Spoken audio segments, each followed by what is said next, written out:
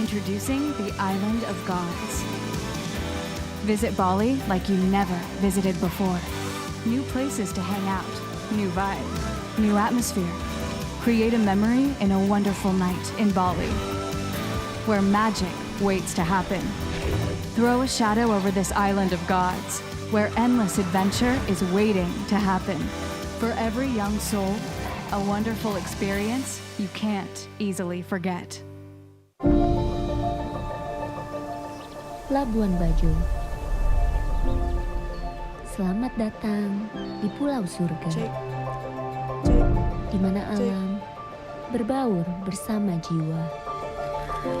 Di sini kami memberi lebih dari sekedar keindahan. Di sini kami menawarkan kebudayaan. Di tempat ini kami menciptakan kerinduan. Dan di sini kami membuka pengalaman, menggali lebih dalam, lebih dari sekedar menikmati alam.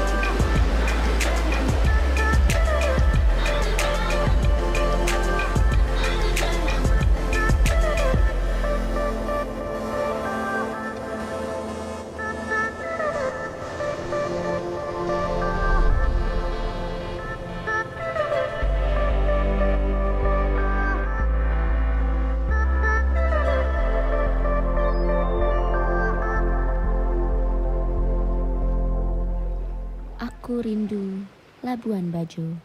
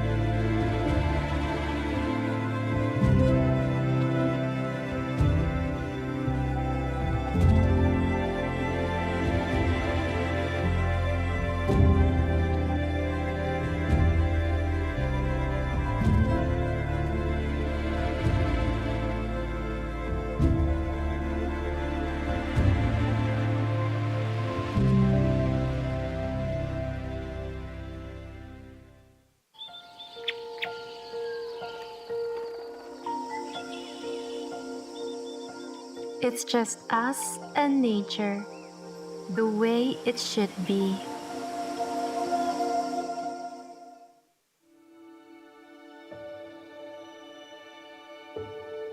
We know you have been longing for a good holiday in Bali. Indonesia cares, so it's been preparing for your safe return.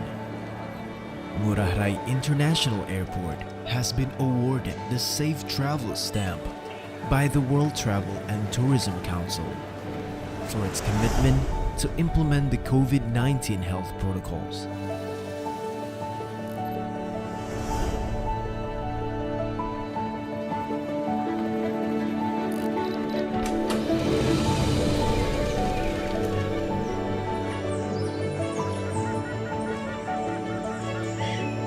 To date, almost 100% of the people working in Bali's tourism industry have received their second doses of a COVID-19 vaccine.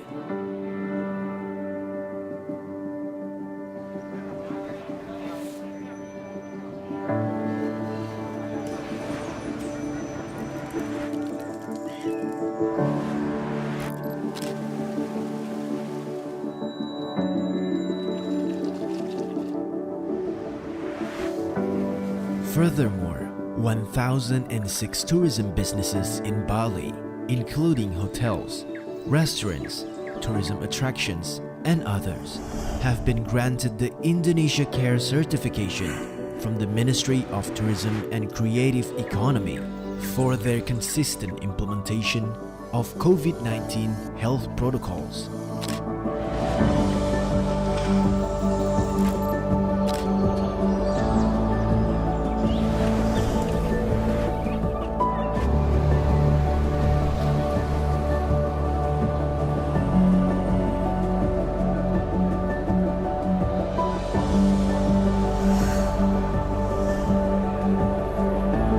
Indonesia cares about your convenience and well-being, and when the time comes, the island of the gods will be ready to welcome you with utmost warmth.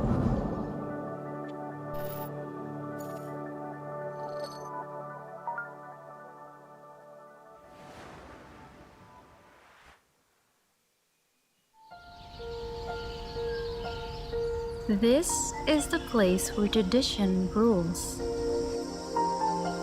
where beauty in the eye and soul is found. It's just us and nature, the way it should be.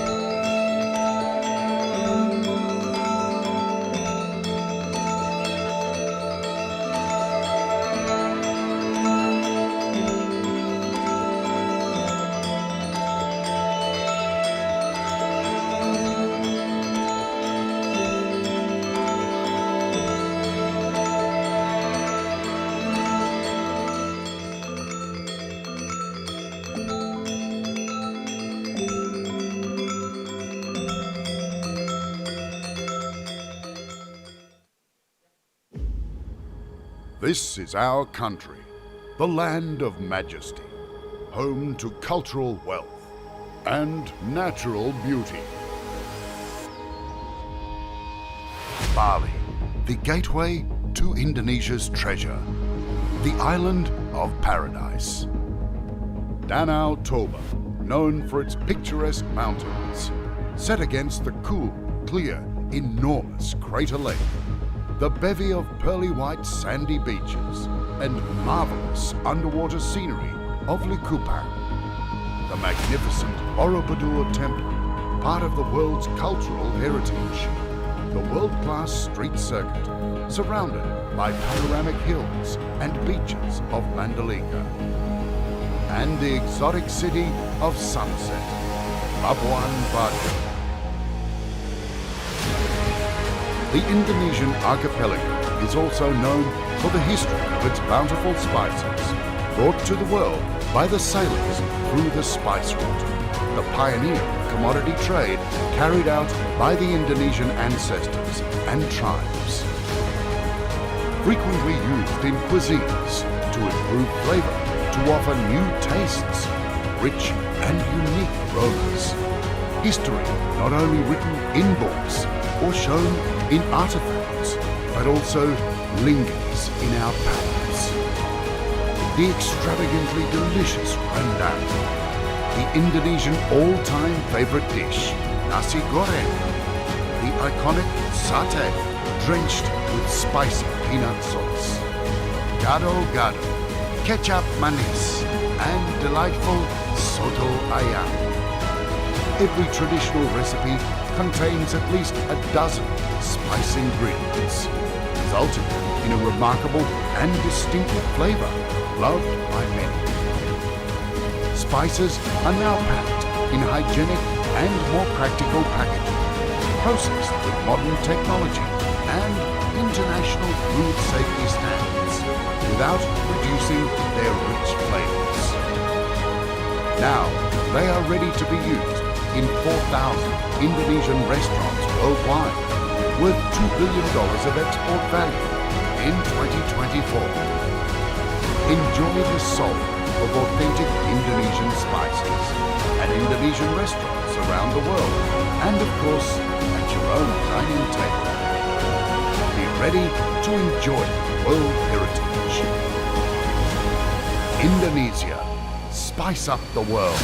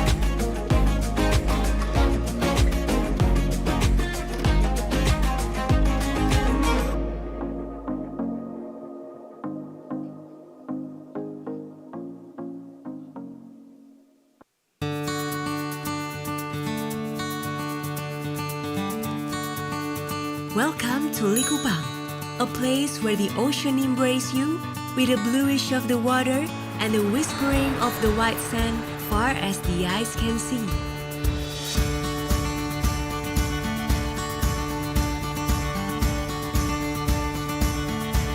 Lying in about 48 kilometers off northeastern of Minahasa, Likupang Beach is full of white sands, surrounded with beautiful green hills, waiting for us to explore it.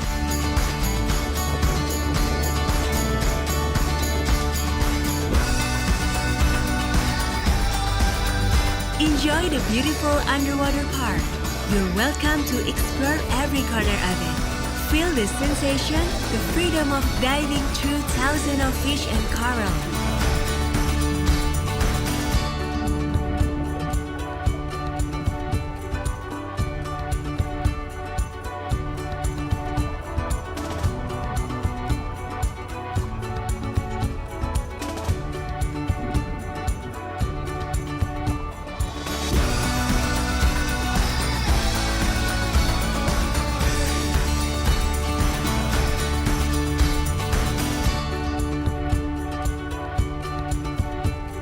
Or just play golf in our luxurious golf course.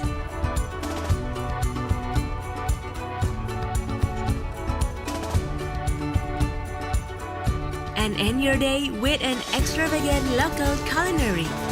Traditional cultural heritage is there for you to feel, for you to understand, and to embrace you as you are part of it.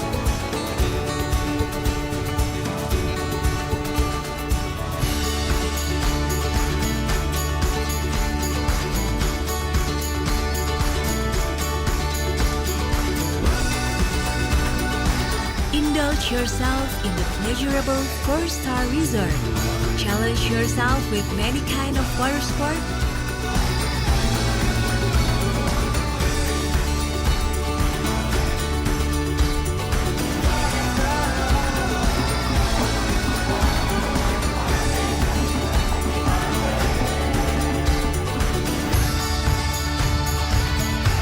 Free yourself, free your imagination, dance with the native.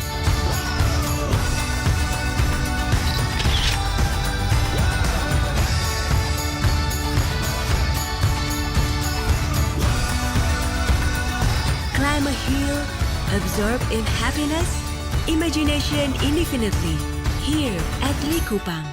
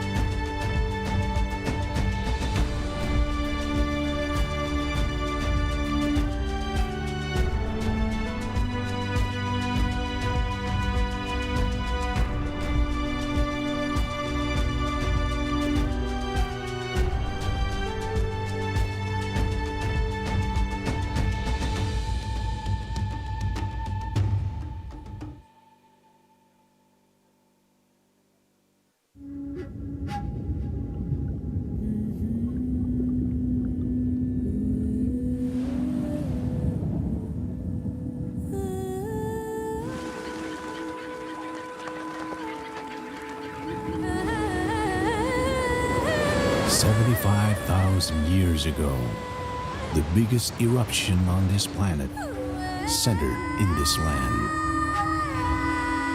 that changed and reformed our Mother Earth. And the evolution started until we are here, human.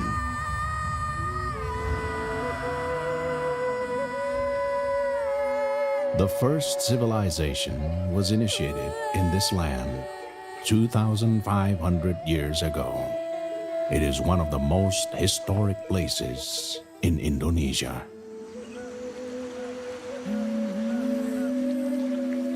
The land of old soul and the untold wisdom. A place we call home. This enchanted land, these traditions have so many secrets for our life. We are here now to be blessed by the land. Oh, mula jadi sangat digodoh. Palpuru dalan ni tu akka na marbisuki. Oh, dongan. Sai tangi na. Sai orang ya. Rap do kita di Portibio. Horas, horas, horas. And now, this is the time to reveal our truth. To be one within and to discover the wonder of life.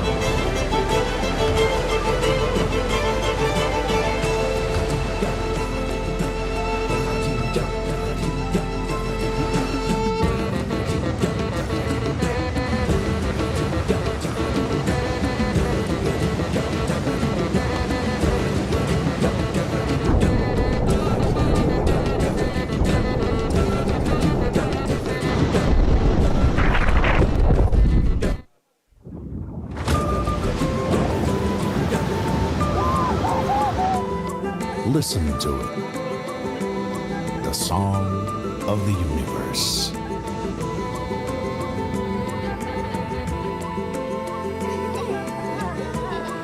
The beat of our heart.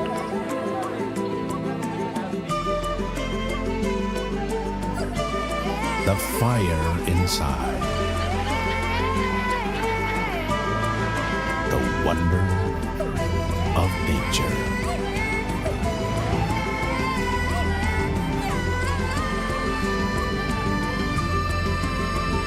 This wonder and this heartbeat.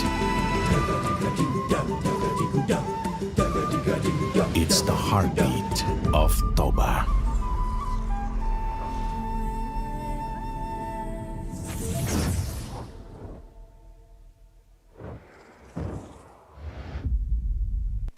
Introducing the Island of Gods.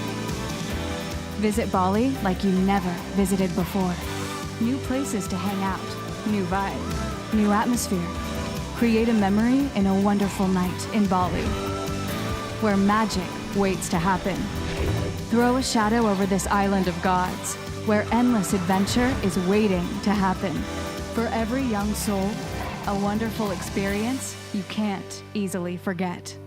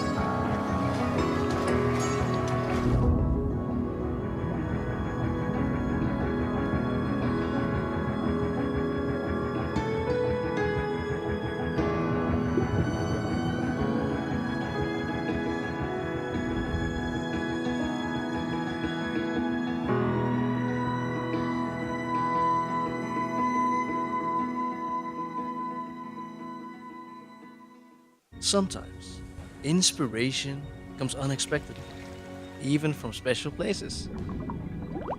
Because in the end, inspirations exist to be shared.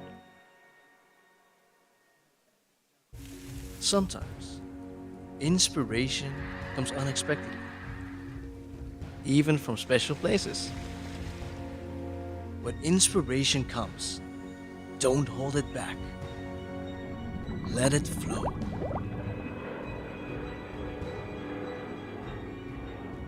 Because in the end, inspirations exist to be shared. Introducing the Island of Gods. Visit Bali like you never visited before. New places to hang out, new vibe, new atmosphere. Create a memory in a wonderful night in Bali, where magic waits to happen. Throw a shadow over this island of gods, where endless adventure is waiting to happen. For every young soul, a wonderful experience you can't easily forget. Labuan Bajo. Selamat datang di Pulau Surga, di mana alam berbaur bersama jiwa. Di sini kami memberi lebih dari sekedar keindahan. Di sini kami menawarkan kebudayaan. Di tempat ini kami menciptakan kerinduan. Dan di sini kami membuka pengalaman, menggali lebih dalam, lebih dari sekedar menikmati alam.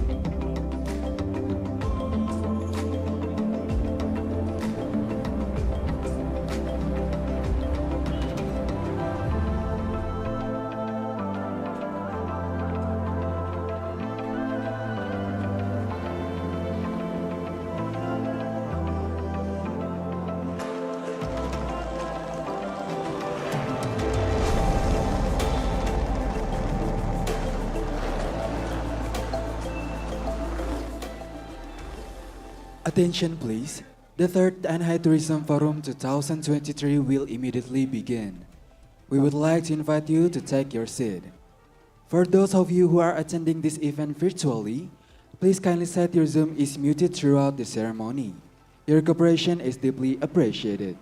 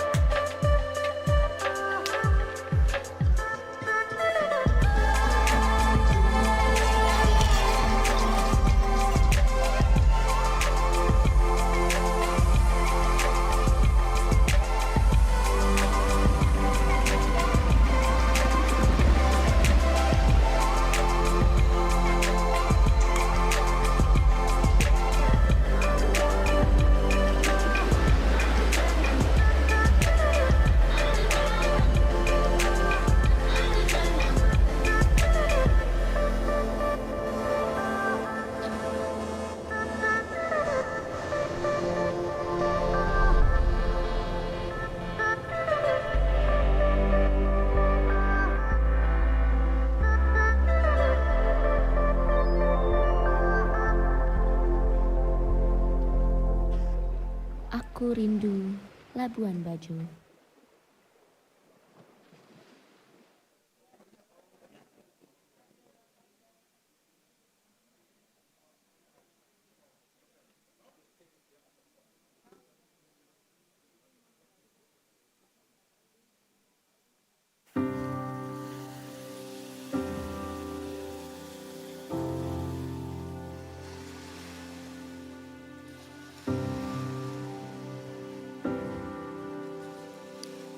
Attention please, the third NHI Tourism Forum 2023 will immediately begin.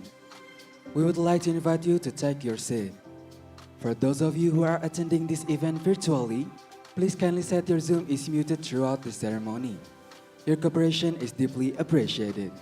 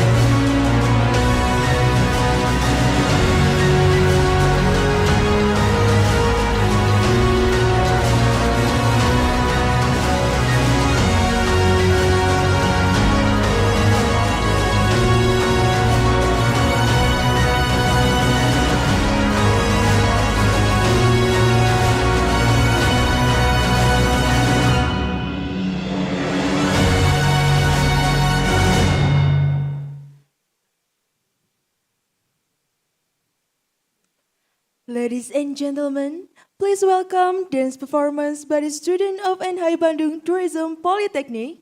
This is Ginjring Party.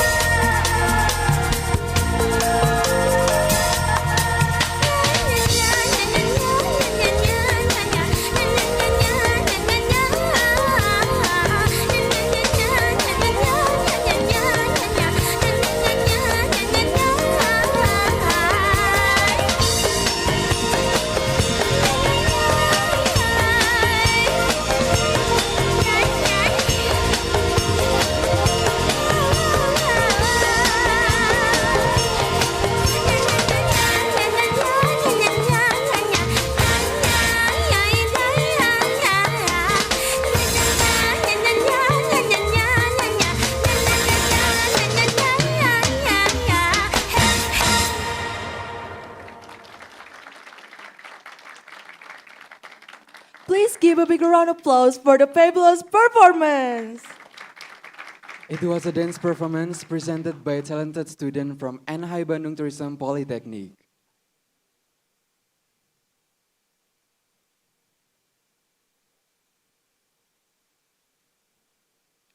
Assalamualaikum warahmatullahi wabarakatuh.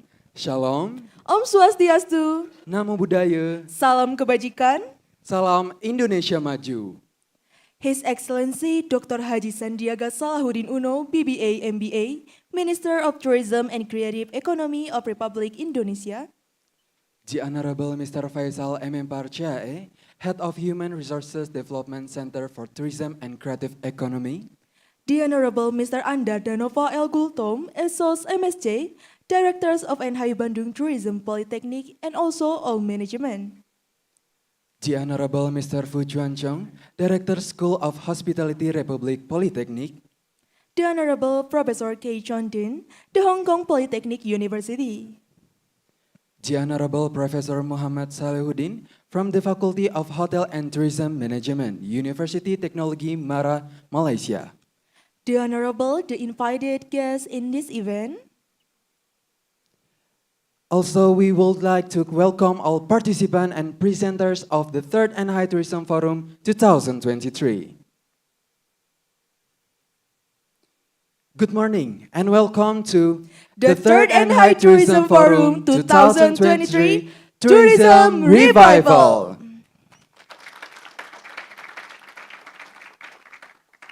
I'm Muhammad Syahmi Ramadan with my partner Monalika Anesadita. It is our honor to be your master of ceremony for today. This event will be held for today, starting today, May 9, 2023, until tomorrow, May 10, 2023, at the Zoom meeting platform at the 6th floor of Chiramai Building and NHI Bandung Tourism Polytechnic. On this special morning, allow us to read several sequences of our today agendas. Remarks by Mr. Andar Danova L. Gultom, SOS MSc. Opening remarks by Mr. Faisal M. Parchae. Presentation, the keynote speech by Mr. Dr. Haji Sandiaga Salahuddin Uno, BBA, MBA. MOU ceremonial signing. Panel discussion 1. Lunch session. And panel discussion 2. This event is also supported by the sponsor and media partner. We would like to thank all sponsors, Just to Steakhouse, PT Bobobox Mitra Indonesia, TLC Patisserie, More Strategies, and Gamma Matrix. With our media partner, Direktorat Komunikasi Pemasaran Kemenparekraf, Folk Indonesia, Genpi Nasional Indonesia, Genpi Jabar, Himpunan Mahasiswa Pariwisata Indonesia, visitjawabarat.id, and Publikasi Ilmiah. As the beginning, we would like to invite Mr. Andar Danova L. Gultom, SOS MSc, Director of NHI Bandung Tourism Polytechnic, to deliver the remarks. Mr. Andar Danova, time is yours.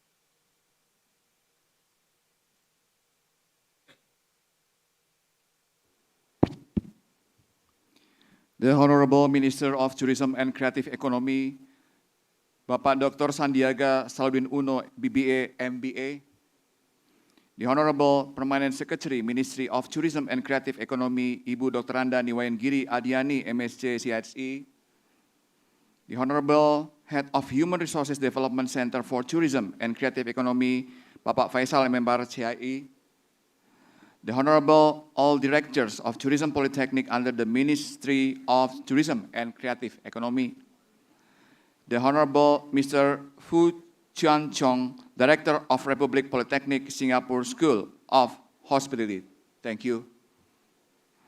The Honorable Professor K. Chon, Dean of Hotel and Tourism Management School, the Hong Kong Polytechnic University. Thank you, Prof. The Honorable Professor Dr. Muhammad Salihuddin M. Zahari, Dean of the Faculty Hotel and Tourism Management, University Technology Mara, UITM, Malaysia. Thank you, Prof. The Honorable Dr. Sufyan Lusa, CEO, CHO, and co-founder of Tripwi Indonesia. the Honorable Professor Dr. Alexandra G. Kenyon, University Vitesse of Bosnia, the Honorable Professor Dr. Muhammad Hafiz Hanafia, University Teknologi Mara UiTM, Malaysia. Thank you, Prof. The Honorable Dr. Jaja Ahmad, STMM, Chief Learning Officer of Data Quest Leverage Indonesia. All the esteemed invited speakers of the third NHI Tourism Forum, all sponsor and media partner of third NHI Tourism Forum, all committee of third NHI Tourism Forum, all students of the third NHI Tourism Forum, and all participants who have attended this conference both online and offline. First of all, I would like to express my gratitude and appreciation for the speakers, the presenters, moderators, reviewers, participants, both online and offline, the advisor and the committee of the third NHI Tourism Forum. I would like to express my warm welcome to all of you to the third NHI Tourism Forum. NHI Tourism Forum is an international forum held regularly by Bandung NHI Tourism Polytechnic as a forum for academics, professional, government, and community in tourism industry to share and exchange ideas about the specific topics through latest research science, analysis of business trends, and success the stories sharing. We proudly report that the third NHI Tourism Forum will present 75 papers with 253 and 3 keynote speakers and 7 speakers, including academician and professional. We also accepted more than 200 online participants to join us today. And the third NHI Tourism Forum will be held hybrid for 2 days, taking place at Bandung NHI Tourism Polytechnic, starting from today, 9 until 10 May 2023. A total 12 selected papers will have a chance to publish in Sinta 3 and 4 index journals. We are pleased that the third NHI Tourism Forum 2023 can be finally carried out after a postponement in 2022 due to some unexpectedly technical issues. The theme of the third NHI Tourism Forum is tourism revival. Since the global tourism industry was one of the sectors worst affected by the COVID-19, this theme is a further step for tourism industry to be the innovate and vigilant to revive and restore the tourism industry for the post-COVID-19 pandemic era. We do hope that this forum can gather a broader perspective from the various stakeholders on the contribution of the tourism industry to the national economic recovery. Ladies and gentlemen, according to the World Travel and Tourism Industry, prior to the pandemic, Indonesia tourism industry contribute 5.9% of the country's of total GDP and employed about 13.1 million people in 2019. The pandemic era viciously eliminated this significant contribution, and tourism industry suffered a brutal setback. Eventually, with the COVID-19 pandemic showing signs of slowing down, the predicted full-year recovery in the third NHI tourism in 2024, the government of Indonesia is finally pushing to revive and restore the sector. Moreover, the World Health Organization has already declared that the COVID-19 was no longer a global health emergency. As we continue to work together through this forum, it is such a great opportunity for us to exchange, and hear views, aspiration, concern, and hope for Indonesia tourism sector. We can ensure that our industry emerges stronger, more innovative, and more resilient than ever before. I wish the best of luck of the third NHI Tourism Forum, and I hope this conference could be beneficial for the revival of our tourism industry. By saying Bismillahirrahmanirrahim, the NHI Tourism Forum is obviously open. Wassalamualaikum warahmatullahi wabarakatuh. Om Santi, Santi, Santi Om. Thank you. Atur nuhun.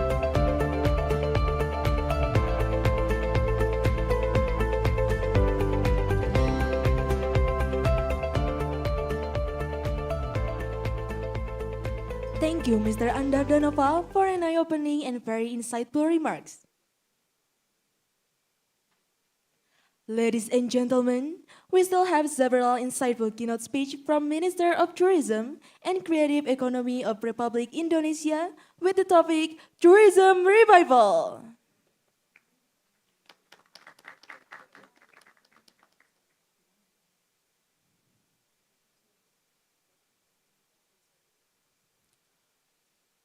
Moving on to our next remarks, we would like to invite Mr. Faisal Parchae, Head of Human Resources Development Center for Tourism and Creative Economy, to deliver opening remarks. Mr. Faisal, time is yours.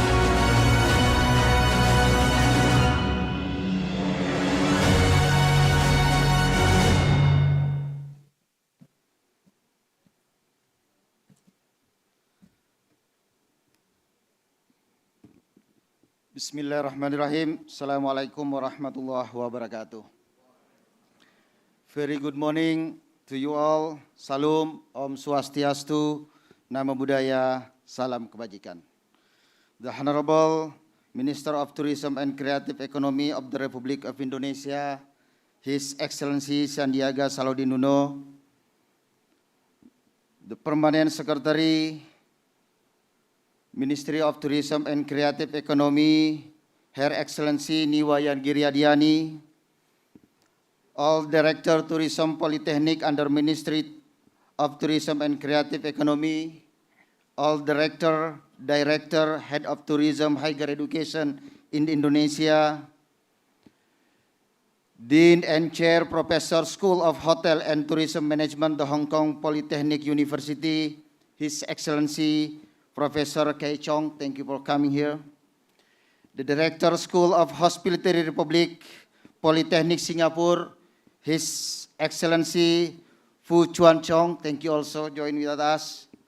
The Faculty, the University Teknologi Mara Malaysia, His Excellency Professor Muhammad Salahuddin M. Zahari, as well as His Excellency Associate Professor Muhammad Hafiz Hanafia, thank you also for coming here. The Honorable distinguished guest speakers, moderators, paper presenter, participants, delegates, ladies and gentlemen, good morning to our audience joining us by online. Welcome to wonderful Indonesia and beauty special region of Bandung City. First of all, I would like to thank you for the opportunity to welcome remark speech in Third NHI Tourism Forum. The second, may I thank each of our speakers for taking part in this event. The quality and calibrate of the speaker this year is outstanding. I also want to thank all of you for connecting this morning, and I hope you are looking forward to the discussion as much as I am. In this regards, allow me to thank the organizer of this annual conference, our honorary speakers, and in collaboration with the University Teknologi Mara Malaysia, Republic Polytechnic Singapore, and the Hong Kong Polytechnic University Hong Kong. On behalf of the Ministry of Tourism and Creative Economy, I would like to express my gratitude and high appreciation to the speaker, lecturer, student, and faculty member of Tourism Higher Education in Indonesia. It is my great pleasure to speak to you all today at the opening of the third NHI Tourism Forum with the theme of the Tourism Revival. Tourism revival is the process of restoring tourism activity in particular destination that has been affected by a crisis or downturn. It involves implementing strategy and measure to attract tourism back to destination, such as marketing campaign, infrastructure improvement, and safety and health measure. The COVID-19 pandemic has had a major impact on the tourism industry worldwide, and many destinations are currently working on the tourism revival plan to recover from the negative effect of the pandemic. I would like to emphasize some talking points in this occasion. The first, the tourism must be impactful and felt deeply by community through more job and occupation saved by digitalization in addressing the gap supply of demand. Digital skill will be key important. Focus in skill and lifelong learning workers is essential to ensuring human capital center future workforce inclusive, resilient, and sustainable. Therefore, by collaboration with the Pantahelix, the ministry has formulated and implemented program and activity for reskilling and upscaling the human resources in tourism. Collaboration among the private and public sector as well as academic is a must to further accelerate the recovery and make sure no one left behind. The second point, I really hope that academics must be relevant, contextual, and connected with the global and current issues in tourism and creative economy, and also make a real contribution through view and perspective in formulating policy and serving program that right on the target and benefit for tourism and creative economy in Indonesia. So the result of the lecture and youth tourism education must be aligned with the current and issues that can be utilized by the Ministry of Tourism and Creative Economy. The next, I hope that this forum will contribute to strengthening vocational tourism higher education, and the result of applied research will have an impact on improving the quality of human resources and quality tourism destination in tourism and creative economy. Ladies and gentlemen, let me once again thank our fantastic speaker for giving their time and insight today. And I hope all of you watching enjoy the conference. Heartiest congratulations to all the presenter and member of the ministry, as without your support, this conference wouldn't have proved to be beneficial of this event. I would now like to call up our distinguished speaker to share their views and what could be the future solution to tourism industry. I warmly welcome this forum and look forward to your concrete recommendation to be used as the reference to speed up the achievement of the sustainable tourism and improving quality tourism human resources. Thank you very much. Wassalamualaikum warahmatullahi wabarakatuh. Hatur nuhun. Terima kasih. Thank you so much, Mr. Faisal.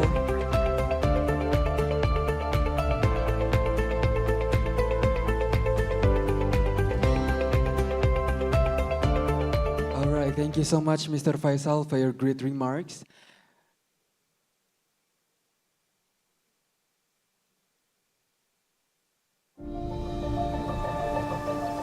Labuan Bajo.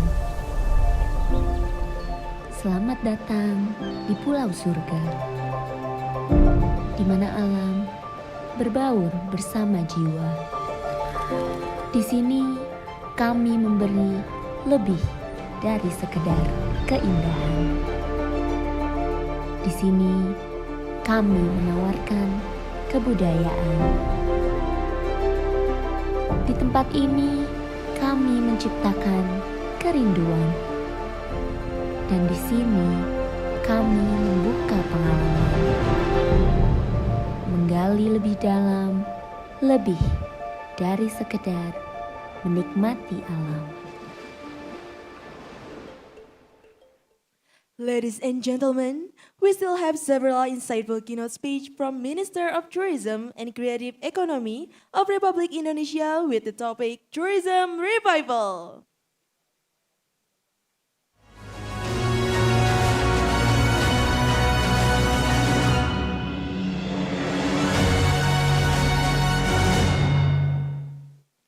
This keynote speech will be conducted by Mrs. Mayang Fitri Anggani Espar MMPAR, Lecturer of Bandung Polytechnic of Tourism as a moderator.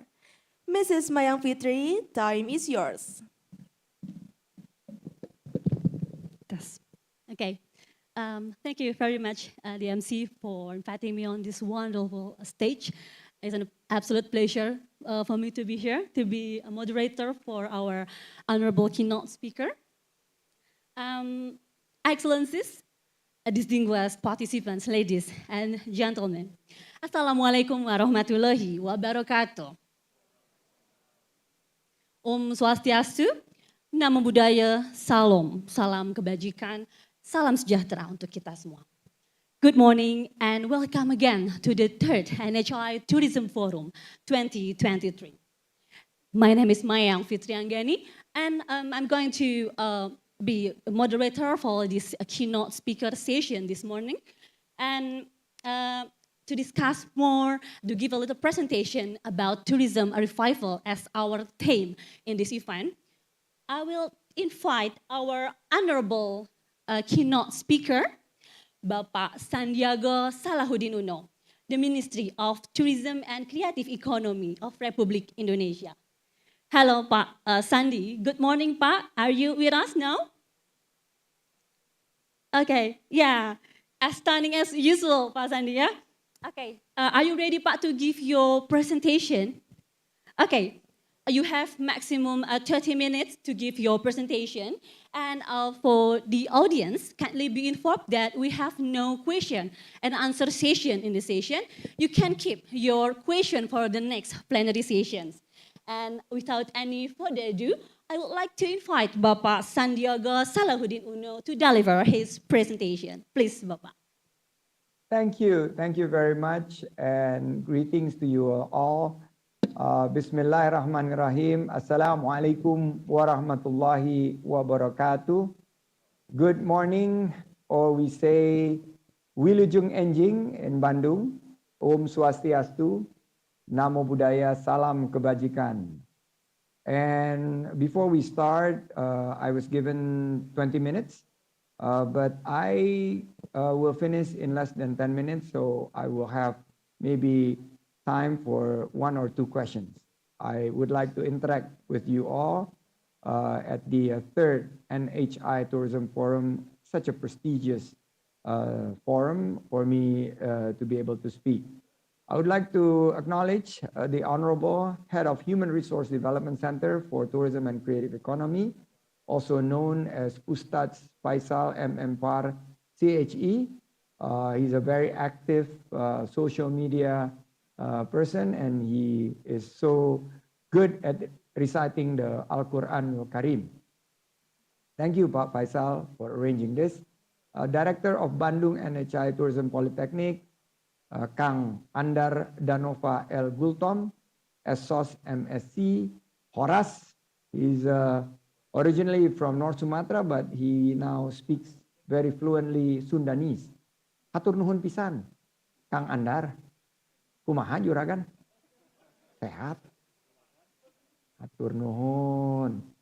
Distinguished speakers, moderators, participants, ladies and gentlemen, I'm happy to see all of you now with a suit. You guys are looking very, very handsome, and I hope these sessions will be able to motivate everybody in presence to boost the tourism spirits for the recovery, for better livelihood for everybody, and also a recovery that is stronger and recovery that is better. I would like to extend my sincere thanks to Bandung Tourism Polytechnic and the committee for the invitations and your commitment for today's event. Ladies and gentlemen, I believe our road to recovery should be an opportunity for us to rebuild tourism in a more sustainable and responsible way.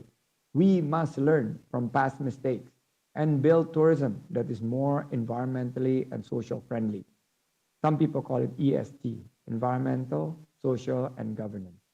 As an effort to restore the tourism industry, various strategies and innovations need to be carried out so that tourism can again become a sector that contributes to the economy and people's welfare. Tourism revival involves various parties, not just the government, but also the tourism industry, local communities, academia like NHI, and tourists themselves. The government needs to provide support in the form of policy and programs that encourage the growth of the tourism industry, improve the safety and health of tourism, and promote Indonesia tourist destinations globally, also ASEAN countries. The tourism industry needs to innovate. I would have highly stressed the importance of innovations in developing safe and attractive travel experience, as well as improving the quality of tourism services. Local communities needs to be involved. Programs such as Tourism Village involve local communities in restoring the tourism industry and maintaining environmental sustainability and local wisdom. When you're in NHI, the areas around the campus is a tourism area. For instance, near NHI, there is Ustadz Agim, who is a religious leader, and a lot of people go to Geger Kalong for tourism, spiritual tourism related activities. And also tourists needs to comply with established health protocols and respect local culture and environment when visiting tourist destinations. Some of the strategies taken by the Indonesian government reducing the impact of the pandemic on the tourism industry, such as promotional campaigns. I myself focus on promoting and conducting promotional campaigns led by government on social media and other media to promote tourist destinations in Indonesia and attract local tourists. We have to do every single bit of our own. Economic stimulus policy. We also provide financial assistance and economic stimulus to tourism industry players to assist them throughout the, we call it volatility, uncertainty, complexity, and ambiguity era, or in short, it's called FUCA era. Collaborations with private sectors. The government works together with private parties to promote tourist destinations and strengthen tourism infrastructure, improving the quality of tourism products. This is our job, to improve the quality of tourism products by improving the management and conservation of tourist destinations, as well as improving the quality of tourism service throughout the nation. More importantly, sustainability and inclusivity of tourism. Tourism should be focusing on its sustainable and inclusive aspects. This is a concept to restore the tourism industry in Indonesia, such as environmental protection, social development, and very importantly, local economic empowerment. Therefore, we need to do sustainable environmental management. This concept includes efforts to minimize the environmental impact of the tourism industry, such as waste management and reductions of carbon emissions. Empowerment of local communities. You need to provide empowering activities to local communities, which include efforts to developing local tourism products and increasing their participations in decision-making related to tourism. You need to hear them out. Community-based tourism development, such as Desa Wisata. This tourism village concept is also providing development of tourism products based on local wisdom and culture, such as homestays, good toilets, local culinary delights, souvenirs, and handicrafts. Sustainable tourism development of the destination. This concept includes environmental friendly tourist destinations and renewable energy and waste management, including waste reduction. Sustainable infrastructure development, which include development of infrastructures that is environmentally friendly and support the sustainability of tourism. as well as efficient public transportations. When we go to Bandung every weekend, it's always macet, it's always horror, but we need to change that. Bring public transportation so that we could reduce the heavy burden on the road system, and we continue to development sustainable tourist areas with public transportation. Ladies and gentlemen, NHI and the academia can provide support in sustainable and innovative tourism research and development, including developing, training, educating programs for workers in the tourism industry. Research is indeed indispensable part of the academic world. Therefore, it is vital that we continue to encourage and support research in academics, especially in particular NHI, so that we could continue building an existing knowledge and push boundaries of what is currently possible. I, myself, personally would like to express my utmost appreciation. Thank you for this event, for really pushing and encouraging tourism stakeholders to publish scientific writings. You need to write, guys. Pak Andar, please remind your staff to continue to publish your scientific writings. This is very important, and we need to send it to me so that I can read it. And across related themes, including quality and sustainable tourism, which will be expected to be used and applied in the tourism development. Research that is very applicable. Ladies and gentlemen, lastly, allow me to congratulate Bandung NHI Tourism Polytechnic, and I wish you a successful event. I have time maybe for 5 minutes for questions and answers. Hatur nuhun pisan upami aya kakirangan nyuhun kan dihapunten. May peace, mercy, and blessings be upon us all. Wabillahi taufiq walhidayah, waridho walinayah. Wallahul muwaffiq ila aqwamit thoriq. Wassalamualaikum warahmatullahi wabarakatuh. Thank you, Pak Sandi, for your remarkable presentation. And it can be a little bit conclusion, Pak, that you have presented that the government, the ministry, has already, the plan, the recovery plan for our tourism. The tourism revival involved various parties, not only for the government, but also other stakeholders. Sorry, and also the ministry also, have already put some strategies to be taken to our tourism revival. Okay, and then for the next session is a question and answer, Pak Sandi. We will invite... maybe we can take 1 or 2 questions from the participants. To be more interactive, ya, Pak, ya? Okay, I will invite one to pose the question. Anyone here to pose the question? Okay. One man and one woman. Woman, okay. Pak Sandi asked for 1 man and 1 woman. Yes, please introduce yourself first, and then please ask your question. Okay, thank you, moderator. My name is Talia. I'm from Event and Management Program Study, and I want to ask to Pak Mantri. The question is, how we can maintain sustainable and inclusive tourism in our country? Thank you. Thank you, Lia. Pansen, is it clear? The question is clear for you? Yes, very clear. Okay. Sustainable comes from rigorous training, rigorous empowering of practices from sustainable tourism across the board. You need to start from very early, from the development of training and mentoring.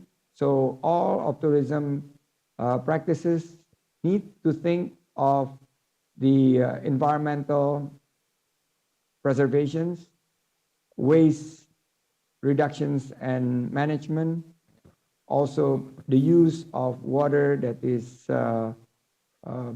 very efficiently, and also very importantly, that sustainability is thinking about the future.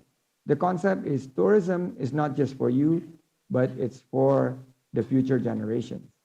Make sure that the destinations are kept clean and preserved for many years to come. That is when we talk about sustainability. 360 degrees, we need to focus. And there's a module that we have provided And I think NHI could start. And since you are from event management, make sure that all events are taking care of this sustainable parts. Make sure the waste management, don't throw waste when you have events. Every time we have events, we see waste all over the place, correct?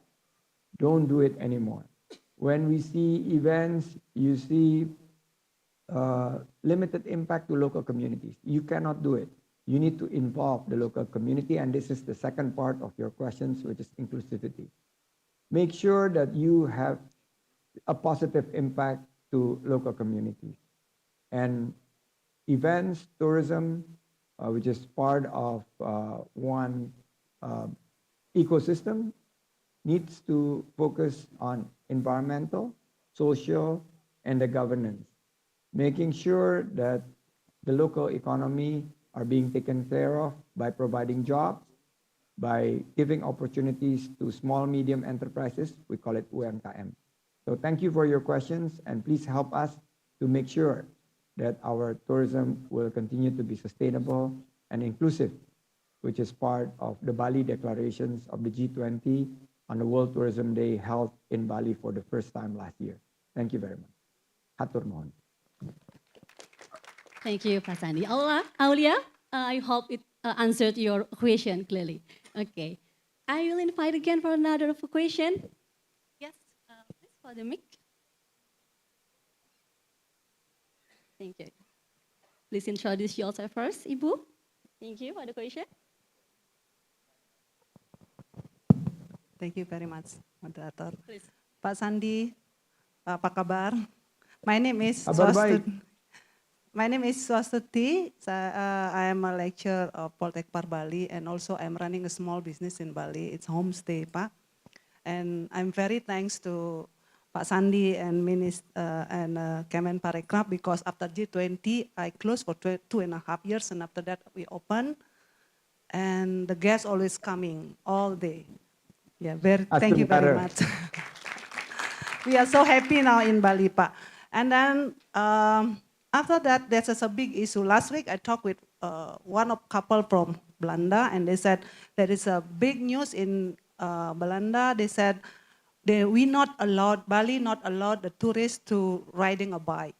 And then in the other hand, we don't have a good public transportation in Bali. And I said, I think that is a big news in our country. They said it's all in the radio, like couple of days.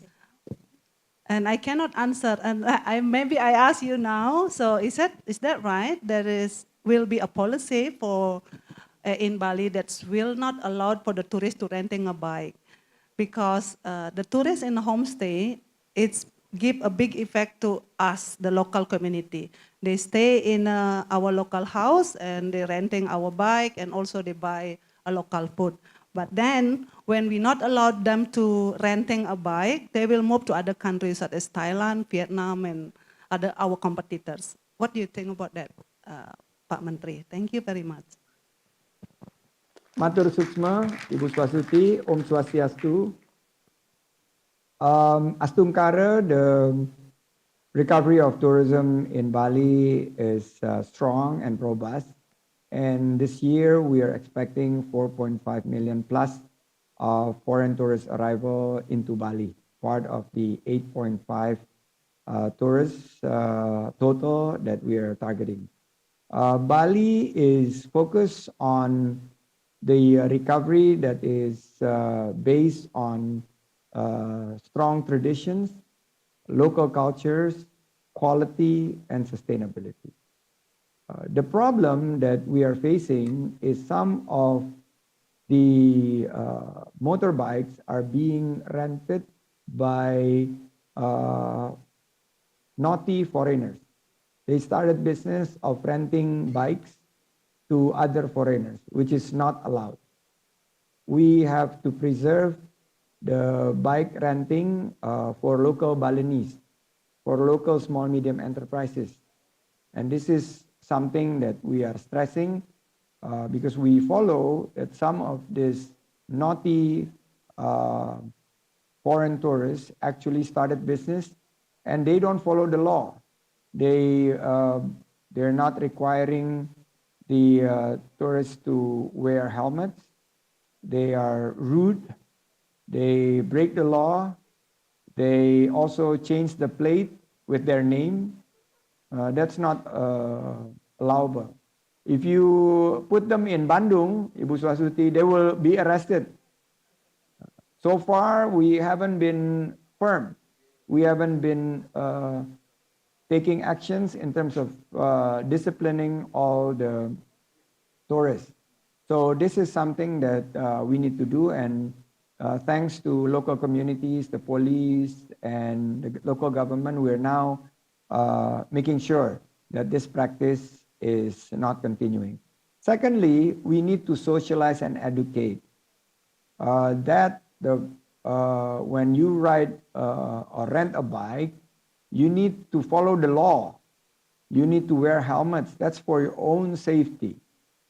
So that is what we're just enforcing. And we want to make sure tourists can enjoy Bali in a responsible manner, respecting the local culture and also upholding the law and regulations of the country and also from the local government. That's all what we want to do. They could, I guess, consult with Desa Wisata and the homestay owners how they could rent a bike legally. That's the job of the homestay owner to also remind the tourists to abide to the local law. And because it's impossible to find sometimes easy transportation, and I think local tourists, when I went to Bali in the early 80s, in the late 70s, when I was much younger, I also rent a bike. So that's one of the attractions also in Bali, but we need to follow the law. In the past, we could ride a bike in the beach, in the Kuta beach, but no longer we can do that, and we just have to follow it. That's all that the government wants to do, and we want to make sure that Balinese culture and traditions are being respected, and tourists can enjoy wonderful Indonesia, in particular Bali. Thank you very much. Thank you, Pak Sandi, for answering the question. I hope it's clear enough, yeah, Buya? Bali is always magnificent. Okay, thank you, Pak Sandi, for your remarkable answer. Sorry, and then thank you very much one more time. Very much appreciated. Let's give a big applause for Pak Sandiaga Uno for being with us here today. Okay, and excellencies, distinguished guests, and ladies and gentlemen, this is the end session of our session. And then thank you very much for being cooperative. And I have reminded by the committee, this is the time for photo session. Okay, I will remind you all online participants, maybe you can open the camera. We can take a photo session together, ya, Pak? Okay. You can get ready.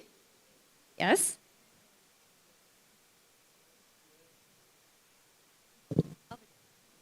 Okay, look at the camera.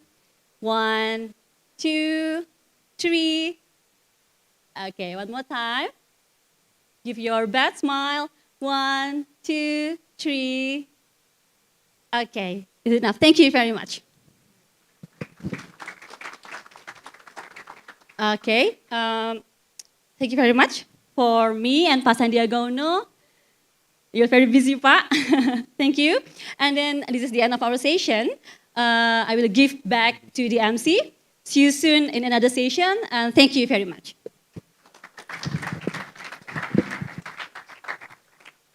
Thank you, Mr. Sandiaga Uno, for a great presentation, and thank you, Mrs. Mayang Pitri Anggani. You may return to your seat.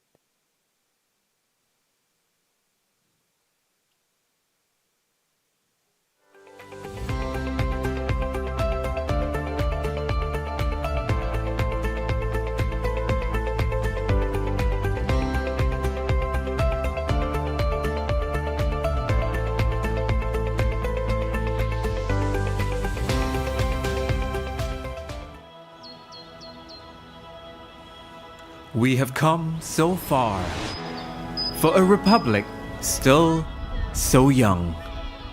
We seek innovation and catch a glimpse of true greatness, the promise of tomorrow. We write our own anthem, a soundtrack for our lives.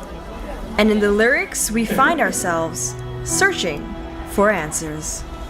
Answers to questions that haven't even been asked yet.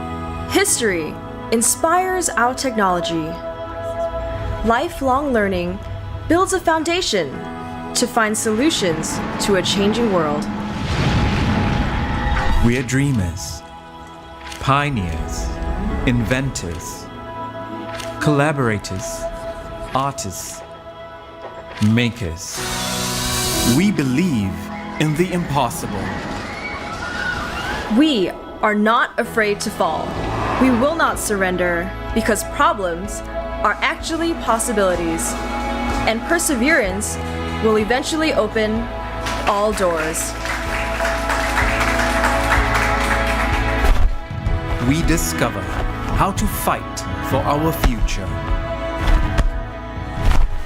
We transform what we can see into something better. We reach for the stars. We run a little faster. Push a little harder. We measure achievement on the world stage. We live our dreams and never settle for less.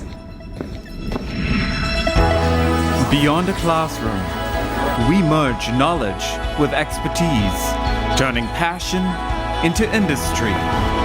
We believe in professional excellence.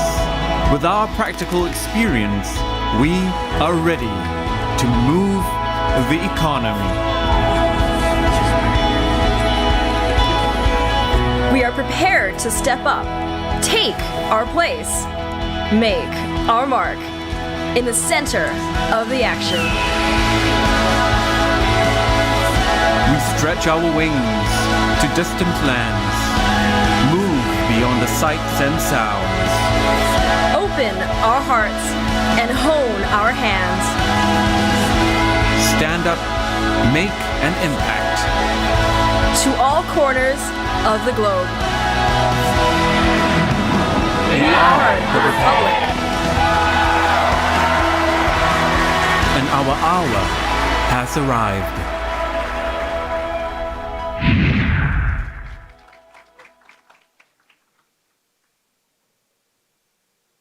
Ladies and gentlemen, the next program is MOU Ceremonial Signing.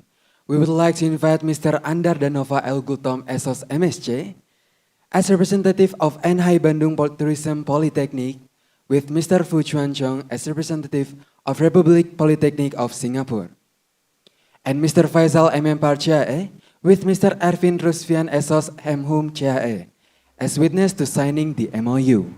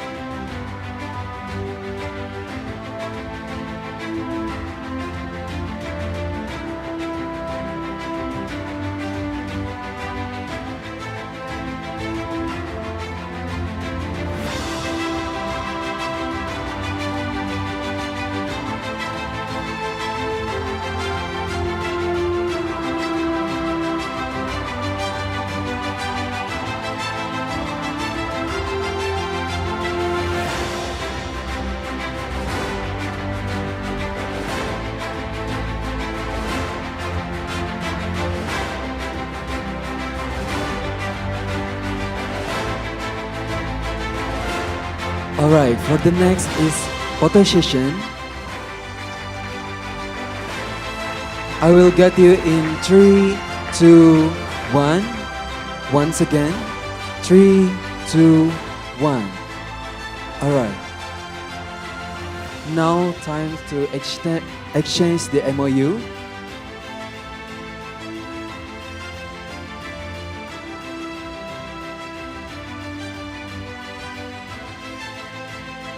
Thank you to Mr. Andar Danova, Mr. Fu Chuan Chong, and Mr. Faisal. You may return to your seat.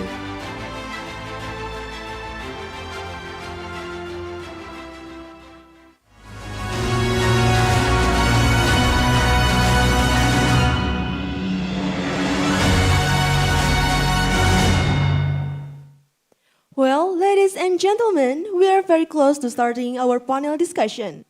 But before we begin the panel discussion once again, allow us to say thank you to our sponsors. Just the Steakhouse, PT Bobo Box Mitra Indonesia, DLG Patisserie, Morris Strategies, and Gamma Matrix. With our media partner, Direktorat Komunikasi Pemasaran Kemenparekraf, Folk Indonesia, Genpi Nasional Indonesia, Genpi Jabar, Himpunan Mahasiswa Pariwisata Indonesia, visitjawabarat.id, and Publikasi Ilmiah. Ladies and gentlemen, we are going to have a panel discussion 1. This session has 3 topics, including topic 1, creating an icon, the behind story of hotel icon, topic 2, reimagine tourism, and topic 3, reviving gastronomic tourism through social, creative economy, and environment.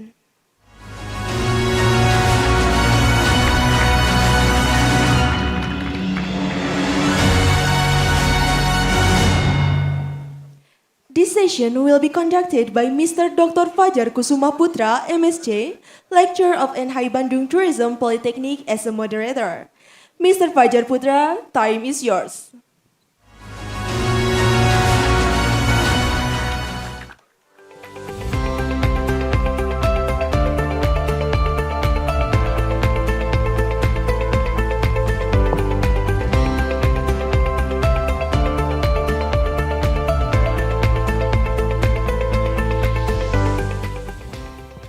Assalamualaikum warahmatullahi wabarakatuh. Good morning. Thank you, Shami and Mona, as the MC. And welcome for today's first plenary session in NHI Tourism Forum 2023. And my name is Fajar Putra. I will conduct the first plenary session this morning. And I would like first to discuss the tourism revival from 3 topics. And this session will bring our specially moment that our distinguished speaker has come directly to Bandung, and we are very much appreciated with your effort. Last night, all the speakers arrived in Bandung. Welcome you with the heavy rain. Thank you very much, Professor and Mr. Fu. I'm pleased to invite our distinguished keynote speaker, 3 keynote speakers this morning. And please allow me to introduce our first honorary speaker in alphabetical order according to their surname. First speaker is Professor Kei Chun.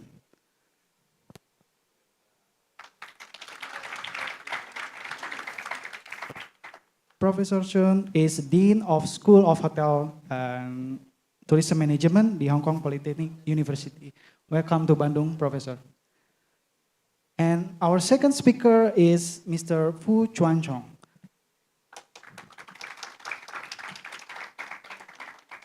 Mr. Fu is the Director School of Hospitality, Republic Polytechnic, Singapore. Welcome to our session, Mr. Fu. Good morning. And the last is our honorary Professor Dr. Muhammad Salehuddin bin Muhammad Zahari. Professor Salehuddin is Dean Faculty of Tourism in UITM Mara, Malaysia. Thank you for welcome and come offline to our campus, beautiful campus. I remember in 2016, Prof. Chon also visiting our campus for the same forum, and Mr. Fu, and welcome back for Professor Salehuddin. Hopefully this morning we have discussed many issues regarding the tourism revival.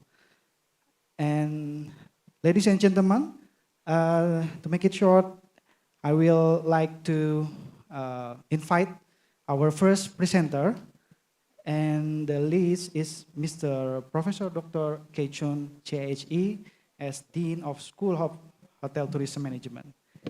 This morning, Professor Chon will underline the hospitality and tourism education. His presentation is entitled The Creating an Icon Behind the Story of Hotel Icon. To Professor Chon, the time is yours. Thank you very much. May I have control of my PowerPoint slide with clicker? Oh, you do have, okay. And also, I really want to stand up and speak. Yes. Yeah. Please, Professor. First of all, I want to thank NHI. I still remember this institution as STP Bandung. Now I'm getting familiar with the new name, the Bandung Tourism Polytechnic, for inviting me. And I'm so pleased to see all the friends in Indonesia again. We all survived COVID-19. And this is the first major international event, I think, that is being held here. And so I'm glad that I'm here together. I'm so proud of Dr. Fajar, who received his doctoral degree from our school. In fact, he was my student. Not only he was my student, a very excellent student. So I'm very glad to have him. In Bandung, I realized that I have 3 former students all teaching in 3 different institutions. They are doing very well. By the way, we want to have more excellent students coming from Indonesia to our school for doctoral degree in hotel and tourism management. So this morning, I was specifically asked to speak about Hotel Icon. Hotel Icon is a hotel that our School of Hotel and Tourism Management created. The long story short, I have been in Hong Kong for 23 years as a chair professor and dean of the School of Hotel and Tourism Management. Before that, I lived in the United States for approximately the same amount of time. And then before that, I lived in my native country, Korea, for approximately 23 years. So now you know how old I am. So why I came to Hong Kong 23 years ago was because I was a professor at University of Houston in the United States. One day, a headhunter called me. You know what headhunter is? People searching for people, right?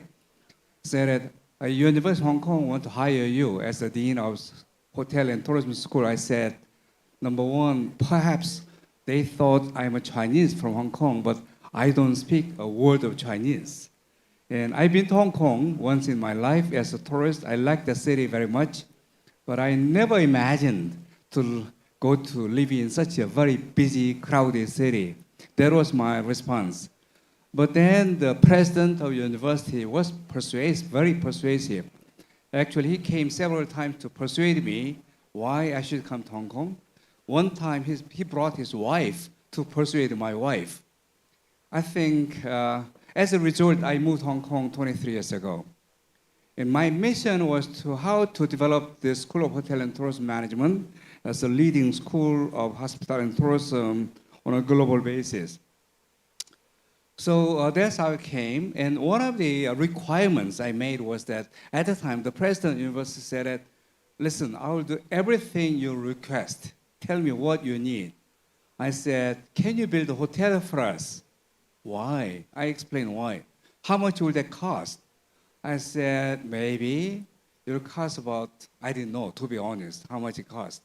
Maybe about $100 million US. He said, oh my goodness. He was almost knocked out. I said, really? But eventually it cost far more than that, about $170 million. Why? Because there was inflation of prices, and we built a bigger and more upscale hotel. Also, I must admit that I was wrong in my estimate. So this hotel was built. This is the story behind. So let's now. So this clicker doesn't seem to. This is supposed to be. Oh, this vision. So there was a vision. Vision was how we can create a school of hotel and tourism management, which is world class. Still, it's not working. Yeah. Now, in the history of hospital and tourism education, there are three significant points. Yeah. 1893, 1922, you can guess what it is. In 1893, the world's first hotel and tourism school was established. That is today's EHL, Lausanne Hotel School in Europe. 1922, the first school was established in North America, which is Cornell University. 1962, guess, that is STP Bandung. STP Bandung is an institution which made history in hospital and tourism education in Asia in 1962. So since then, I think we have seen changes taking place. NHI Bandung Tourism Polytechnic established in 1962, and there has been many other schools established throughout the world and throughout Asia. In 2017, NHI Bandung Tourism Polytechnic published a book called 55 Wonderful People for Wonderful Tourism on the occasion of 5th anniversary of the institution. And they included 55 people. So, someone's doing it. Which one is click?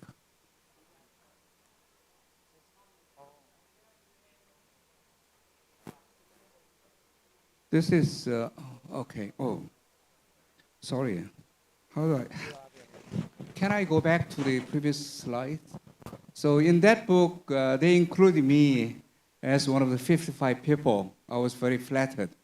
Now, throughout the history of hospital and tourism education, there has been a paradigm shift. The paradigm shift was, I think this still doesn't work. This is only a pointer, not a clicker. Yeah. So there has been a paradigm shift. The first paradigm was what I call European paradigm. The Lausanne Hotel School, EHL, set the foundation in many things in professionalizing field. For example, when you go to a restaurant, there's the expectation that there will be a plate, there will be water glass on the right-hand side, wine glass on the right-hand side, fork and knife on the right-hand side, left-hand side. These are examples of standard that Swiss people set, and we are still practicing. But I think hotel and tourism industry became quite different when it came to US because it became a multi-unit, multinational business. Things like Holiday and Marriott, they became international. So the American paradigm was something different. That was more business education. Now, what is Asian paradigm? Third wave. NHI Bandung Tourism Polytechnic was founder. And since then, we have seen schools in Japan, in Korea, Thailand, developed in the 1960s. My school in Hong Kong was a latecomer, only established in 1979.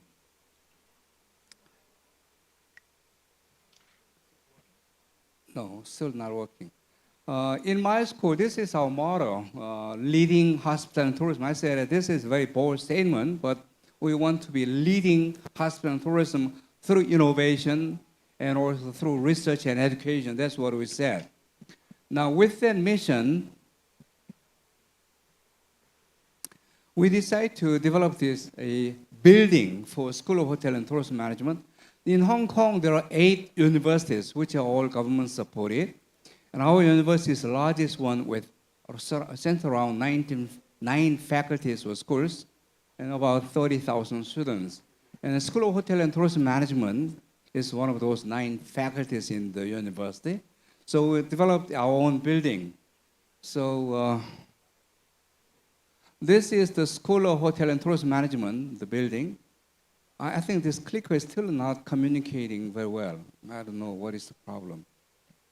So this building that is occupied by Hotel Icon, our teaching research hotel. Why Hotel Icon? We named it so because it's an icon. We said we want to create an icon for hospital and tourism education and research. So this is a 28-story building that comprises a school and hotel in one building. And this SHTM, in short, School of Hotel and Tourism Management, Hotel Icon, was opened about 12 years ago. It's a unique upscale hotel with full integration of teaching and research. There are about 262 rooms and suites, 3 restaurants run commercially, plus 1 restaurant for training, and all other facilities that exist in the building. Now, when we came with this idea, spending about 170 million US dollars in building this hotel icon, many businessmen, women, leaders in the industry came to me and said that, literally, they're saying, Professor, I know you are very good in teaching and research, but you are not a businessman. It's not going to be that easy to spend such a large amount of money. You are trying to use it for teaching and research and trying to make money at the same time. That's a very innocent thinking. That's what they said. But I said, no. Once we have these all ideas, innovative ideas, we can make this happen. And then it has proven that since Hotel Icon opened for last 12 years, this hotel has been always ranked among top 5 hotels in Hong Kong by TripAdvisor. Currently, we are ranked number 3. Not only that, I think those students who studied revenue management, financial management may understand what RGI stands for, Revenue Generating Index. That is, you are comparing revenue per available room compared to your competitor hotels. Our competitor hotels include brands like Shangri-La and Intercontinental and Hyatt. Our RGI is 120 average, means that we are 20% above them in terms of total revenue per room. Has been one of the most successful, profitable hotel. Why this hotel has been successful is about innovation. Now, I think this is what I want to talk about. Innovation, I was very glad to hear that the minister was saying that we have to be innovative. Exactly. Our industry is a very old industry, like agricultural industry, which is very traditional. The longer the industry is, the less innovative they are, because we are doing the same thing again. Hotels are doing every day same thing. Check in the guests, check out the guests, check in, check out, without innovating. So we thought about what are the things that will make guests satisfied, what are the things that will make guests unhappy, dissatisfied, and we identified those items and came up with this idea of creating some unique facilities. For example, when we look at the big data about Hong Kong tourism, Hong Kong is a major international tourism destination. There are 1,500 flights arriving in Hong Kong every day. We notice a pattern of flight duration and time of arrival. The longer the flight duration is, usually they arrive in Hong Kong early in the morning. For example, flights from New York or London will be typically arriving at 6 or 7 a.m. in the morning. That means there are some guests arriving hotel at 8 o'clock in the morning and said, hey, I arrived, I want to check in. They cannot because somebody else is sleeping in their room. You have to check the guests out, clean the room, and say that, sir, you can leave your luggage and come back 2 o'clock in the afternoon. That's a typical scenario. But we came with this idea that we have to create something for this early arriving guests because they don't have any place to go. Idea was creating a pre-check-in lounge in the hotel. You can imagine it's a first-class lounge in the airport, something similar, more cozy but smaller. So guests arriving in the morning, they can go there to rest. There is a free Wi-Fi. There is coffee and tea. They can watch television. Or they can take a shower and wait for their room to be available. I must say that this generates so many publicity on TripAdvisor. Major international hotel companies came to look at what we have done. They said, this is innovation. This is another example. If you are staying in an upscale hotel, 5-star hotel, normally there is something called in-room minibar.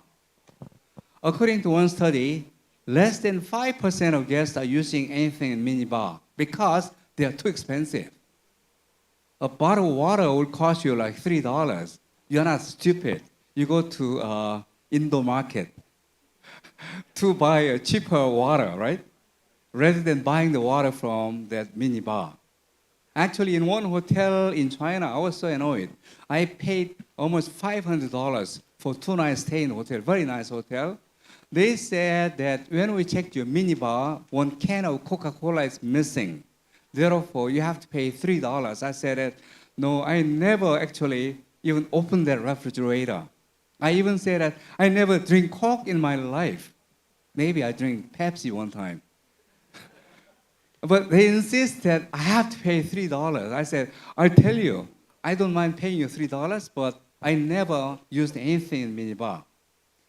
Oh, I was so annoyed. I felt that if I continue to argue, I'll miss my flight. So I said, okay, I'll pay you $3.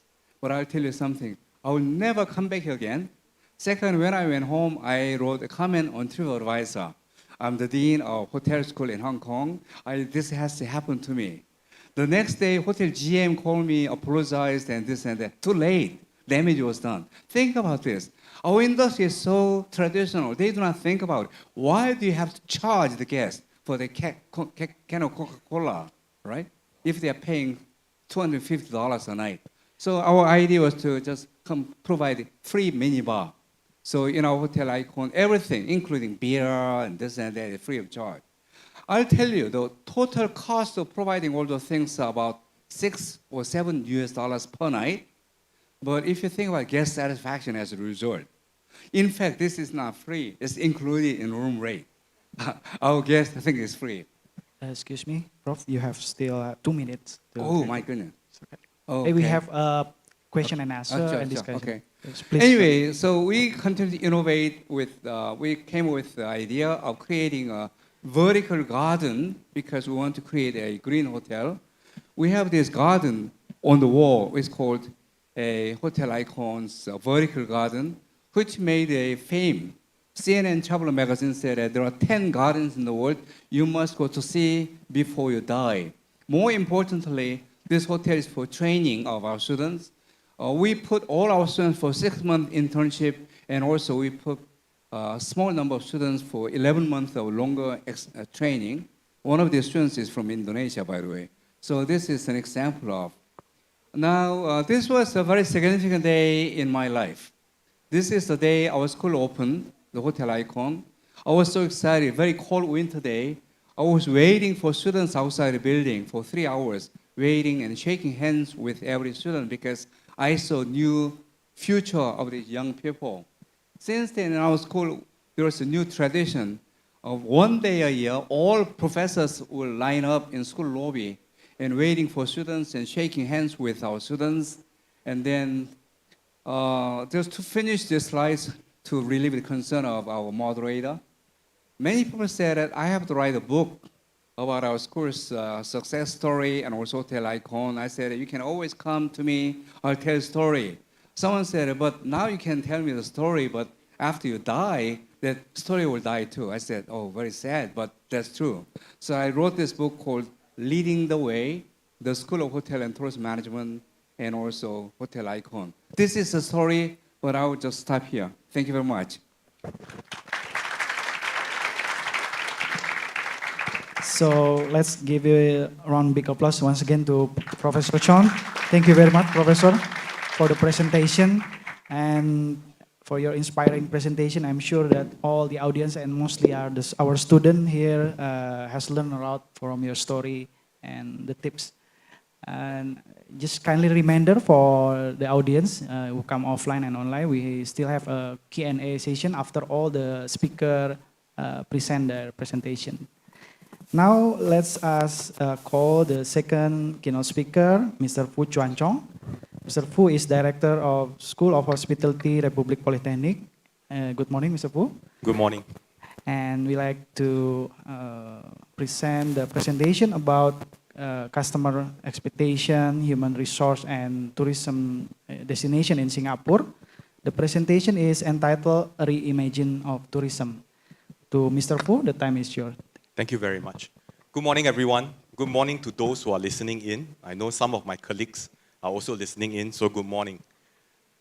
Can I get some help with the slides? I know we had some problem with the clickers. So, maybe I trouble the students to help me to click. Okay, so I'm going to talk a little bit about reimagine tourism. I think we have survived COVID. COVID has taught us a lot of lessons.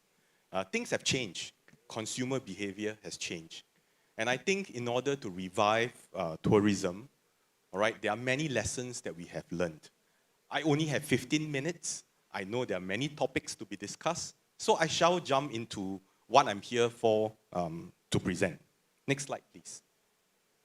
I think one of the things that is very real is digital disruption has changed our consumer behavior.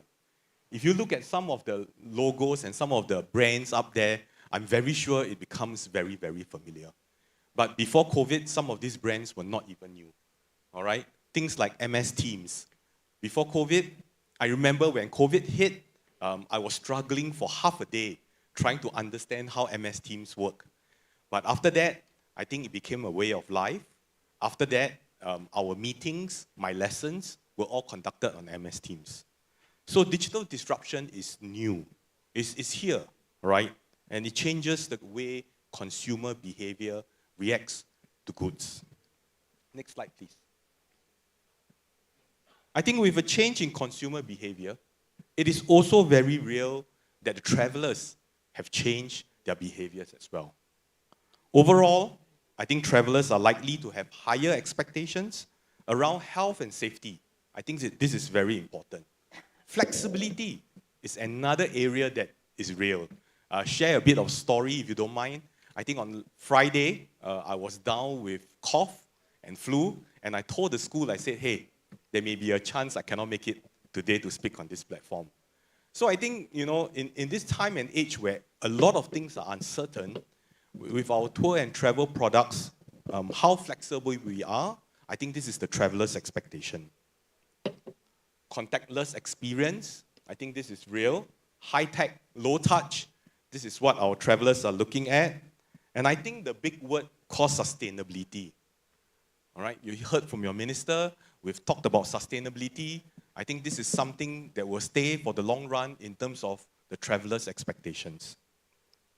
I think if we want to improve tourist activities, the first step in whatever that we do is to see whether whatever we offer, are we able to meet up with the travelers' expectations. Next slide, please. I think just to share a bit of success, in 2022, in Singapore, we have focused on 4 areas. Knowing that travelers have changed their behavior, we looked at 4 things that was important to us. In 2022, number 1, we look at remote everything. Events have to be hybrid, meetings have to be hybrid, everything had the ability to do remotely. Number 2, wellness was equally important. Wellness and safety was at the top of every traveler's mind. And wherever we can, we had assured our travelers that coming into Singapore was safe. And number 3, the big word on sustainability. Just to share, even though we started last year, we have only begun our journey this year. And things like waste management, zero carbon footprint, you know, energy waste, food waste, were some of the things that we started to explore in. And number 4, high tech. Everything that we do, I spent about 20 years in a hotel. I think hearing what Prof shared about innovation, that is something very dear to the school, as well as dear to my heart as well. I think, next slide please. With a focus in 2022, we did quite well. 6.3 million visitor arrival, I think it exceeded what we have expected. The reason why I'm showing this deck of slides is that these are topics that are pertinent and of concern to our future travelers. If we can offer some of this into our tourism products, tourists will come back. Next slide. So, reimagine tourism with a change in consumer behavior. I thought it is important that we look at some of the things that are affecting us, you know, in the space of tourism. Next, please. What are we up against? We are up against many things. But, you know, in view that I only have 15 minutes, there are 3 areas that I want to talk a little bit about. Number 1 is the changing consumer needs that we are up against. Number 2, I want to talk a little bit about manpower crunch. May not happen in your country, but I've spoken to Professor Kay Chon this morning as well. And I think manpower is a problem that is very, very real because it limits our offering. It limits our offering to its full capacity. And number 3, sustainability. Sustainability is very real as well. I think travelers hold this word sustainability to their heart very closely. And moving forward, wherever they travel, they are going to look at this word sustainability. Next slide, please. Customer experience. Customer experience is changing very quickly. A lot of information can be found online. A lot of information, a lot of buying is now being done online. With that very easy to buy and information readily available, it makes it very difficult to drive this word called loyalty. You know, consumers now look at things very differently. To drive consumer loyalty, it becomes a huge challenge for tourism operators moving forward. However, my recommendation on this platform is, when we look at customer experience, one of the things that we can do, next slide please, is to look at data. How do we use data effectively to kind of look at what our tourists want? Moving forward, I think data is also very important because data has to be quick, data has to be real time. I shared an example on a project that I worked on in school. We have used real-time data to see how long the guest is waiting outside the restaurant versus the time that he or she has been seated on the table and how fast the food has been served. Everything is real-time, and when we have a measurement that if the guest is waiting too long, I think that affects the guest expectation and satisfaction as well. I think data has to be used very wisely. A lot of times we collect a lot of data about our guests, demographics, what they like, what they don't like. I think all this will form a very good impression of how do we nail down to what our guests really wants. So for the tourism sector, I think using of big data and data analytics is something that we should look into moving forward in terms of attracting tourists to our destination, because we know what they want. 6 minutes left. Okay, next please. I think the next thing that is very, very real is manpower crunch.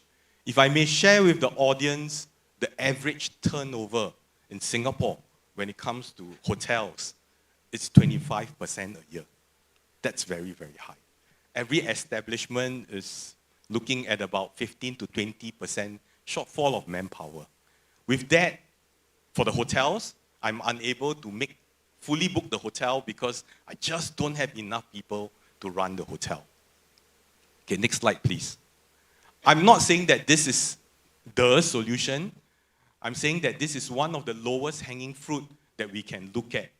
And within the School of Hospitality, we have been looking at innovation to see how we can run tourism businesses a little bit more efficient.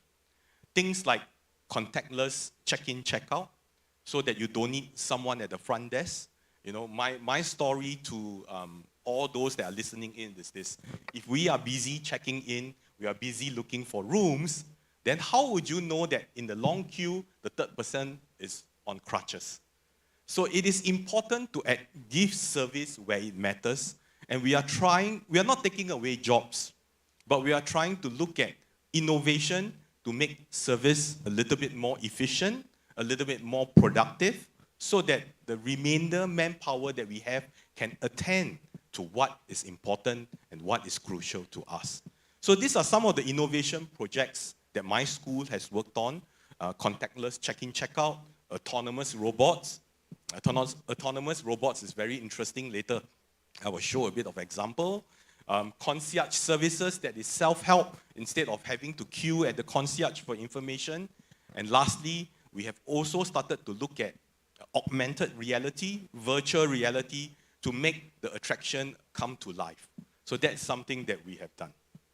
Next slide, please.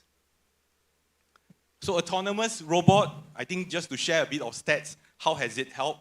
One robot, this is live in a hotel, if I may share with all of you some information.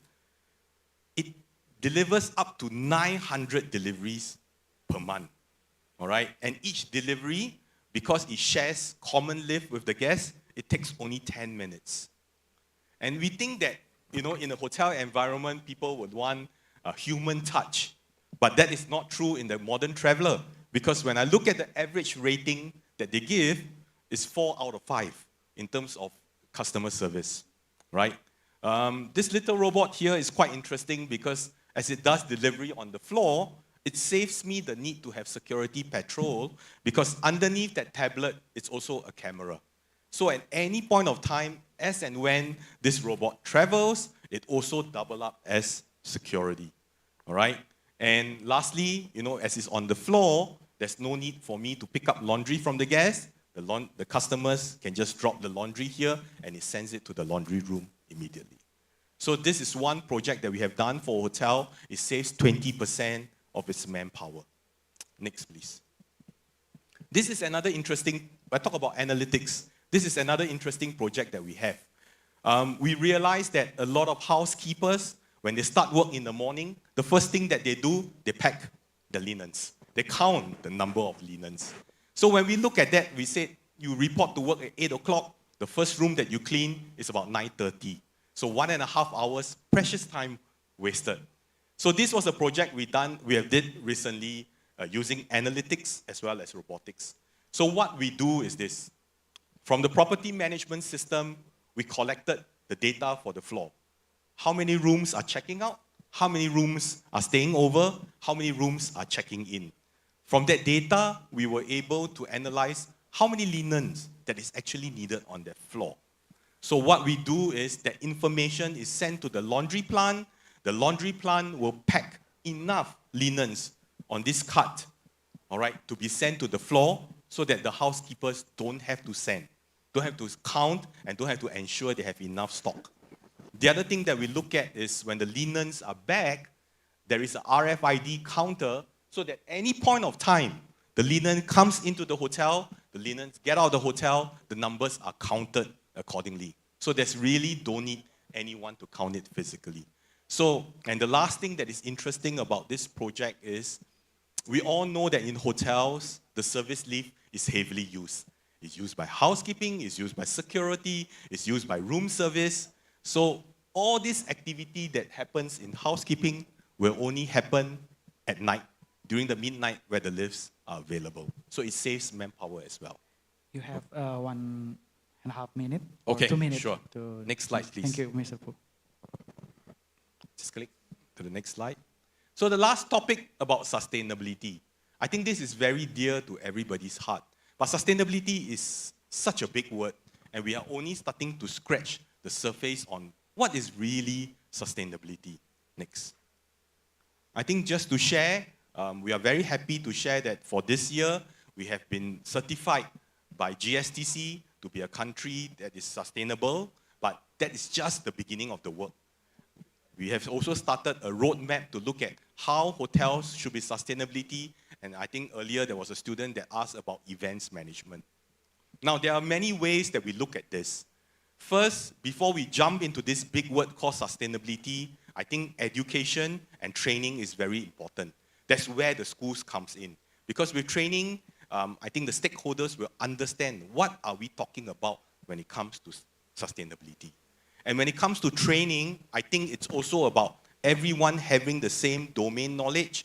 Certification will have to come in. Next, when we talk about waste, what is the acceptable level? We cannot just say that we want zero carbon emission, we want zero waste.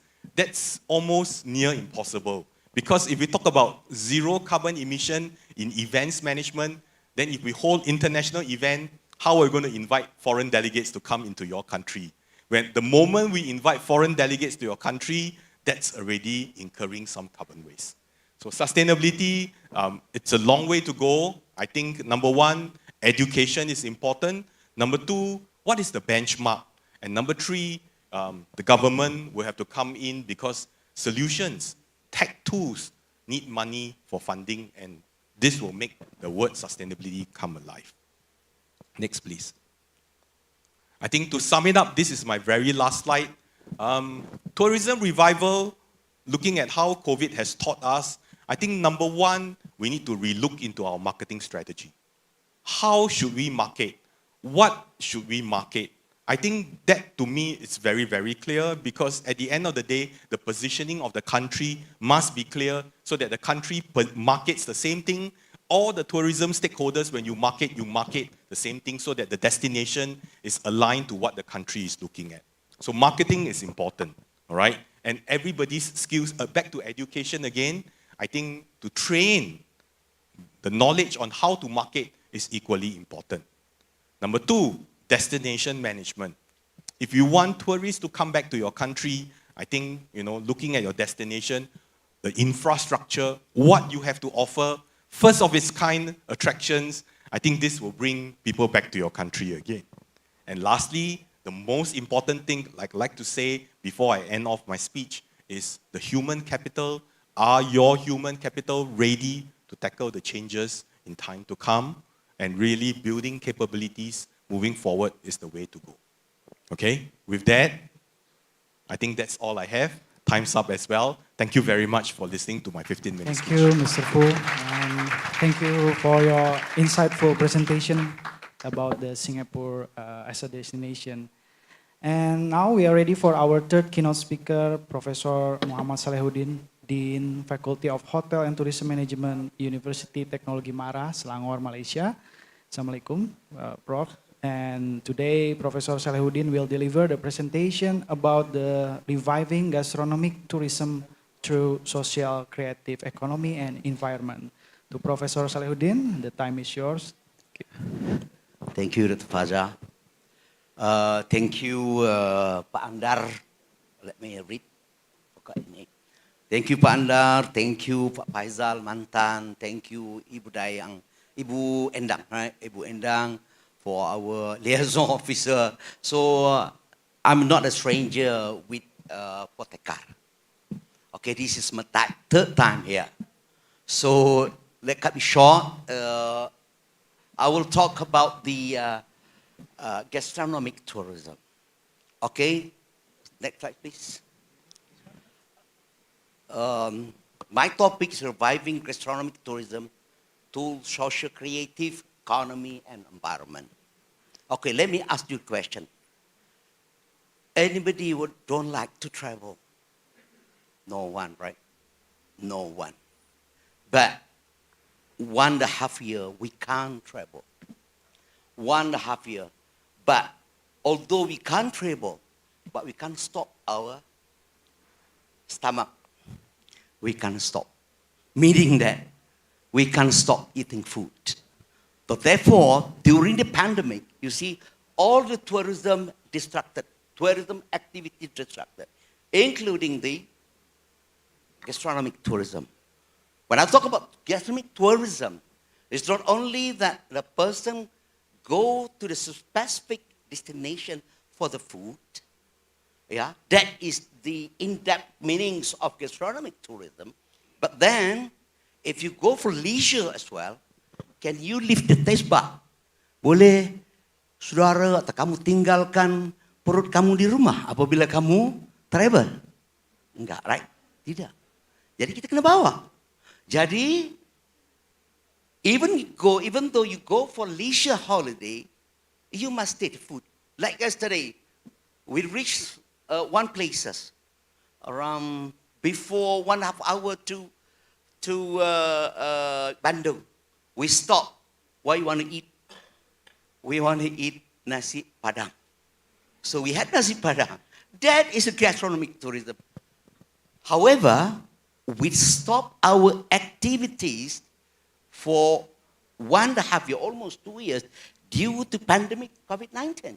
Next slide. Right? Next slide. All right. So,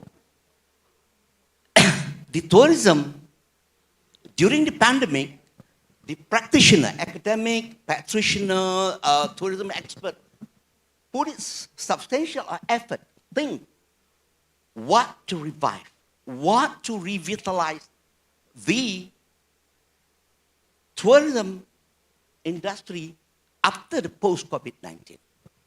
My focus is on gastronomic tourism. What the experts say, what the researchers say, what the industry needs to do. Of course, we agree that pandemic given a lot of disadvantage to the people, to the public. But then, a few positive manner intact with pandemic 19.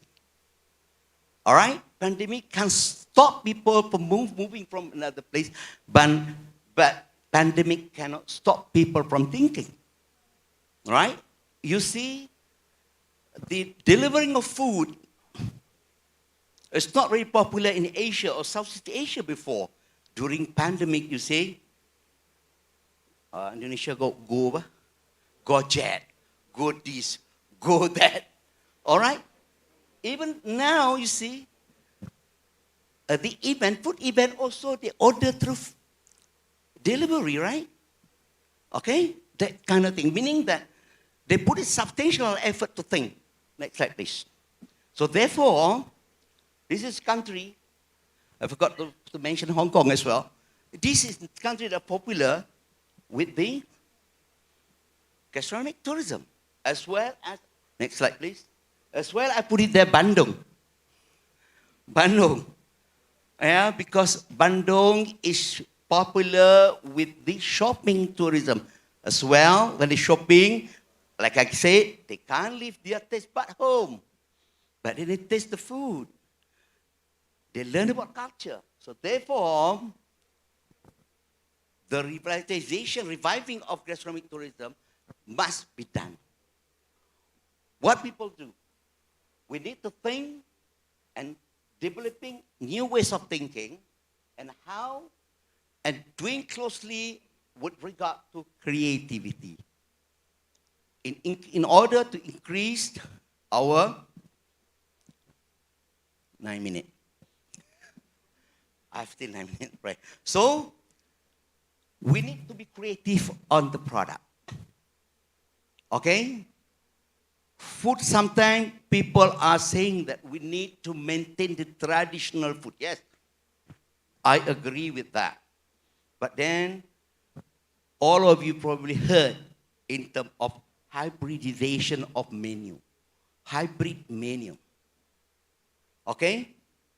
Even now, sini called pisang goreng or goreng pisang. Now you see pisang goreng with cheese. Have you tasted that? Sarabi. I told, Surabi. I told my friend, I will taste Surabi. They said close to the NHI. Right? That's kind of what we call it, hybridization of menu. We need to promote and be creative, guys. All right? Next one. Before that. Okay. We need to be diverse in terms of thinking.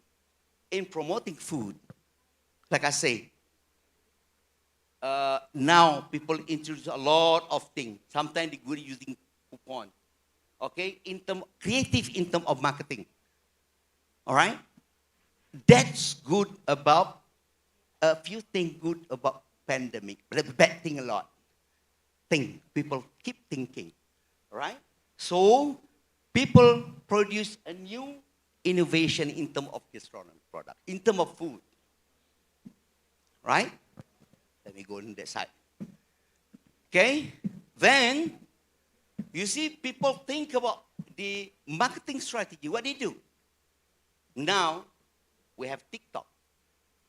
We have influencer, right? Influencer everywhere. Even a political area also, they have a influencer right now. Same thing to gastronomic tourism. Same thing to like food said it's now in Singapore. Okay? Right. A digital video on food. Okay? People now, even before I came to Bandung, we search around where to eat. Rumah sederhana. I don't know, restaurant sederhana or what. All right? I searched already because I had experience there before. I said, we must go there, Dr. Hafiz, we must go there. So that is the digital media, guys. It's very easy. Then We need to challenge my identity. Like I say, I'm not against the traditional food. We need to maintain the traditional food. Okay? Masakan Sunda need to be maintained. But then, like I say, food is like a microorganism subjected to alteration. We can't stop people to think. We can't stop people being innovative. Okay? Right. The only advantage is that I can speak Malay and Indonesia. Professor Kechun, unable to speak Indonesian, little bit probably. That advantage on me. I can say in Indonesian word. 6 minutes. All right. Then we need to be creative on social development strategy. I agree with Pak Sandi Uno, the Ministry of Tourism. He said that the rural tourism area need to be developed. Okay? Pentahelix. How can I know the word pentahelix? Because our student, Dr. Prof. Hafiz and me, we supervise student from Universitas Padang. So he understudy on pentahelix in Padang. Pentahelix. So therefore, pentahelix, 5 pentahelix elements need to be worked together to promote the gastronomic tourism in the rural area, suburban area, and also the urban area. Okay? Next. Right. Few matters need to be considered in tourism. Communication. Word of mouth. E-worm now. E-worm. Everybody. Everywhere in the world. So that's the reason why we are ITM. We are focusing, my area is focusing on the gastronomic tourism. So that I offer those from Indonesia to come and study with us. Okay? We have 20 students, Indonesian students in our department now. Right? Okay. Communication is very important as well. Then, the motivation. Guys, you are young. Your paradigm of thinking is very broad. So therefore, use your paradigm of thinking, be creative in certain things. Doesn't matter you do an event, in food, or whatever. Okay? World of technology now. Okay? Next one. We need to maintain the quality. Sorry, before that. Okay. We need to maintain the quality of food. I asked Fu just now, Mr. Fu, I said, what about street food in Singapore? He said that, yeah, we don't have enough staff. Yeah, that's Singapore. Our Malaysian also working in Singapore because of good salary. I don't think so that the Indonesian is facing in terms of employee, right? Because of our population. Okay, especially in the island of Java. Yeah, all right. Probably not in Bintan. My PS said he Bintan. So he said the development need to be done a lot over there. The next one is cooperation. Cooperation between, like I say, if you want to promote something like gastronomic tourism in Indonesia, pentahelix in the rural area need to be working together and cooperate with the government, central government, and also the, what we call it, province or region, yeah, need to work together. Otherwise, 1,000 products we have, we cannot. Okay, next slide. The last one. How many minutes? 2 minutes. Okay, this is benefit when revitalizing or reviving the gastronomic tourism. We need to encourage creativity and innovation. People can stop our mind to think. People can stop our mind of berpikiran lebih jauh, berpikiran luar daripada kota. Ya, Then we support the environment. Okay? Dulu orang kata berjalan-jalan-jalan ada kurang, tapi bila ada kurang bersih sikit keadaan, apabila adanya teknologi, WhatsApp, you show the other places, or like I say, Japan, in the toilet, you can sleep in the toilet. They're very concerned, like gastronomic tourism in Japan are very clean, even Korea as well. Korea, yeah, right? Next is encourage and maintain the traditional while creating new ways. We don't again the traditional one, but then we need to creating a new one.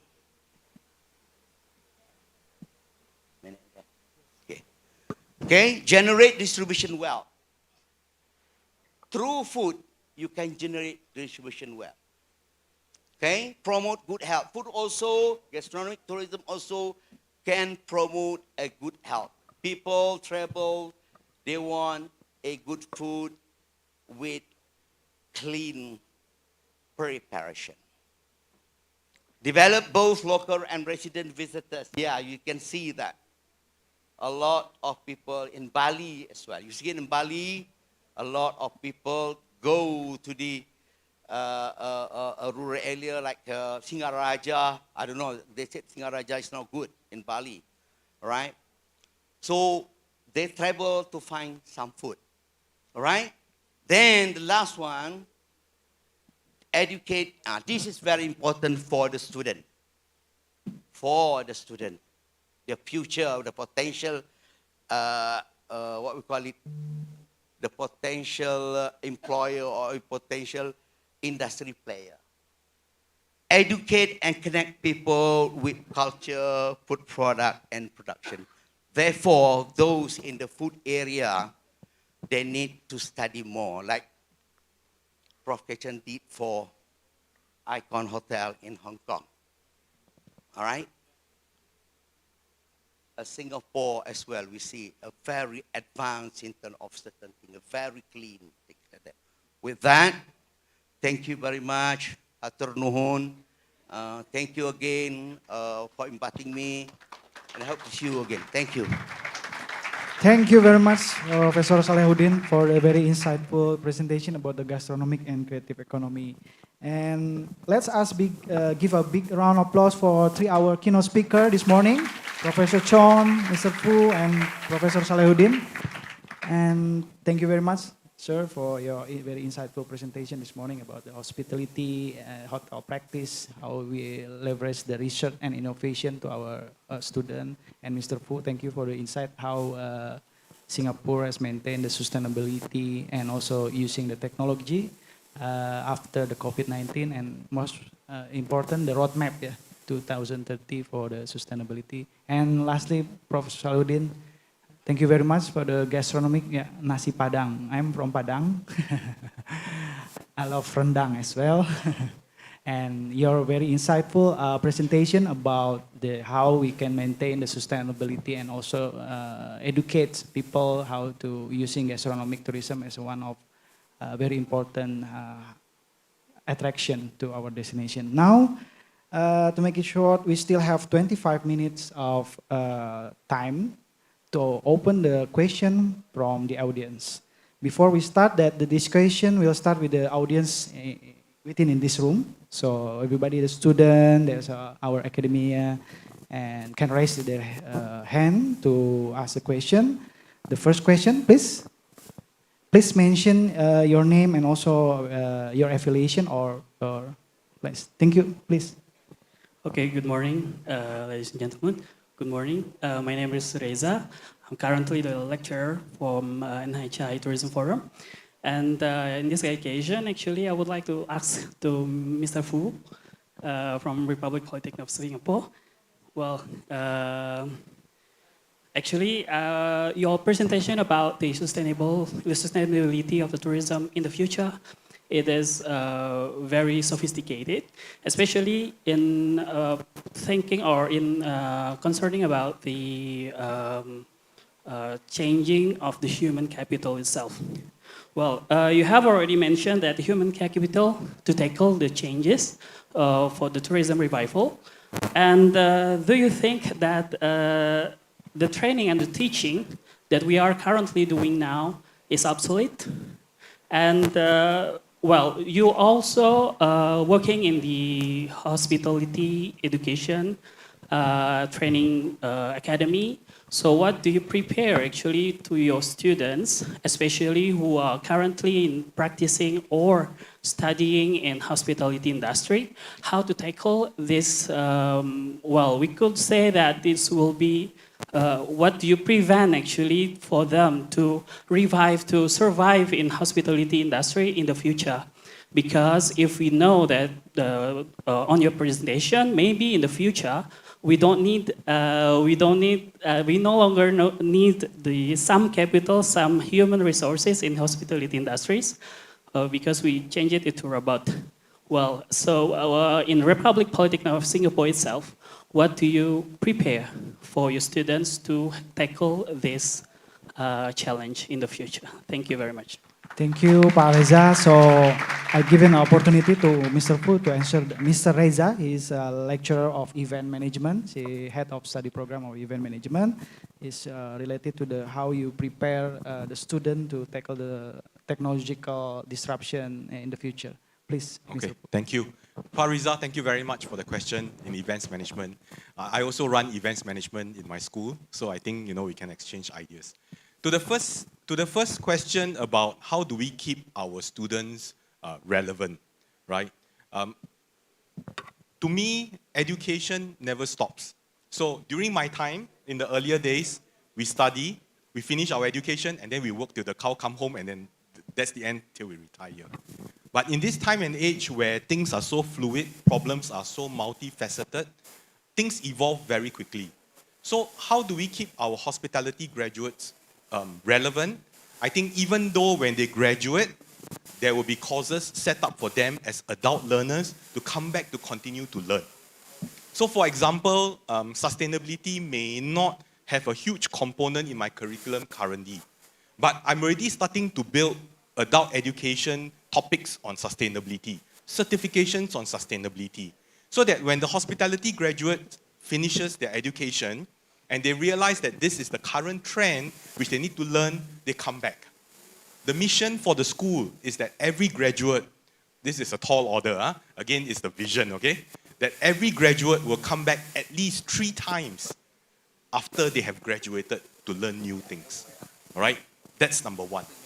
Number 2, in order to keep the curriculum relevant, I no longer just look at vertical events management and events management, that's it. I think nowadays when I look at education, I look at what I call a T-shaped form of education. They learn about other topics. They learn about engineering, they learn about technology, they learn about immersive tech. At the same time, the T, the vertical part, will still be events management. So that when my students go out there and when they resolve problems that are quite complex, at least they have knowledge, they have the right knowledge to go and tackle the problem statement moving forward. So number 1, will the education be obsolete? I don't think so, because nevertheless, when it comes to education, it trains the cognitive mind to think very differently. So it's confirmed still valid. Number 2, how do we sustain it to be more valid? I think in the adult education, when they come out and work, they must continuously come back and pick up new skills. So that also forces the lecturer to pick up new skills, all right, so that we can offer courses that are current. And third, just to answer you, I don't think there will be a day whereby manpower will be obsolete in the hospitality industry, because robots only take away the current mundane, repetitive job. All right? We still need the human to be able to recognize, to have the intuition to react to guest needs. So that I don't think, in my experience, that it will come a day whereby humans are obsolete in the hospitality industry. I hope I answered your question. Thank Sure. you, Mr. Pu. I think he has one more to continue. Oh, yes. Yes, Pak Reza. So maybe adding, yeah, So, please. adding some your answer as well. Well, Thank you very much. Actually, it's kind of enlightening me. And one more thing, if you think about the, you have already answered about the students. So, what do the Republic Polytechnics do for the lecturers or the trainers itself? Okay, very good question. So for the lecturers to stay current, number one, I have schemes in place to allow the lecturer to go back to the industry, minimum of 2 months. If they need 6 months, be it on our school's payroll. That means we will pay for their salary. But in order to do that, I think every lecturer has to be very clear, number one, what do they want to learn? All right? What do they want to learn? Number two, when they come back, what is the product that they will launch? For example, is it a consultancy project that they work on with the industry, or they come up with a new course for my graduates? I think all these outcomes must be aligned. So to me, education, while research is an important component for university, there are two other things that is very important to me to keep the lecturers current, if I may share on this platform. Number one, the adult education. If we start to craft out courses that is relevant, because you know the adults will not attend lessons, right, just for knowledge. The adults want to attend lessons that they can use it immediately to help them at the workplace. So that means when I craft an adult education course, it also upskill myself to make sure that I'm current and relevant, number one. Number two, the other thing that is very dear to the school is industry projects. Industry will pay us to solve their problems. So our lecturers will work on these problem statements to try and resolve some of the industry problem statements so that they learn as well and they keep themselves current. The integration with industry is so important that I cannot reinforce the importance of it, so that my students are current, my lecturers stays current as well.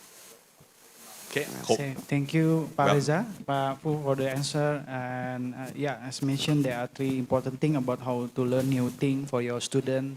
And it happens in adult education, and industry project has improved also your campus. Thank you, Pak Reza and Mr. Fu, for the question. Thank you for the question. So we may then ask you in remaining time. There are two more questions, please. Still in the audience. Yes. Yes, please assist with the mic. Yeah. Thank you. Okay, thank you. Yeah, First of all, I would like to ask a question. May I know? Before, my name is Shafa from Assembler. So Assembler is an immersive technology company from Indonesia. So I would like to ask to Mr. Fu also. As you mentioned before on your presentation, that is travel behavior has changed as time goes by. One of it on the technology adoption. As we Assembler currently and exploring the potential of integrating the use of immersive tech in the tourism industry, we notice that it's important to consider how this technology can be effectively integrated into various activity and experiences in tourism activity.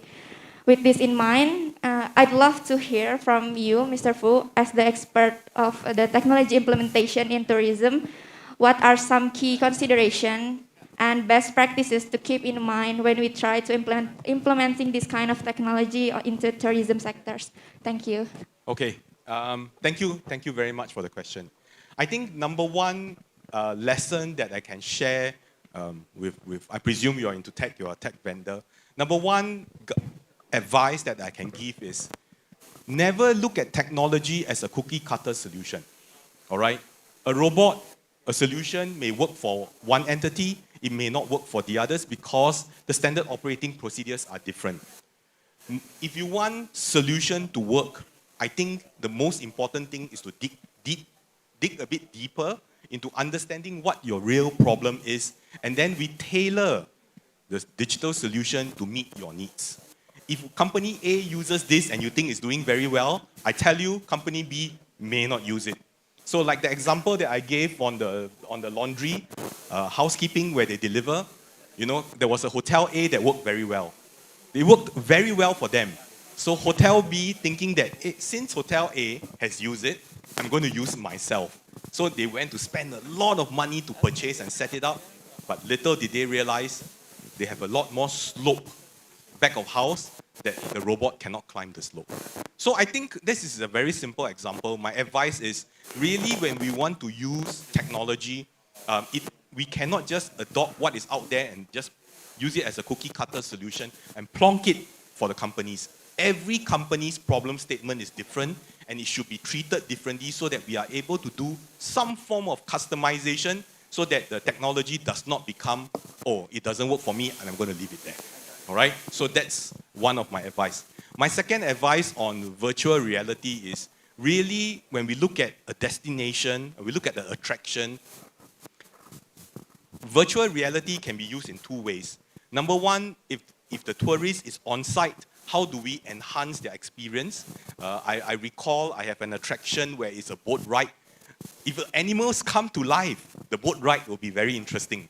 But if the animals are not coming to life, the boat ride will just be seeing water and trees. So how do we then incorporate virtual reality that when they put on the goggles, they can actually read about the wild habitat as they travel?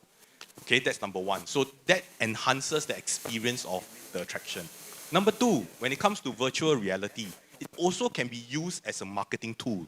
Because when you capture snippets of it, the most interesting part of a place, a destination or an attraction, even nowadays hotels also become attraction, I realize. So when you are able to capture some snippets using AR to VR as a marketing tool, then it entices people to look deeper and want to travel and come to your destination to explore it for themselves.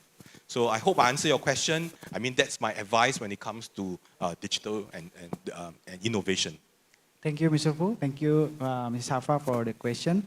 Now we invite online question. The first question is addressed to Professor Salahuddin. The question is about how to make culinary innovation can get along with the authenticity in gastronomy tourism. All right, thank you. Please, sir.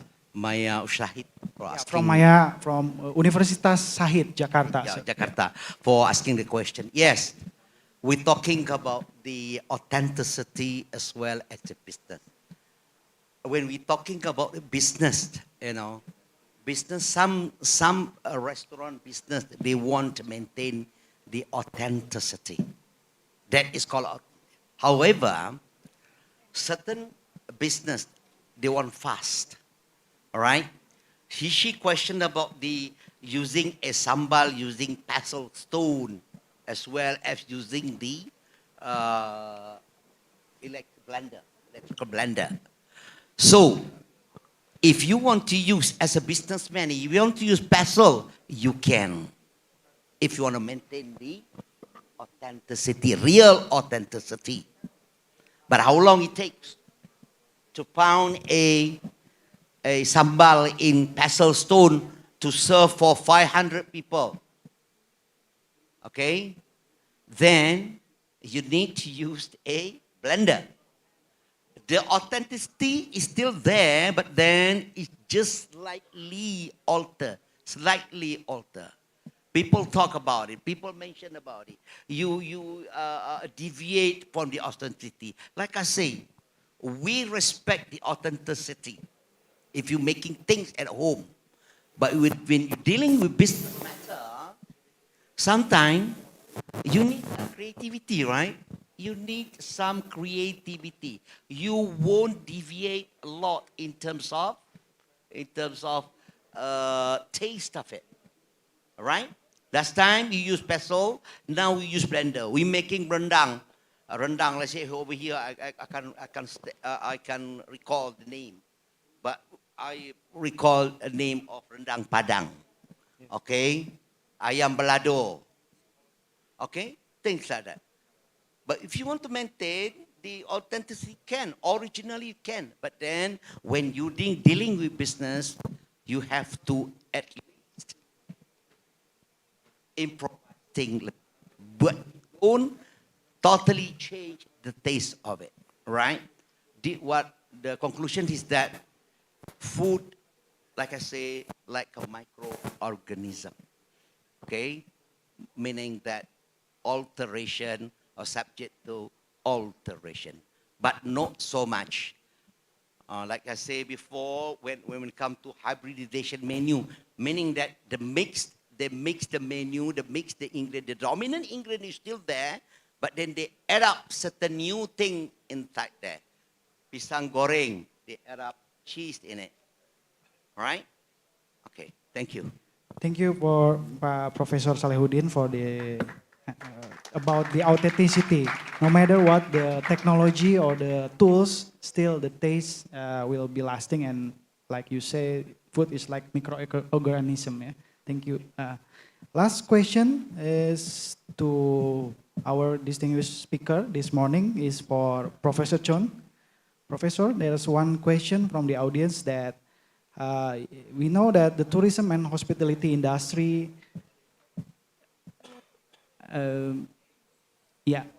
we know that the hospitality and the tourism industry keep evolving. So my question is how we can use research-based innovation, like you are suggest in your presentation this morning, to improve the quality of the tourism itself.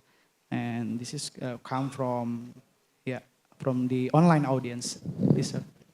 Thank you very much. That's a very good question. I think that makes us think about what universities' roles are in future of the industry. You know, one important mission of universities like ours is research. We are very much heavy research-driven university. In our university, all faculty members have to spend, our teaching is rather minimal. All our faculty members are teaching only 3 courses a year. We have 3 semesters, spring, autumn, and summer. Over the 3 semesters, they are teaching 3 courses. The remainder of the time, they are doing research. As a result, we are very research productive. But what will this research do for the industry? Very little, sadly, because all this research is read by researchers, not by industry. So I think this gives us some thought about what we should do. Now, every university is now looking into a term called impactful research, the socially impactful research. So I think this is how universities like in Hong Kong are looking into. Impactful research is as a result of the research we are doing, what impact does it create to the industry and to the society? So in that way, we have to look at in terms of not only our papers are cited in other journals so that we can have a higher H index or citation scores, but also that can transpire and translate into the practices in our industry.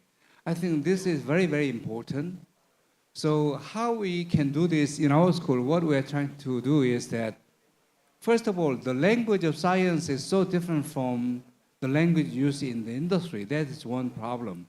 So even if we present this paper to an industry person, the reader will not understand what we are writing about, because all these papers are with statistics and mathematical equations and trying to find the significant alpha out of this paper. So what we have done is that we created an annual conference called Impact Conference. It's about research impact, what our research can do. So what we do is that we invite speakers. You can submit papers. Our next Impact Conference will be in December in Hong Kong. And you come and present your paper in the most possible layman's term as possible, in simple language. And then furthermore, all these papers will be rewritten by one person. We found somebody who can do it beautifully.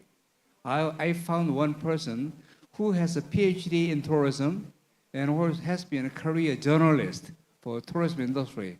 This person understands both sides of the world. So this person is rewriting his paper in layman's terms so we can share with the industry. Then our industry can read and, oh, this is what it means. That's really helpful to us. So this is what we are trying to do. So I think this should be collective efforts we, all universities should make so we can create more societal impact to our industry in the future. Thank you. Thank you very much, Professor Chon. And I think we come up with the end of our Q&A session. Before we close our first plenary session this morning, please give bigger round of applause also to our speaker this morning, Professor John, Mr. Fu, and Professor Salehuddin. It's very interesting topic that three of you delivered this morning. So I will giving a closing remark and recap all the honorary presenter delivered this morning. First of all, Mr. Who also tadi learn about the conclusion about the how Singapore have sustained their destination by using the technology. The first session with Professor John this morning that Hotel Icon has also as a place for research-based innovation in tourism, that we should have an impactful research and involve the development of new products, services, and the process itself.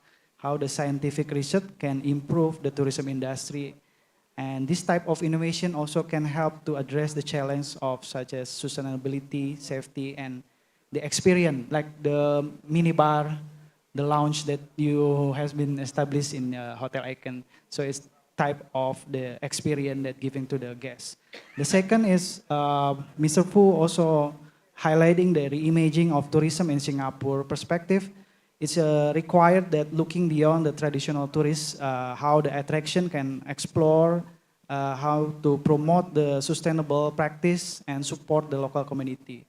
And with some of this perspective that we can consider that local experience, the sustainability support by the technology, health and wellness, and also using the local human resource will sustain the destination. And in the last session this morning, Professor Salehuddin has highlighting the gastronomic tourism that involves the traveling to a destination is about experience itself, how food, drink, and culinary tradition has reviving our experience, and how the social, creative economy, and environmental strategy can help to support the recovery process of our tourism industry and promote the sustainable tourism practice. In overall, that this session morning have given us very fruitful insight, especially for our as educators in hospitality and tourism education. Thank you very much, Professor John, Professor Fu, and Professor Salehuddin. And thank you to all the participants who attending this session, both offline and online. And I would like to also share some information that the committee that has arranged this event mostly is our students, sir.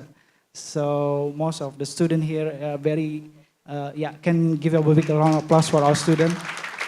They arranged this event for almost maybe 5 months from last year. So they hand in hand together from the travel management, convention, and tourism department, also hospitality department.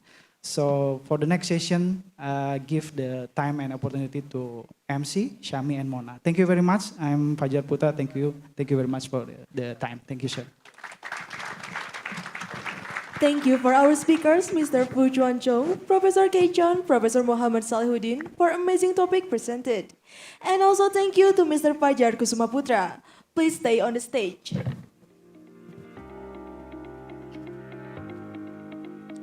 Next is the certificate awarding session. We would like to invite Mrs. Endang Komesti Sinaga SSM Par CAE and Mr. Ervin Rusfian SSM Hum CAE to enter the stage to provide the certificate for all speakers.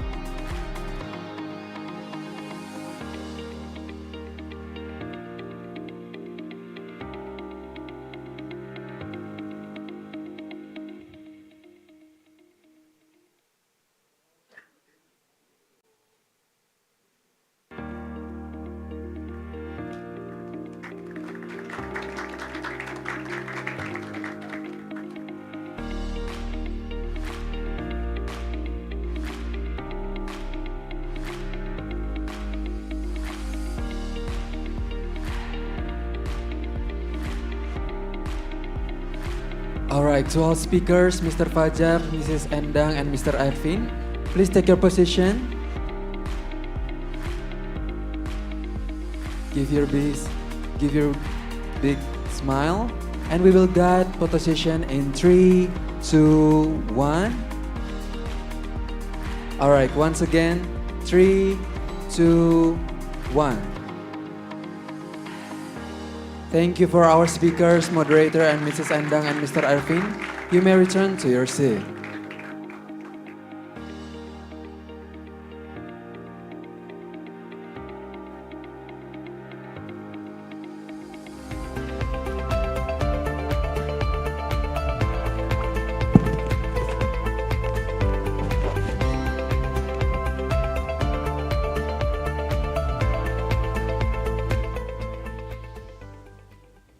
Ladies and gentlemen, this is the end of panel discussion 1.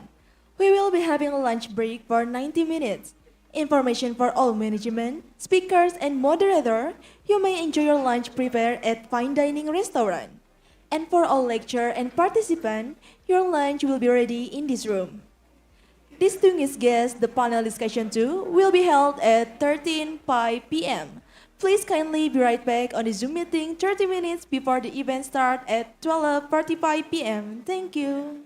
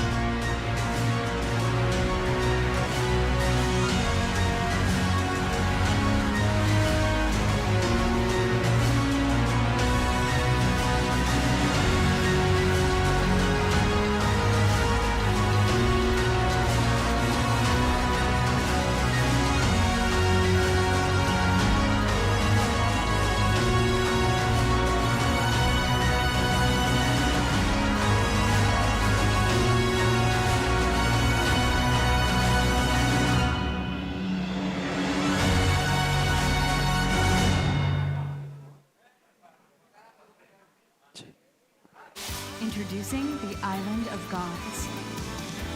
Visit Bali like you never visited before. New places to hang out, new vibe, new atmosphere.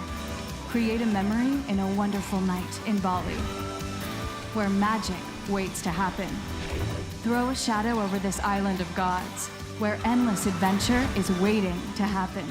For every young soul, a wonderful experience you can't easily forget. Labuan Bajo. Selamat datang di Pulau Surga, di mana alam berbaur bersama jiwa. Di sini kami memberi lebih dari sekedar keindahan. Di sini kami menawarkan kebudayaan. Di tempat ini kami menciptakan kerinduan. Dan di sini kami membuka pengalaman. Menggali lebih dalam, lebih dari sekedar menikmati alam.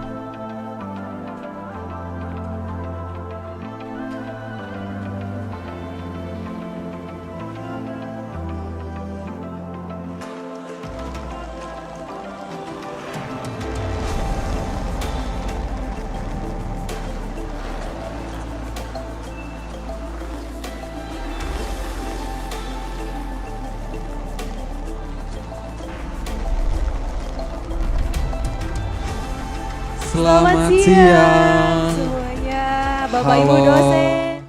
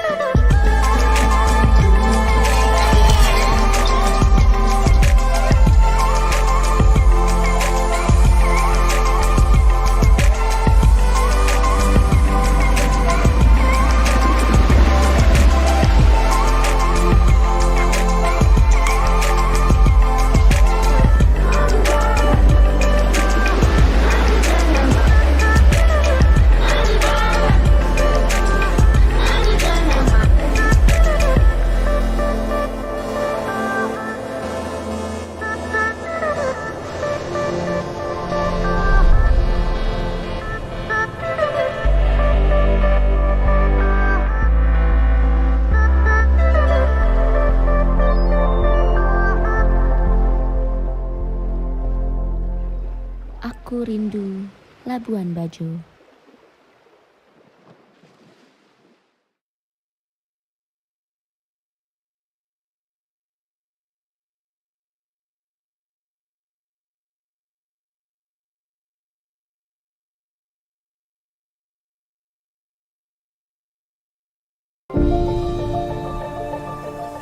Labuan Bajo. Selamat datang di Pulau Surga, di mana alam berbaur bersama jiwa. Di sini kami memberi lebih dari sekedar keindahan. Di sini kami menawarkan kebudayaan. Di tempat ini kami menciptakan kerinduan. Dan di sini kami membuka pengalaman, menggali lebih dalam, lebih dari sekedar menikmati alam.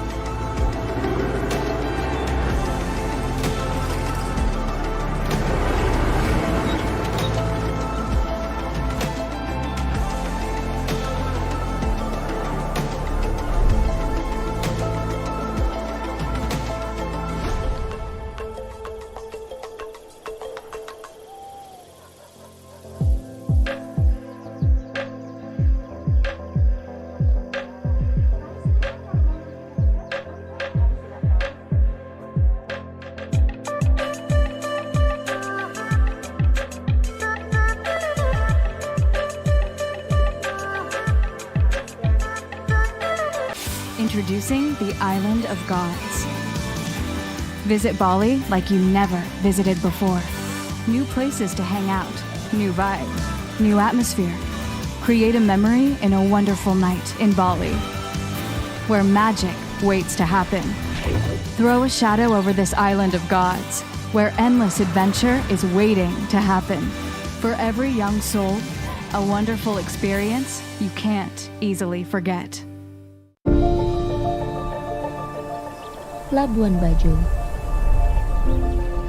Selamat datang di Pulau Surga, di mana alam berbaur bersama jiwa.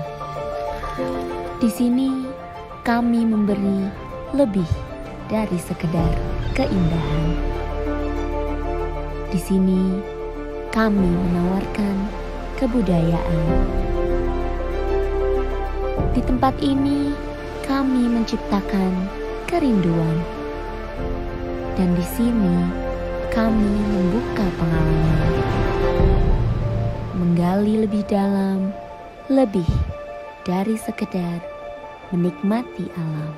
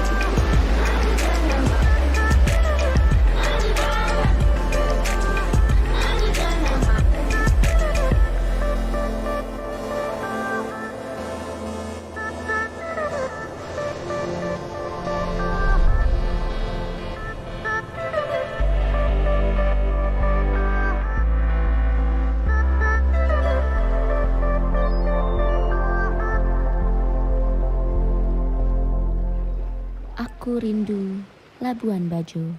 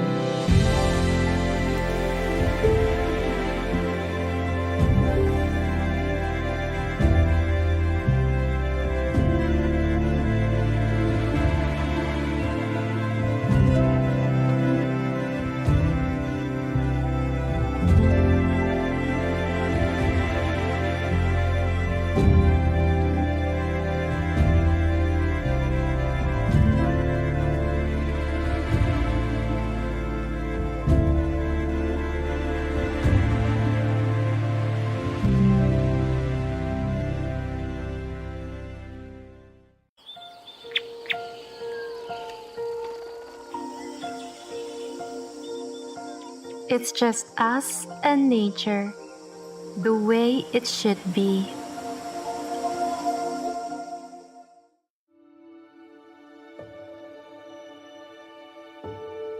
We know you have been longing for a good holiday in Bali. Indonesia cares, so it's been preparing for your safe return. Ngurah Rai International Airport has been awarded the Safe Travel Stamp by the World Travel and Tourism Council for its commitment to implement the COVID-19 health protocols.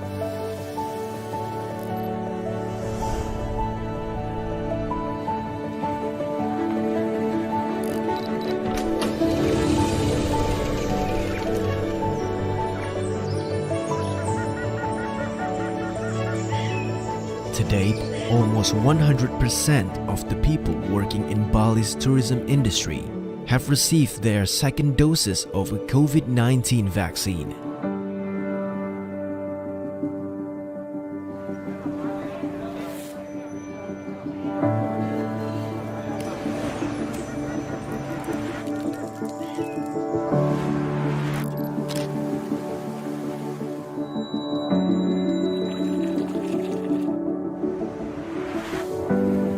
Furthermore, 1,006 tourism businesses in Bali, including hotels, restaurants, tourism attractions, and others have been granted the Indonesia Care certification from the Ministry of Tourism and Creative Economy for their consistent implementation of COVID-19 health protocols.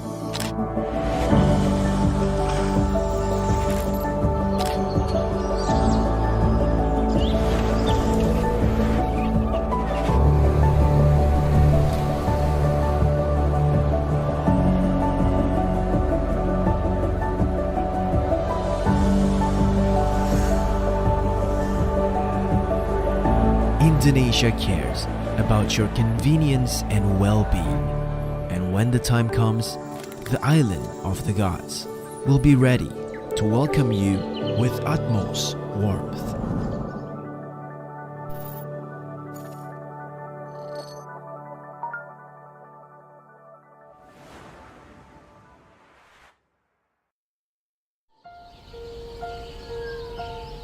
This is the place where tradition rules, where beauty in the eye and soul is found. It's just us and nature, the way it should be.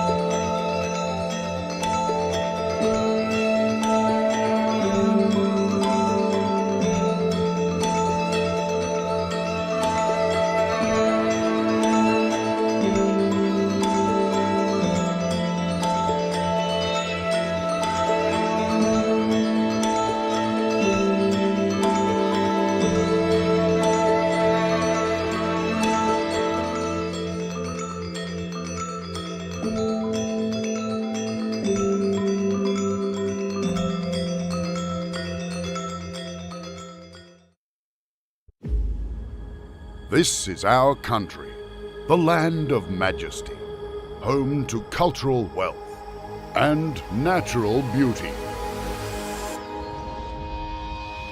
Bali, the gateway to Indonesia's treasure, the island of paradise.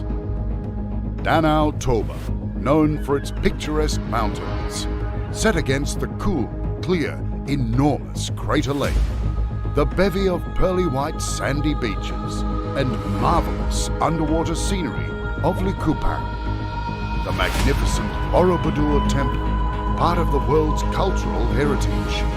The world-class street circuit, surrounded by panoramic hills and beaches of Mandalika.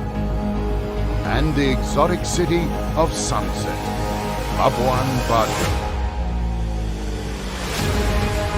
The Indonesian archipelago is also known for the history of its bountiful spices, brought to the world by the sailors through the spice route, the pioneer commodity trade carried out by the Indonesian ancestors and tribes. Frequently used in cuisines to improve flavor, to offer new tastes, rich and unique aromas. History not only written in books or shown in artifacts, but also lingers in our palates. The extravagantly delicious rendang, the Indonesian all-time favorite dish, nasi goreng, the iconic satay, drenched with spicy peanut sauce, gado-gado, ketchup manis, and delightful soto ayam. Every traditional recipe contains at least a dozen spice ingredients, resulting in a remarkable and distinctive flavor loved by many. Spices are now packed in hygienic and more practical packaging, processed with modern technology and international food safety standards, without reducing their rich flavors.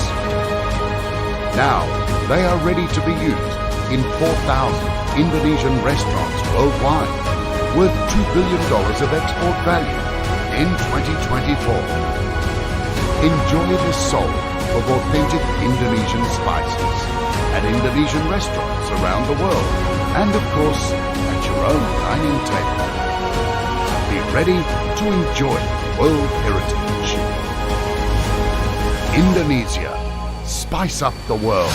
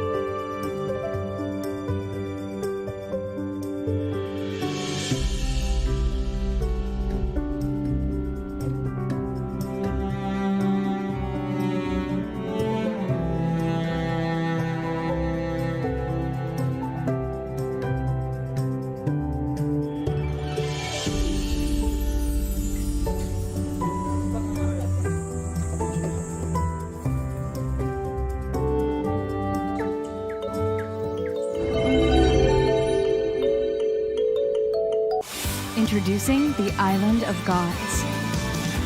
Visit Bali like you never visited before. New places to hang out, new vibe, new atmosphere.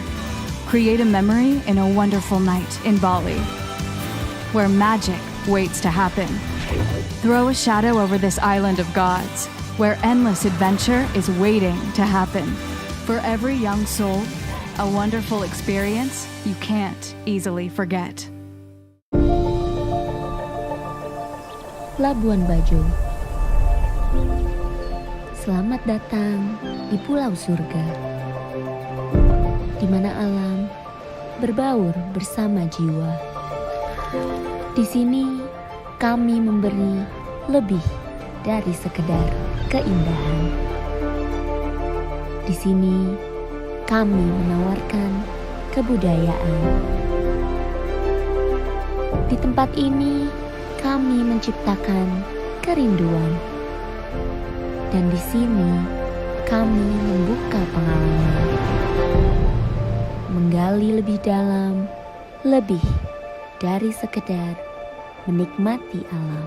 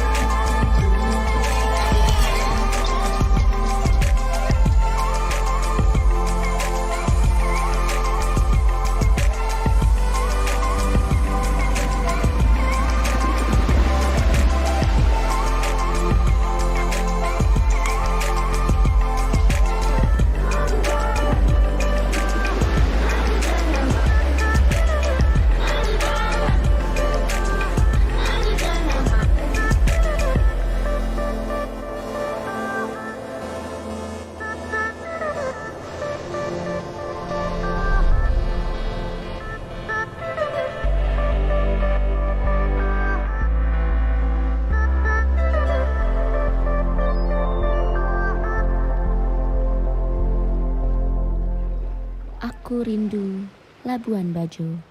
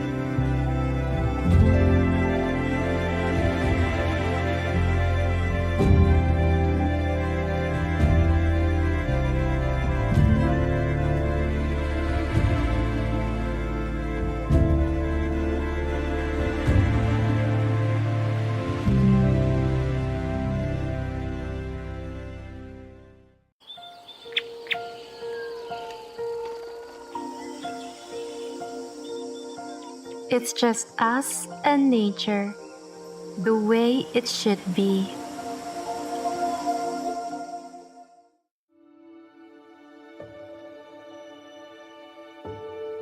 We know you have been longing for a good holiday in Bali. Indonesia cares, so it's been preparing for your safe return. Ngurah Rai International Airport has been awarded the Safe Travel Stamp by the World Travel and Tourism Council for its commitment to implement the COVID-19 health protocols.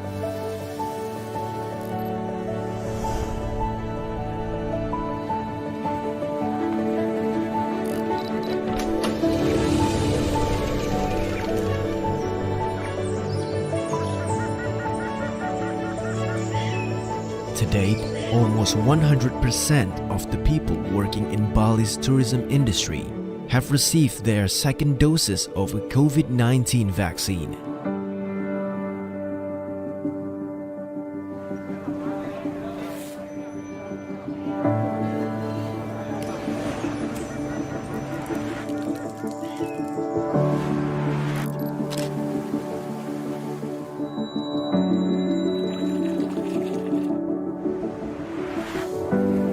Furthermore, 1,006 tourism businesses in Bali, including hotels, restaurants, tourism attractions, and others have been granted the Indonesia Care certification from the Ministry of Tourism and Creative Economy for their consistent implementation of COVID-19 health protocols.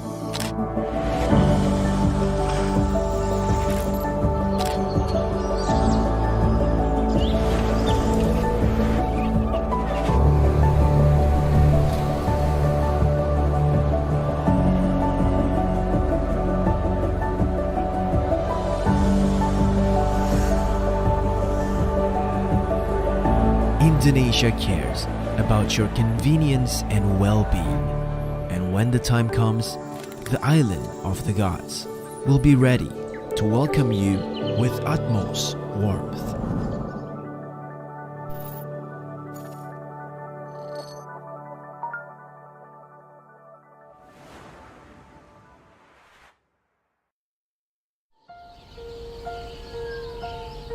This is the place where tradition rules, where beauty in the eye and soul is found. It's just us and nature, the way it should be.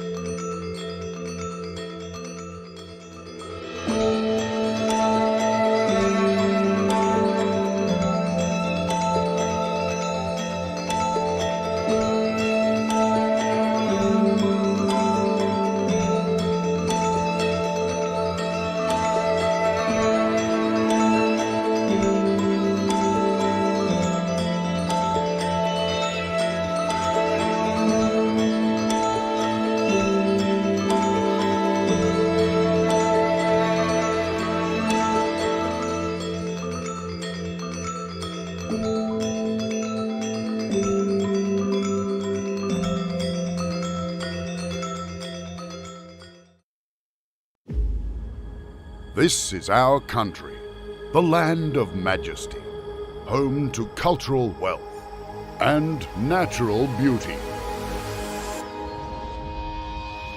Bali, the gateway to Indonesia's treasure, the island of paradise. Danau Toba, known for its picturesque mountains, set against the cool, clear, enormous Crater Lake, the bevy of pearly white sandy beaches and marvelous underwater scenery of Likupang, the magnificent Borobudur Temple, part of the world's cultural heritage, the world-class street circuit, surrounded by panoramic hills and beaches of Mandalika, and the exotic city of Sunset, Labuan Bajo. The Indonesian archipelago is also known for the history of its bountiful spices, brought to the world by the sailors through the spice route, the pioneer commodity trade carried out by the Indonesian ancestors and tribes. Frequently used in cuisines to improve flavor, to offer new tastes, rich and unique aromas. History not only written in books or shown in artifacts, but also lingers in our palates. The extravagantly delicious rendang, the Indonesian all-time favorite dish, nasi goreng, the iconic satay, drenched with spicy peanut sauce, gado-gado, kecap manis, and delightful soto ayam. Every traditional recipe contains at least a dozen spice ingredients, resulting in a remarkable and distinctive flavor loved by many. Spices are now packed in hygienic and more practical packaging, processed with modern technology and international food safety standards, without reducing their rich flavors. Now, they are ready to be used in 4,000 Indonesian restaurants worldwide, worth $2 billion of export value in 2024. Enjoy the soul of authentic Indonesian spices at Indonesian restaurants around the world and, of course, at your own dining table. Be ready to enjoy world heritage. Indonesia, spice up the world.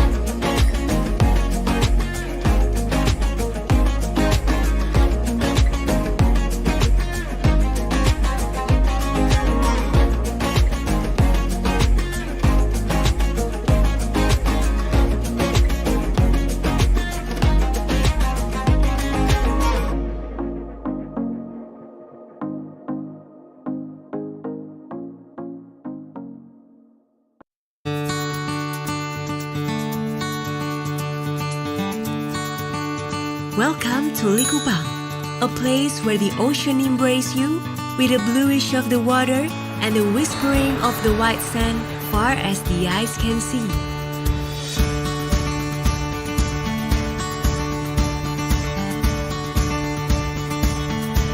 Lying in about 48 kilometers off northeastern of Minahasa, Likupang Beach is full of white sand, surrounded with beautiful green hills, waiting for us to explore it.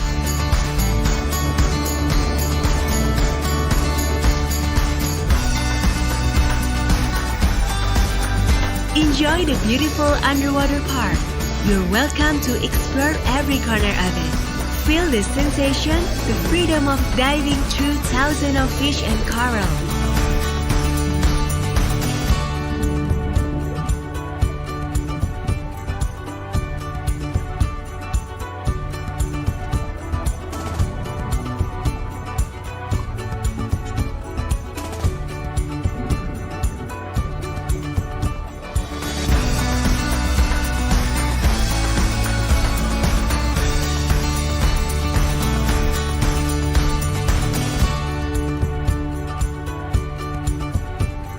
Or just play golf in our luxurious golf course.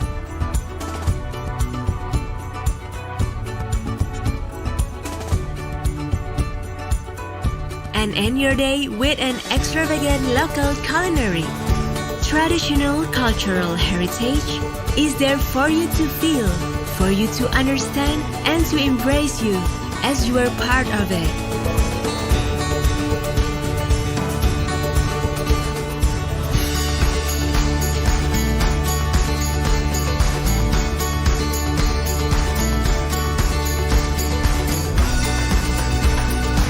Indulge yourself in the pleasurable 4-star resort. Challenge yourself with many kind of water sport.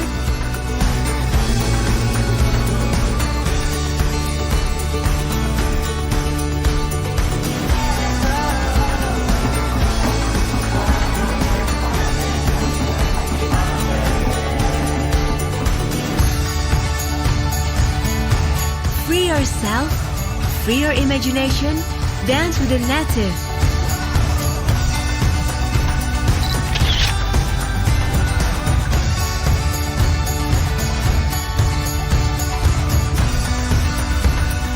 Climb a hill, absorb in happiness, imagination indefinitely, here at Likupang.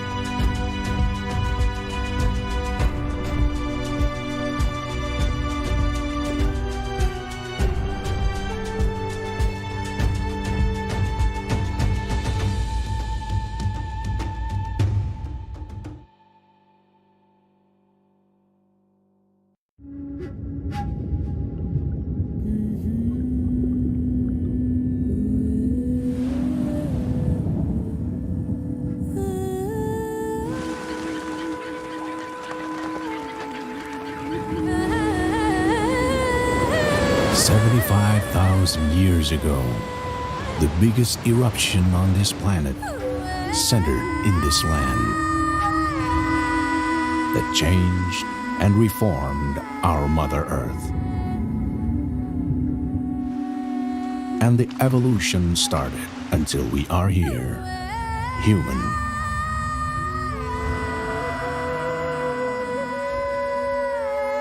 The first civilization was initiated in this land 2,500 years ago. It is one of the most historic places in Indonesia.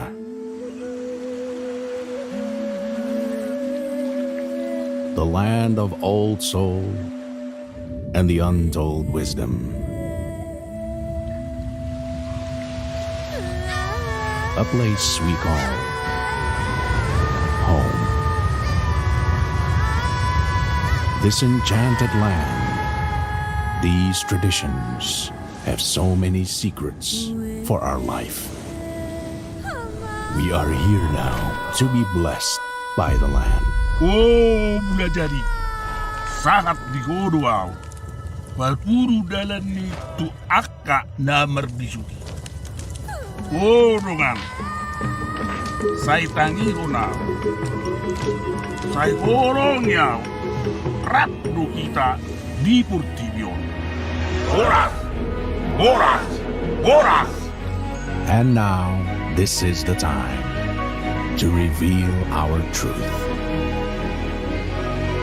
To be one within. And to discover the wonder of life.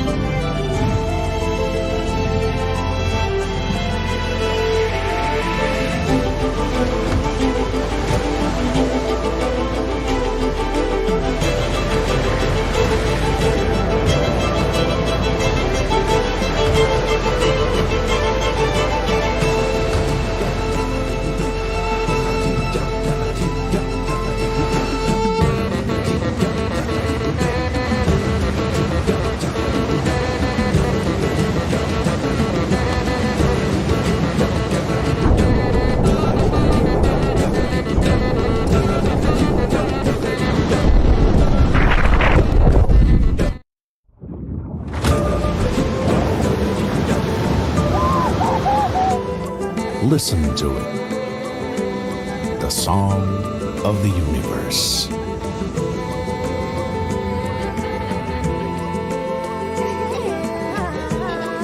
The beat of our heart.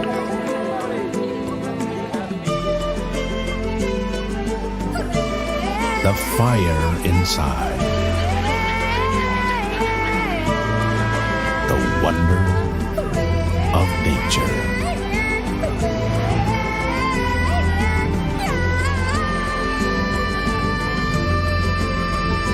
This wonder and this heartbeat.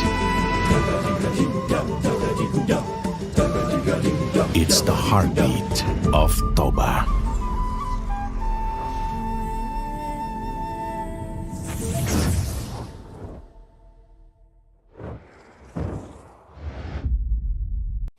Introducing the Island of Gods. Visit Bali like you never visited before. New places to hang out, new vibe, new atmosphere. Create a memory in a wonderful night in Bali, where magic waits to happen. Throw a shadow over this island of gods, where endless adventure is waiting to happen. For every young soul, a wonderful experience you can't easily forget.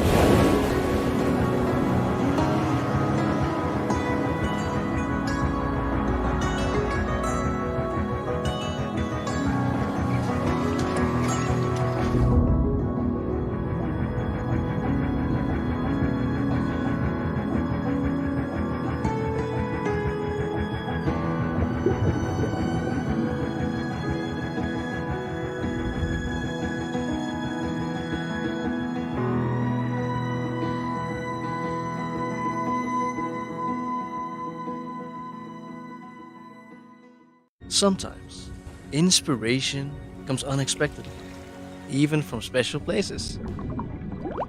Because in the end, inspirations exist to be shared. Sometimes, inspiration comes unexpectedly, even from special places. When inspiration comes, don't hold it back. Let it flow.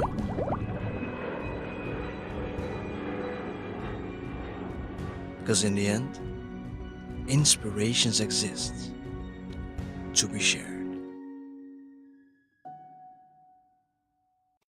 Introducing the Island of Gods. Visit Bali like you never visited before. New places to hang out, new vibe, new atmosphere. Create a memory in a wonderful night in Bali, where magic waits to happen. Throw a shadow over this island of gods, where endless adventure is waiting to happen. For every young soul, a wonderful experience you can't easily forget. Labuan Bajo. Selamat datang di Pulau Surga, di mana alam berbaur bersama jiwa. Di sini kami memberi lebih dari sekedar keindahan. Di sini kami menawarkan kebudayaan. Di tempat ini kami menciptakan kerinduan. Dan di sini kami membuka pengalaman, menggali lebih dalam, lebih dari sekedar menikmati alam.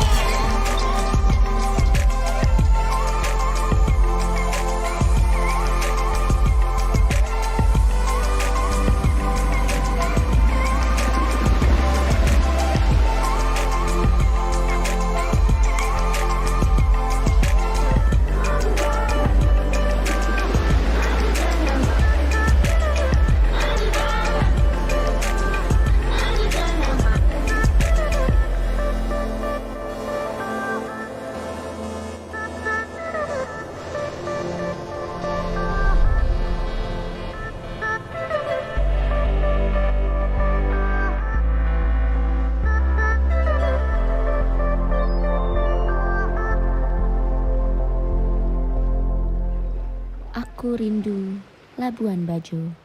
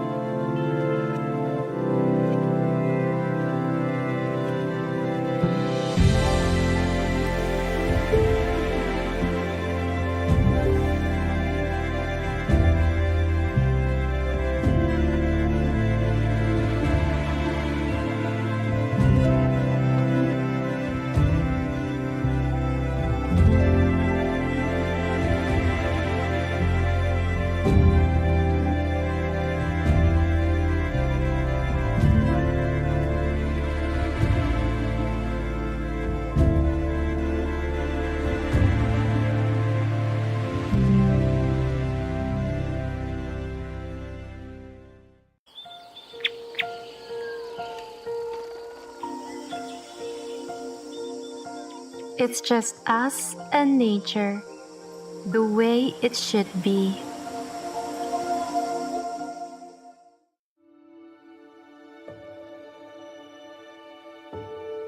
We know you have been longing for a good holiday in Bali. Indonesia cares, so it's been preparing for your safe return. Ngurah Rai International Airport has been awarded the Safe Travel Stamp by the World Travel and Tourism Council for its commitment to implement the COVID-19 health protocols.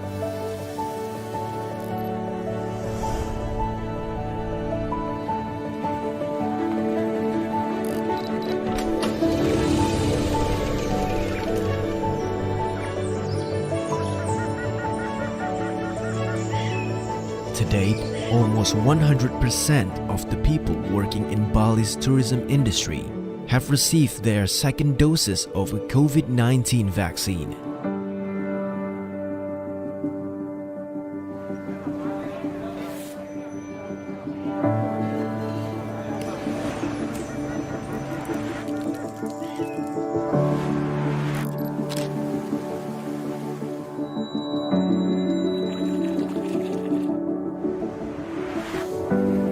Furthermore, 1,006 tourism businesses in Bali, including hotels, restaurants, tourism attractions, and others have been granted the Indonesia Care certification from the Ministry of Tourism and Creative Economy for their consistent implementation of COVID-19 health protocols.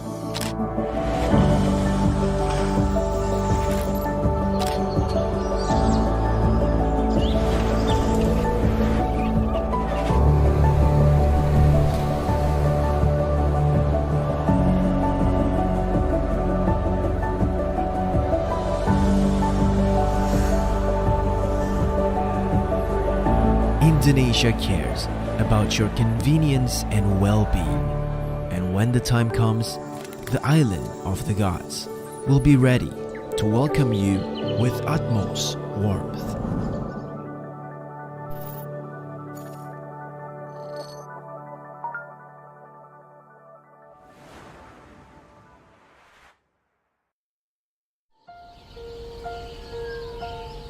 This is the place where tradition rules, where beauty in the eye and soul is found. It's just us and nature, the way it should be.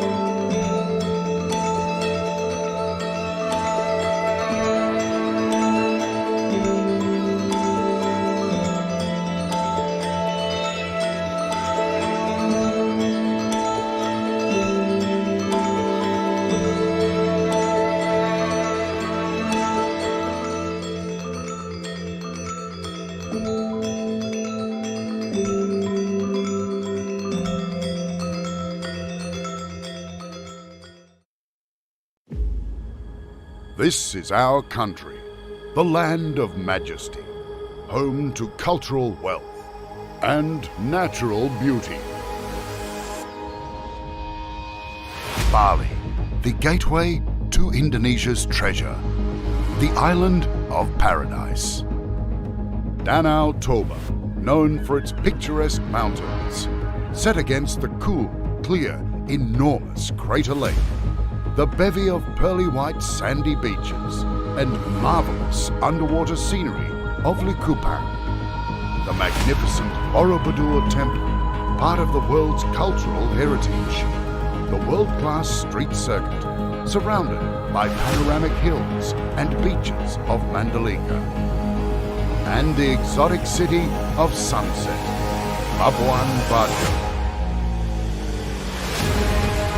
The Indonesian archipelago is also known for the history of its bountiful spices, brought to the world by the sailors through the spice route, the pioneer commodity trade carried out by the Indonesian ancestors and tribes.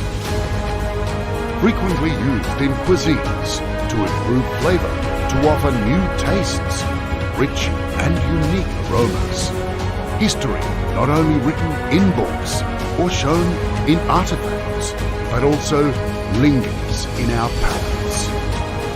The extravagantly delicious rendang, the Indonesian all-time favorite dish, nasi goreng, the iconic satay, drenched with spicy peanut sauce, gado-gado, ketchup manis, and delightful soto ayam. Every traditional recipe contains at least a dozen spice ingredients, resulting in a remarkable and distinctive flavor loved by many. Spices are now packed in hygienic and more practical packaging, processed with modern technology and international food safety standards, without reducing their rich flavors. Now they are ready to be used in 4,000 Indonesian restaurants worldwide, worth $2 billion of export value in 2024. Enjoy the soul of authentic Indonesian spices at Indonesian restaurants around the world and, of course, at your own dining table. Be ready to enjoy world heritage. Indonesia, spice up the world.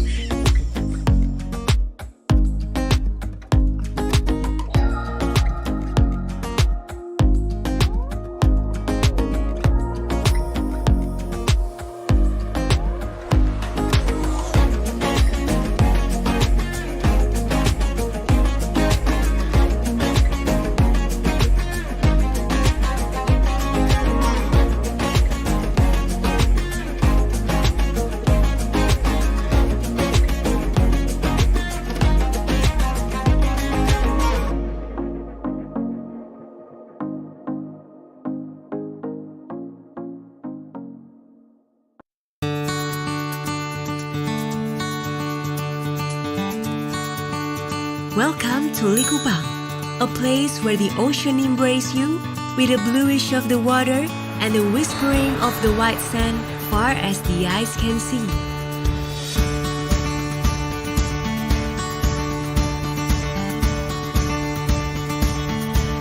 Lying in about 48 kilometers off northeastern of Minahasa, Likupang Beach is full of white sand, surrounded with beautiful green hills, waiting for us to explore it.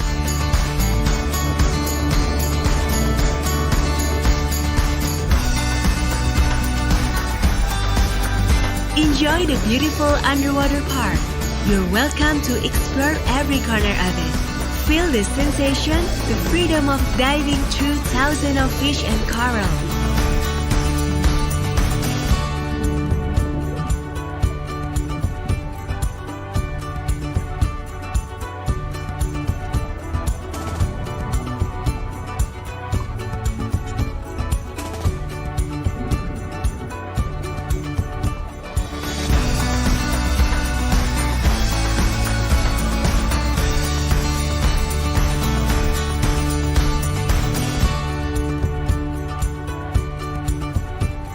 Or just play golf in our luxurious golf course.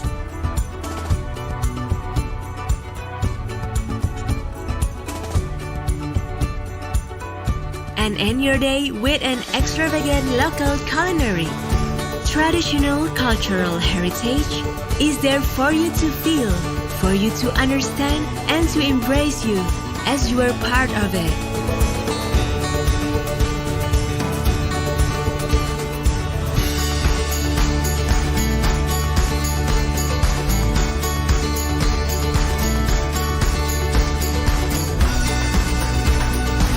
Indulge yourself in the pleasurable 4-star resort. Challenge yourself with many kinds of water sport.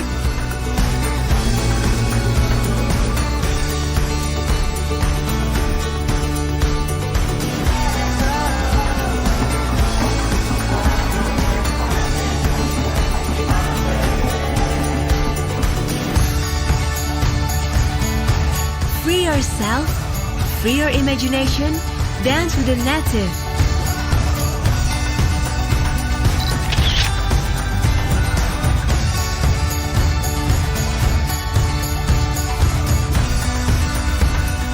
Climb a hill, absorb in happiness, imagination indefinitely, here at Likupang.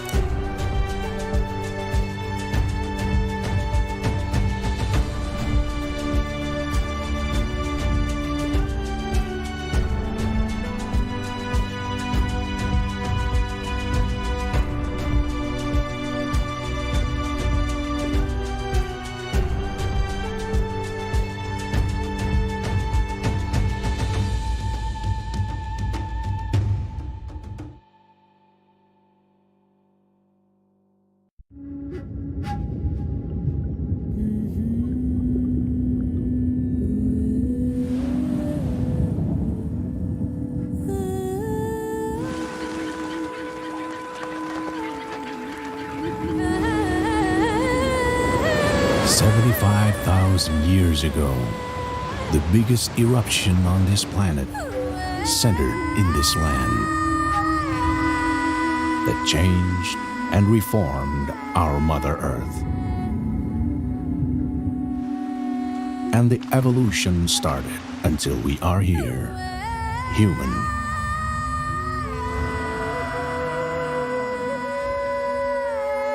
The first civilization was initiated in this land 2,500 years ago. It is one of the most historic places in Indonesia.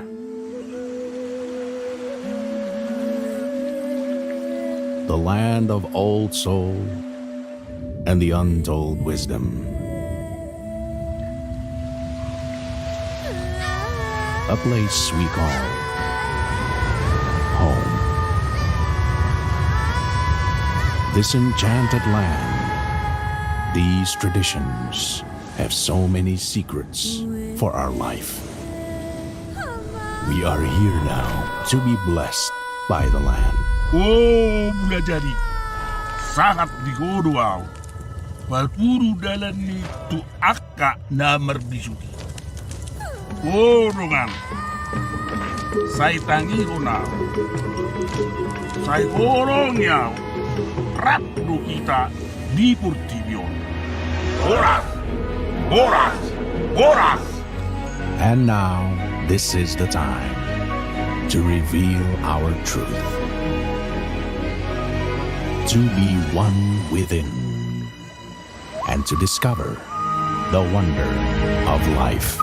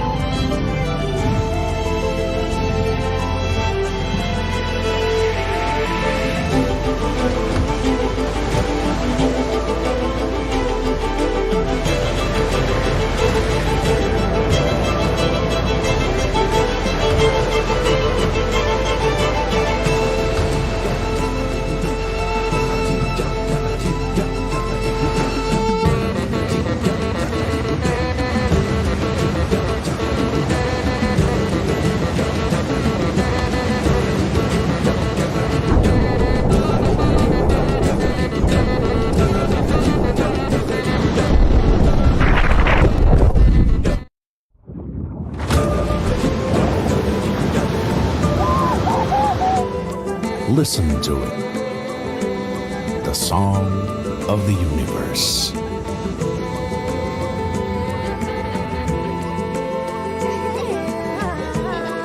The beat of our heart.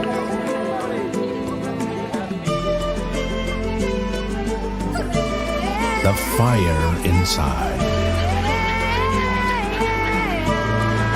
The wonder of nature.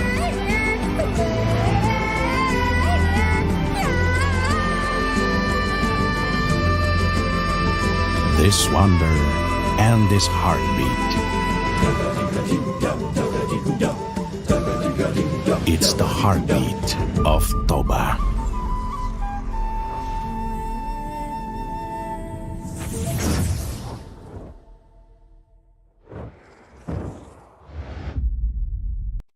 Introducing the Island of Gods.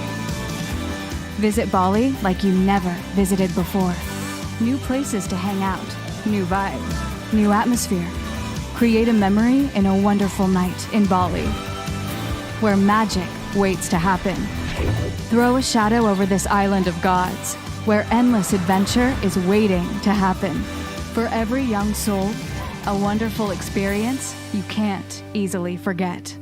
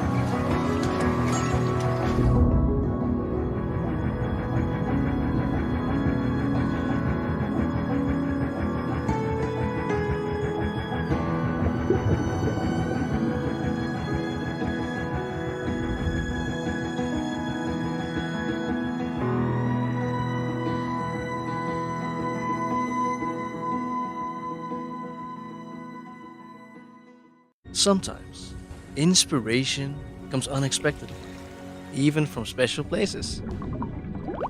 Because in the end, inspirations exist to be shared. Sometimes, inspiration comes unexpectedly, even from special places. When inspiration comes, don't hold it back. Let it flow.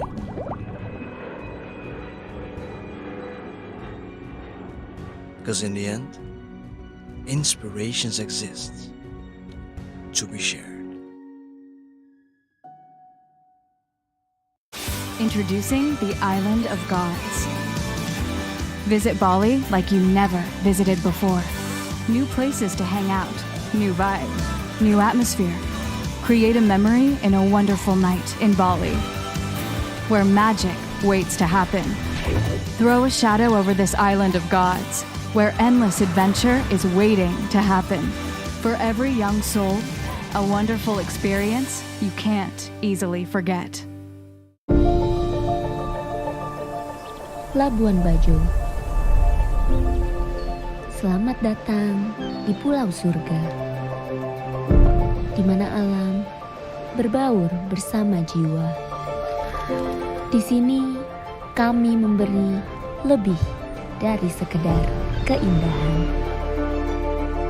Di sini kami menawarkan kebudayaan. Di tempat ini kami menciptakan kerinduan. Dan di sini kami membuka pengalaman, menggali lebih dalam, lebih dari sekedar menikmati alam.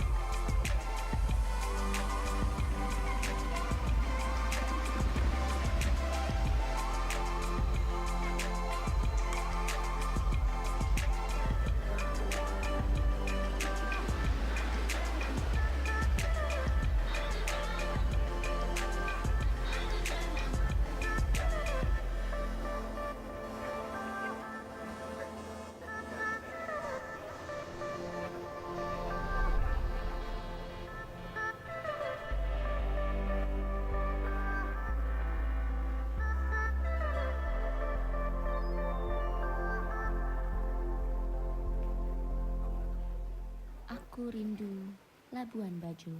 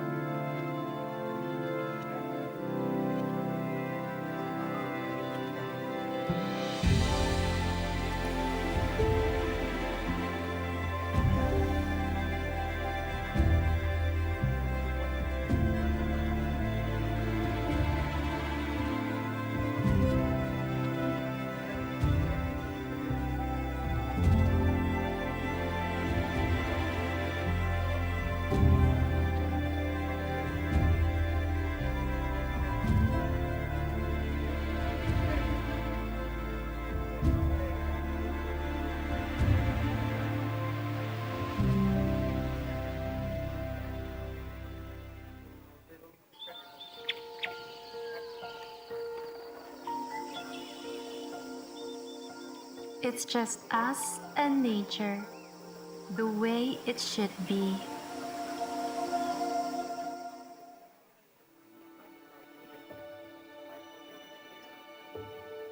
We know you have been longing for a good holiday in Bali. Indonesia cares, so it's been preparing for your safe return. Ngurah Rai International Airport has been awarded the Safe Travel Stamp by the World Travel and Tourism Council for its commitment to implement the COVID-19 health protocols.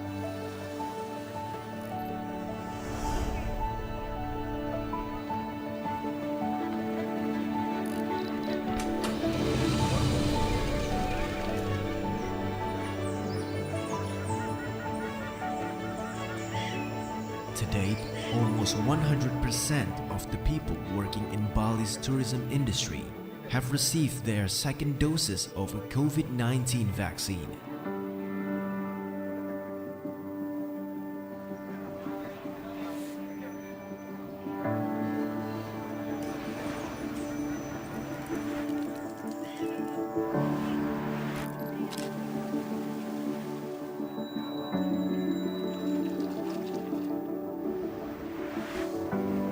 Furthermore, 1,006 tourism businesses in Bali, including hotels, restaurants, tourism attractions, and others have been granted the Indonesia Care certification from the Ministry of Tourism and Creative Economy for their consistent implementation of COVID-19 health protocols.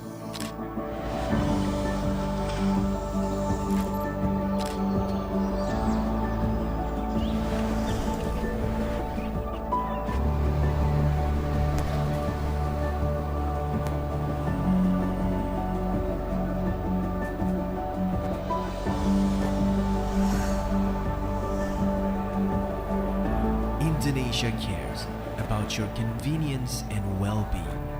And when the time comes, the island of the gods will be ready to welcome you with utmost warmth.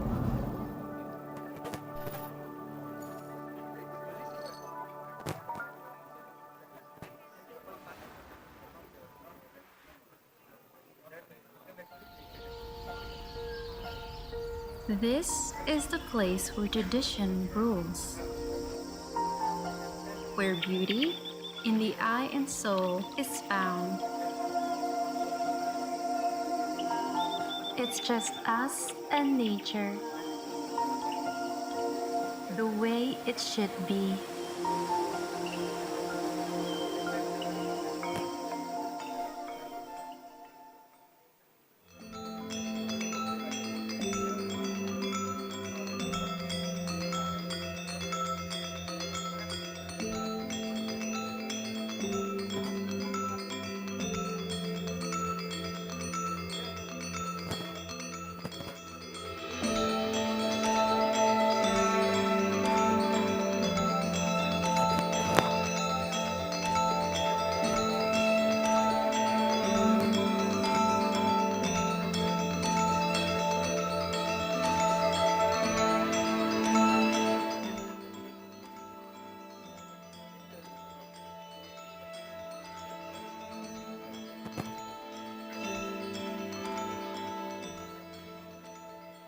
Attention please. Ladies and gentlemen, welcome back to the 3rd NHI Tourism Forum 2023.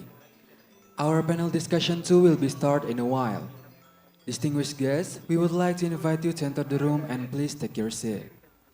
For those of you who are attending this event virtually, please kindly set your Zoom is muted throughout the event.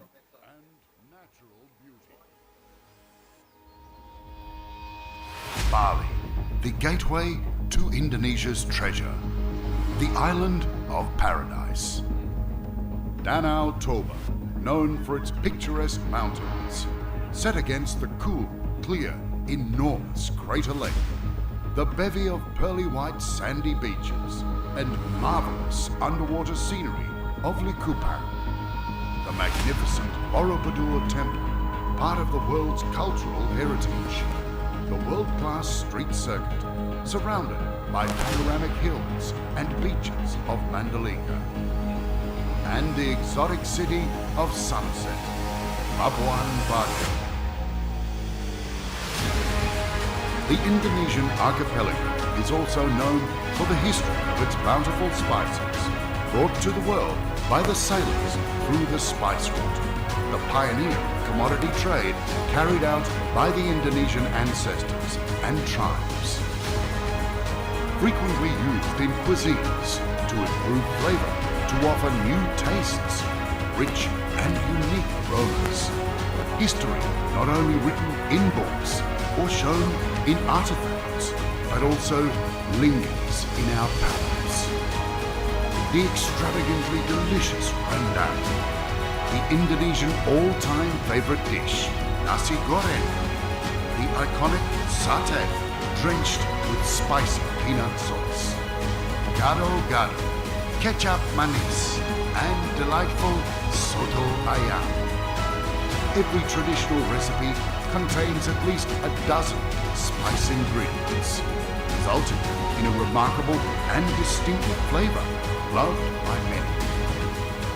Spices are now packed in hygienic and more practical packaging, processed with modern technology and international food safety standards, without reducing their rich flavors. Now, they are ready to be used in 4,000 Indonesian restaurants worldwide, worth $2 billion of export value in 2024. Enjoy the soul of authentic Indonesian spices at Indonesian restaurants around the world, and of course, at your own dining table. Be ready to enjoy world heritage.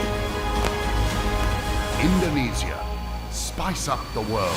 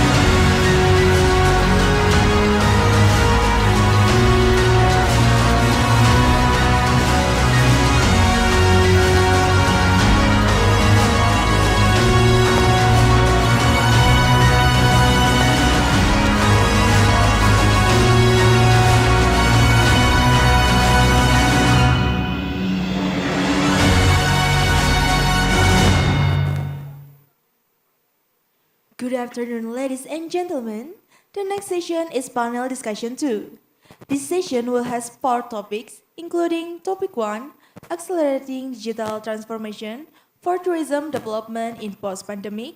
Topic 2, COVID-19 and the Tourism Industry, Managing the Crisis and Recovery. Topic 3, Global Challenge in Tourism Humanitarian. Topic 4, Tourism 4.0, Enrich tourist experience with technology and drive positive impact in tourism.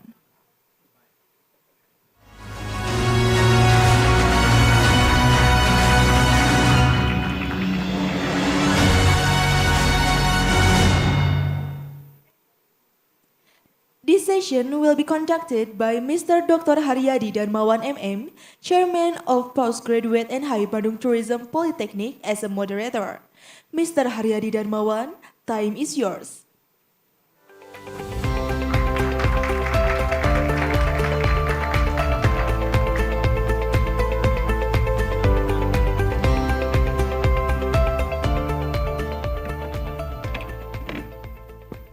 Thank you, Shahmi and Anisha. I called you Shahmi and Anisha, right? Okay. Okay, good afternoon. Assalamualaikum warahmatullahi wabarakatuh. And in West Java, for international speakers, Prof. Hafiz and Prof. Kenyon, we have a Sundanese greeting. So our students are already familiar with that. When I say Sampurasun, then the reply is Rampes. This is a Sundanese greeting. Once again, Sampurasun. Rampes. Okay. And welcome today for the second plenary session at NHI Tourism Forum 2023. My name is Haryadi Darmawan, and I will be your moderator for the session discussion.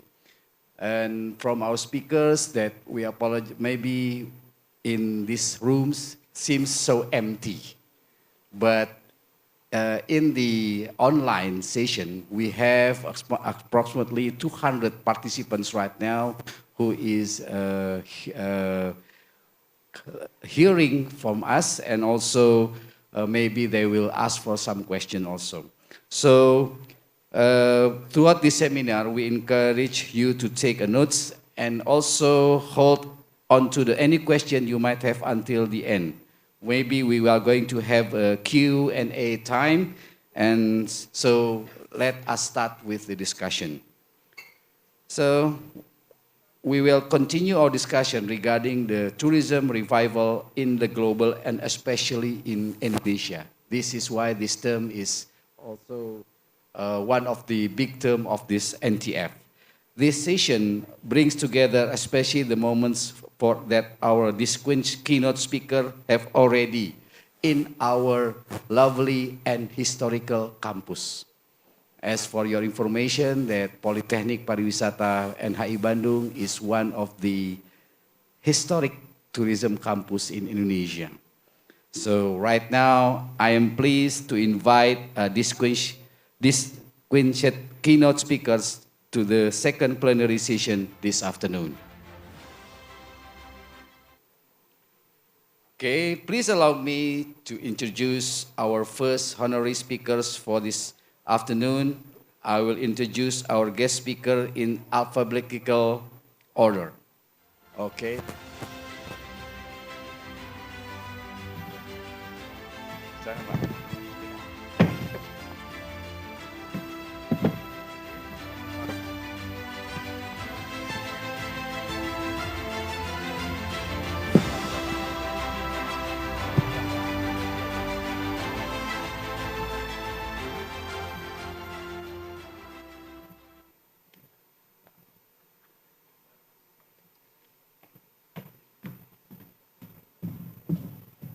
Okay, I will introduce our guest speakers right now. Maybe kita dari Indonesia, saya perkenalkan dulu our guest from abroad. First of all, Professor Dr. Alexander J. Kenyon. Okay, the only ladies in this presentation. Professor Kenyon, okay, close.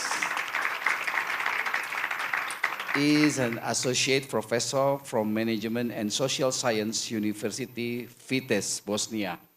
Yeah, I hope that maybe you can sometimes invite me to Bosnia. I never been to Bosnia. Yeah, Butias ya, next time lagi.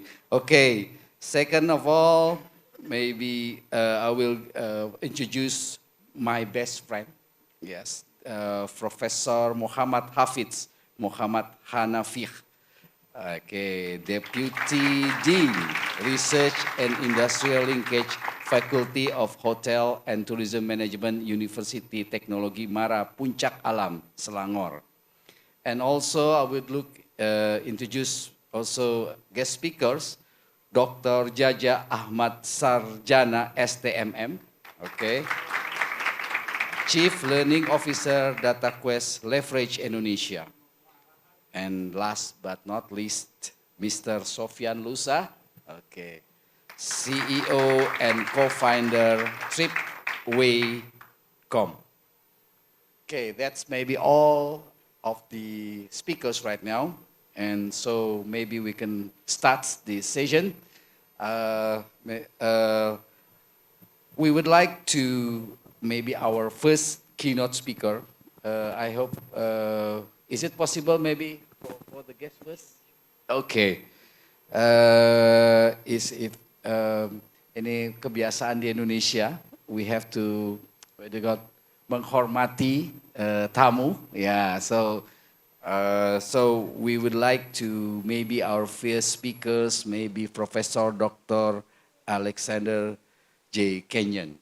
Okay, good afternoon, Professor. Nice to see you again. I heard that this is the 5th time, yeah, you went to our campus. Okay, so this afternoon, Professor Kenyon will underline the topic that may be very useful for Indonesia right now. His presentation will be in food tourism recovery. That's maybe the title, yes. This is a very, when I read the presentation last night, I think this is a good topic for Indonesian. So, Professor Kenyon, the time is yours, please. Thank you. Is it okay if I walk around? Yes, you have 15 minutes, Professor. Okay. Thank you. Thank you very much. Yeah, it's my absolute honor to be here. I've been here. This is my 6th time. So some of the senior people like Faisal and Fajar, Indri, Sylvie, they were my students in Leeds because we had a partnership. So I came here to do some lectures and they came to us in Leeds for their education at master's level. So it is an absolute joy to be back here. Okay, we can use this. Okay, thank you. This, yeah, you go. Okay, okay. Closer. Okay, so yes, thank you very much for the introduction. So I would like to think about food tourism.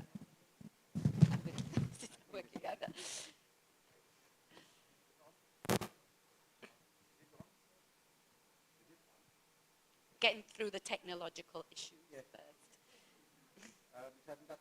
Aha, excellent. Maybe you Okay. can mention next. I think it's better. Okay. I'll give it a go. Anyway, okay, so food tourism recovery.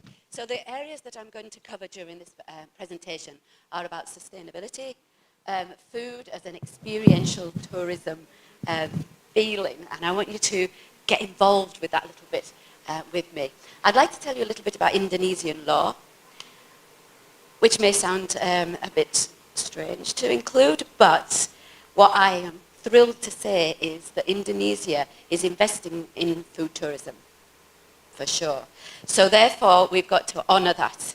Most governments do, but to make it as specific as this, in terms of including it in law, is truly amazing.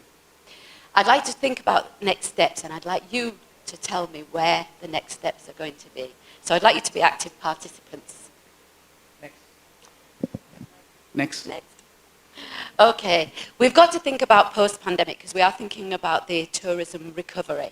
And the food tourism recovery is important because at the end of the day, everyone eats food, everyone drinks drinks. So it never goes away. And so much so now that there's plenty of research that's telling us people are actually spending more on food and drinks when they are a tourist than they are on their accommodation.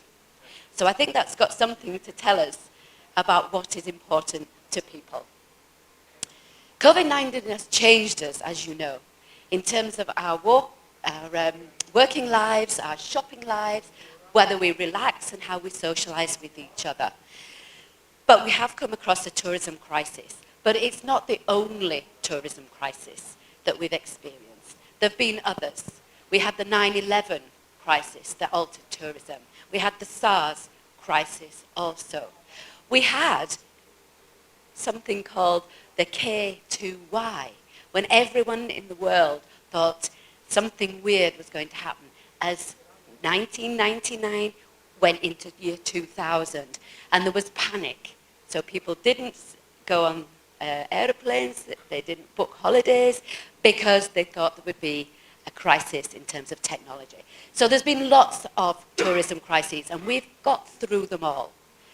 So there's been 7 decades of growth in terms of tourism, in terms of the number of people that are engaging in tourism, the amount of money that's being spent, and so on. We'll have a look at that in a moment. Unfortunately, the pandemic did give us actually 5 failures. So organisations that failed the most during that period of time and are taking a while to recover, obviously is tourism and hospitality. But it's also manufacturers of shoes, because not many people go out and not many people wear shoes. It's trainers now, because we all got so relaxed, didn't we, in our comfortable clothes. So elegant dress and shoes was another bit of a crisis. There were other crises as well, in terms of food shortages because of transportation issues. So the post-pandemic area now is something we need to look forward to, because we're on the up. And this is the person that's telling us that we're absolutely on the way up. So we've got the Secretary General of UNWTO, who says global tourism is on track, hurrah, to return to pre-pandemic levels by the end of the year. So this is the most recent publication. So by the end of 2023, we'll be back to where we were. And the reason is because if we invest in people and projects that make a difference, we can deliver the sector's potential to drive growth and opportunities for all. And that's what we can do, because you're here to manage the next steps in terms of hospitality and tourism. So that's great news that you're involved. Next. Okay, so this is even higher, if you can imagine, than your own Indonesian government. This is the United Nations. This is UNTWO saying to your government and mine and everyone else's government, you need to invest. You need to have a strategy about investment. And this is the mission that is being put forward by the UNTWO. Promote tourism through traditional and innovative investments. Services for the development of a competitive and sustainable economic growth. So organisations, investors, I'm talking big investors that are thinking about investing billions of pounds, billions of Indonesian rupiah. They look towards organisations like tourism, like hospitality, to invest their money, because even though there was a big down price, it is recovering at a very speedy rate in comparison with others. And it's something that makes the world turn round. I'm sure somebody in this room can tell me, one in how many people have got something to do with tourism?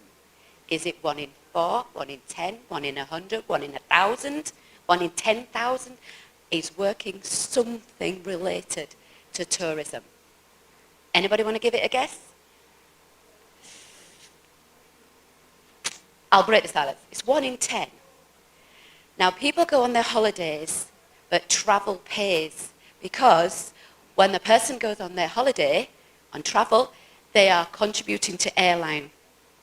They're contributing to hotels. They're contributing to the cruise line industry. They contribute to food. They contribute to clothes. They go to museums, and so on. So all of those contributions are made into cities, into towns, into villages, into countries. So they are a good source. So you can imagine all of those different people, chefs, ambulance workers, people that sweep the streets after the tourism have been. All of these people are connected in some way to tourism. So that's 1 in 10 people. So next time you're on a bus, just imagine there's probably 10 other people on that bus that are also going to be connected to hospitality and tourism. So the investment strategy then is enhance access to finance and investments by connecting with key tourism stakeholders into a high-level global network. So I'm going to, oh gosh, let's speed up a little bit. So what I need to be telling you about now is where Indonesian law and contribution to this will actually take place. Okay, so this is the recovery. You saw that the 7 decades of a nice growth, then we've had the plunge, but you can see it's coming back, and it's been guaranteed by the UNTWO that it's actually going to continue and progress. Now, the idea with the recovery strategy is not to, we need to rethink tourism. We don't want to just go back to normal, as it were, because there's no normal right now. So what we do need to do, and this is for you, for your future really, is to ensure that whatever tourism we do is sustainable, it's got social justice, it's got ecological justice underpinning, so that we care for each other, our well-being of our staff, the well-being of communities, and so on. We also need to think about biodiversity conservation. So this is about taking water, taking food from the land, and making sure we don't take too many, that there's none left, and there's problems there. We need to be resilient and regenerative, so we want to regenerate, but into the new ways. So in terms of the the sustainability, we've got to be transformative, do something a little bit different. We've got to think about this strategically, but we all can't do it individually. We need to do this collectively. Internationally, we've got big governance telling us what happens next, what to do next. We've got your national government, and also we've got local governments as well. Bandung, what are they doing for tourism recovery? So we need to think then here about food tourism, because at the end of the day, as I mentioned, the amount of food spent is almost more than accommodation now. So I think that gives us a nice benchmark. We need to strengthen the authenticity of the food, rather than it being bland, and rather than some of the fantastic Indonesian foods that you produce are not westernized for our palate, for the tourist. Show us what you've really got. Don't show us something that you think we might like. Okay? So we need to cherish that history. And we want to bring back traditions more. Talk to your grandparents. There'll be a grandmother somewhere with a new recipe that's a special recipe just for your family. Maybe we could share that. Who knows? Cultural reboost is important, because at the end of the day, more tourists are interested in that. The sanitized tourist attractions, where there are, hotels, swimming pools, gymnasiums, they're not what tourism is all about really, and there's more people wanting to get that authentication. Tourism, food is about a sensory experience, okay? And it's memorable. And I just want you to take 10 seconds of your life by closing your eyes and thinking of the best food you've ever tasted.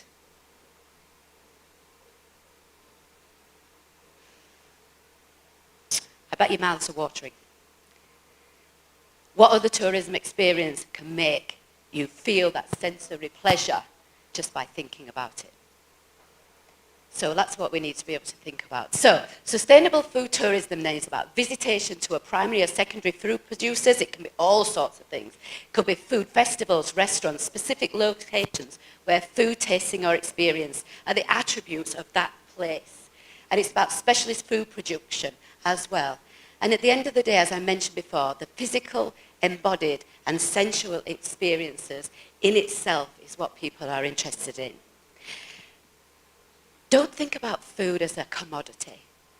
Think about food being the 7 wonders of the world. The climate makes food happen. Mother Nature reigns, she also brings sunshine. We can't do without it. So the climate's important.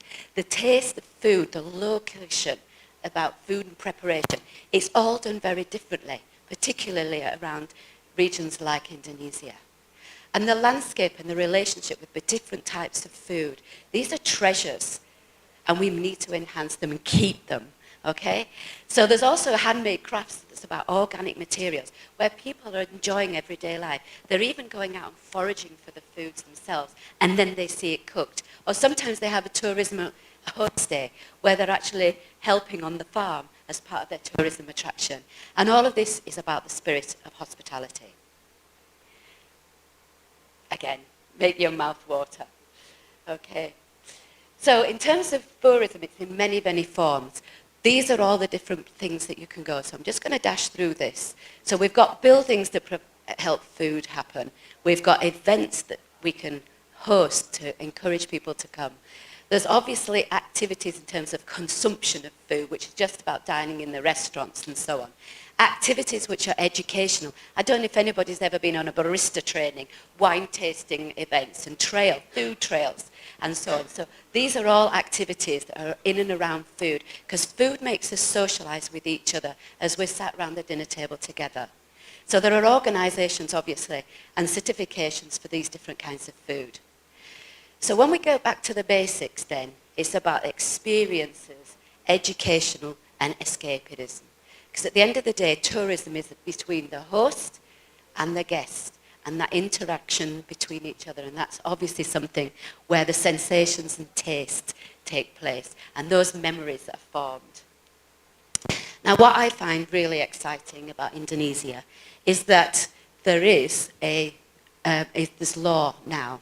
So tourism, in terms of law number 10, 2009, implementation of tourism is based on benefits, balance, independence, participatory and sustainability. So your government, taking what's coming from the United Nations, World Tourism Organization, and you've defined it into your own self as to what food is all about. They've told us what to do.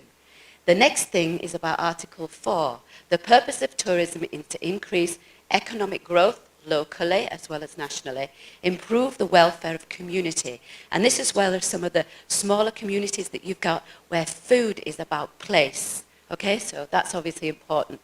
We want it to eradicate poverty, deal with unemployment, preserve the environment, of course, and the natural resources, and promote the cultural activities that we enjoy.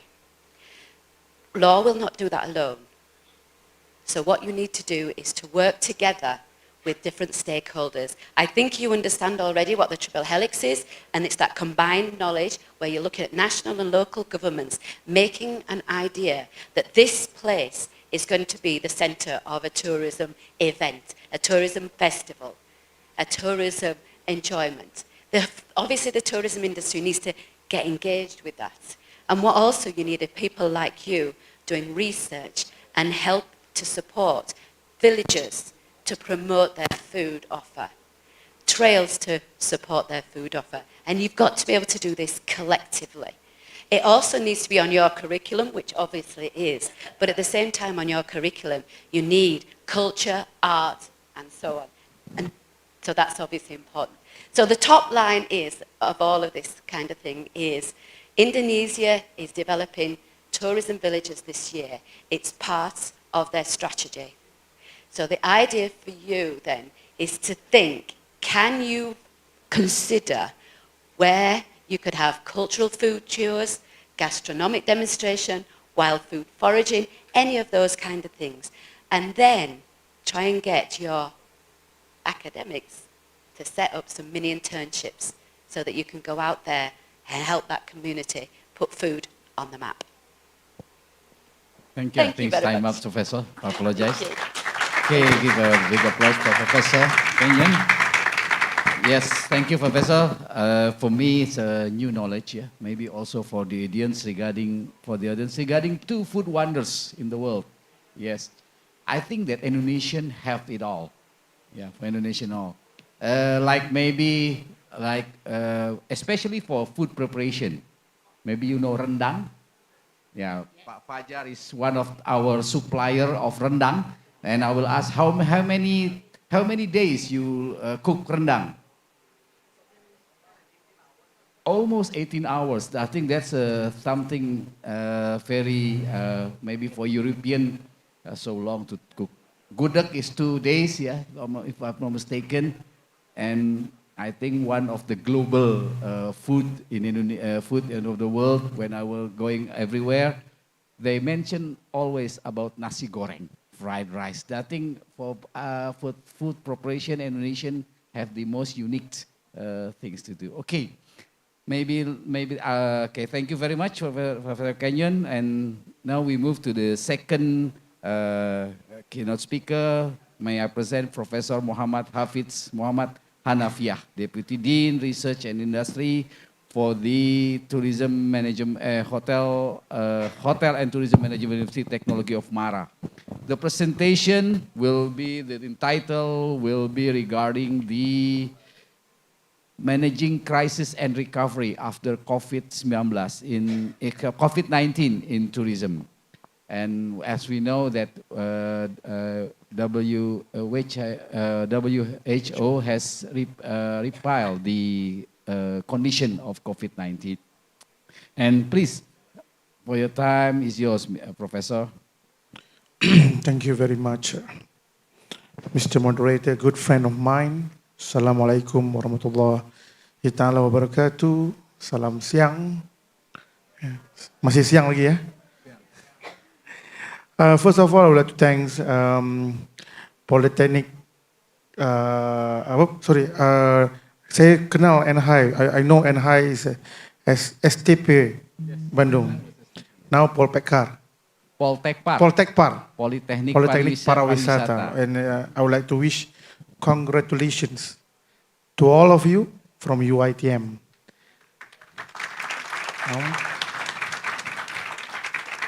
It's a big step for NHI to move forward from STP to Poltekpar. And I do know that most of your staff is currently burdened with a lot of new things that you have to learn and relearn. I would like to say thanks to Ibu Tias and Pak Fajar for organizing such an interesting event. And to the students, thanks for coming, especially considering all the topics are quite boring for you guys. Yeah, I was expecting a lot of industry players. Yep, and I hope that this sharing could be related to the industry player in Indonesia, because I'm going to share a little bit of what have been done by countries around the world, how they manage the recovery and how do they bounce back. And Indonesia is part of these case studies. Can I have the, yeah, I think it's working, should be. Is it working? Yep. Okay. So, I was told that I have 2 hours. Am I correct? No, it's 15 minutes. So I'll skip some of the slides. But the slides is available for your readings and you can get it from the organizer. So actually COVID-19 comes without any signals. it is a sudden phenomenon. Nobody knows what to do, how to react.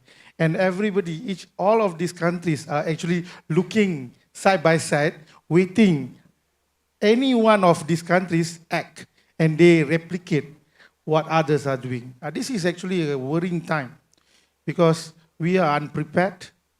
We are doing it based on trial and error. Yep. And perhaps the worrying thing is that WHO, even the World Bank actually have consolidated that tourism is the first one to be affected and the last one to be recover. This is somehow a problem, not only for the industry, but also for our education institutions, because we are producing talents, and during COVID-19, we are producing talents to an industry that doesn't exist at all at that point of time. Yep. So, first of all, the most important part of any crisis is to make sure that the human being is safe. It's not about the safekeeping of the industries. It's not about making sure that industry can survive, but to make sure that people are living and living well. So, they move from a unified, previously they follow each other, but somehow they learn from their mistake and they start to tailor-make their response according to their countries, according to their culture, and according to the impact, and also the variants that actually attacking them. The virus, yeah. And we are talking about making sure people are wearing masks. Yeah. We make sure that we stop social gathering. All schools, restaurants, any leisure activities were closed. Yeah. And in fact, it was quite a while until the vaccination been rolled out. And there's a lot of problems in vaccination where, I know how many of you are vaccinated? Definitely all of you. Yep. And somehow some of you were vaccinated twice. You have to take the third dose, fourth dose. Yep. And this is based on requirements from the host country and also the visiting countries. Different countries have their different rulings.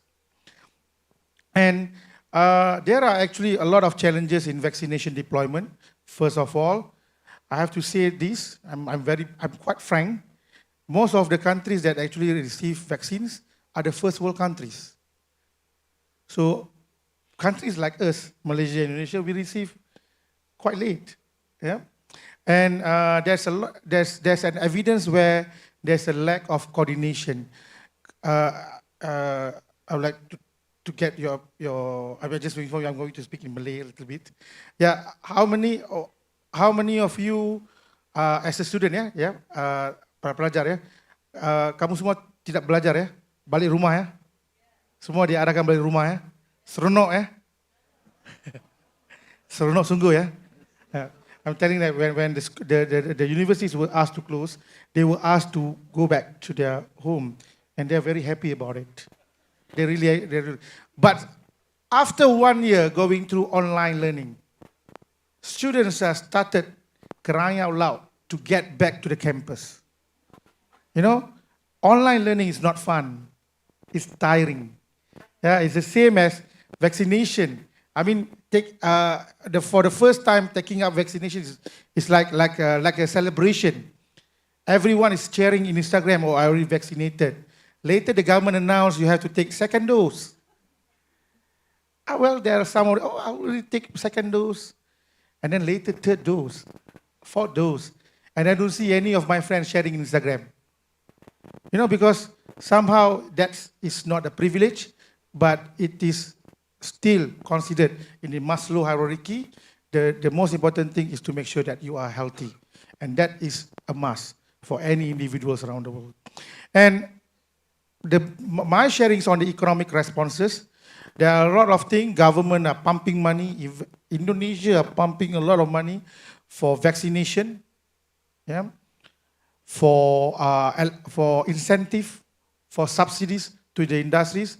And believe me or not, these monies are coming from development fund. Meaning that government have to cancel a lot of development projects to control COVID-19. And definitely in Indonesia, tourism is developing. So somehow that decision definitely sent a shock to the business life cycles. I think my friend from the industry will share on that particular matter. So I'm going to share a little bit more on the subnational finance. Indonesia is very unique. You know, in Malaysia it's simple. What the Prime Minister say, everyone follow. But I was informed, I mean, luckily I'm a Malaysian, I hope I will not be stopped in the airport, but I was informed by my colleagues in Indonesia that in Indonesia, even though the instruction coming from the president, somehow the governor actually have the power to overrule, to reconcile or to modify those, obviously, instruction. And this actually caused a problem because they are actually we consider subnational finance. Yep. And some countries have actually come out with the revenue side measures. Some countries actually goes with continuation of support packages, even in 2021, a year after COVID-19. And you can see here, these are the reasons. First, the stringency of COVID-19 restriction. Yeah, you can see that in Indonesia, you are quite strict. Yeah, I know you have like this color coding, yeah, red, yellow, isn't it? To announce whether you can move from one border to another border. Yeah. Okay, and you can see India in June, 100% no traveling is allowed because there's a spike of COVID-19. Yep. So, and you can see Laos are quite okay, quite relaxed, but out of sudden when it spikes, they start to close there. So everyone is closing their borders. And you can see that all the GDP, the real GDP is actually the national income, yeah, pendapatan negara. So everyone is actually affected. Everyone can have shown negative income during COVID-19. And the changes in GDP, a lot of them face negative changes. So meaning that their income has gone down, and it does affect their development plan. And luckily, Indonesia is not there, yeah, because you are practicing expansionary monetary and fiscal policy, but Malaysia is there, you know. And change in skills wage. This is actually the most important thing. When COVID happened, it does affect our industry and indirectly affect your job. Yeah? When you go out there, there's no demand. As there is no demand for new workforce, the pay is not moving, in fact declining. So this actually sent a shock to our employment rate, and in fact for you to getting a better job and perks and benefits in the future because of COVID-19. And the credit rating, when the government did give ratings for companies, I mean, most of them were downgraded. Yep. And this is the case Malaysia. So what Malaysia did is, the Malaysia 2022 budget, we have a record of spending package, meaning the government are spending more of what they are getting, expansionary. Indonesia, they are experiencing very steady economic recovery. But again, in 2022 budget is expansionary, spending more. Philippines is quite bad. They have lack of coordinations in terms of vaccination. So they are one among the lowest vaccinated countries in ASEAN. Yeah. Thailand is actually very innovative. They are the first one who coined the travel bubble, you know, the sandbox, getting people to Phuket. And then Indonesia start to open up Bali, if you remember. And Malaysia tried to open up Langkawi with travel bubbles. Vietnam, so Vietnam is the most strict countries because they are in border with China. So they shut down the border at all. So they send everyone back. So when I went to the Malaysian street, there's a Malaysian street in Ho Chi Minh, where you can actually go to Vietnam and order nasi goreng. And you can order in Bahasa Indonesia or Melayu. They can understand. It's empty. There's only dogs there. Because they closed everything. All the travel agents, tour operators went back to their village. But the most interesting part about Vietnam is that because they are self-sustained. They are self-sustained. Meaning that they are able to go back to their village, kampung, and they can work in kampung to sustain themselves. And after the government open up back their economy, they are willing to come back to the city and restart back their business. So, and Singapore, definitely Singapore. They are the one who opened the vaccinated travel lane. And it is actually helpful for Malaysian government because we have a lot of Malaysians working in Singapore.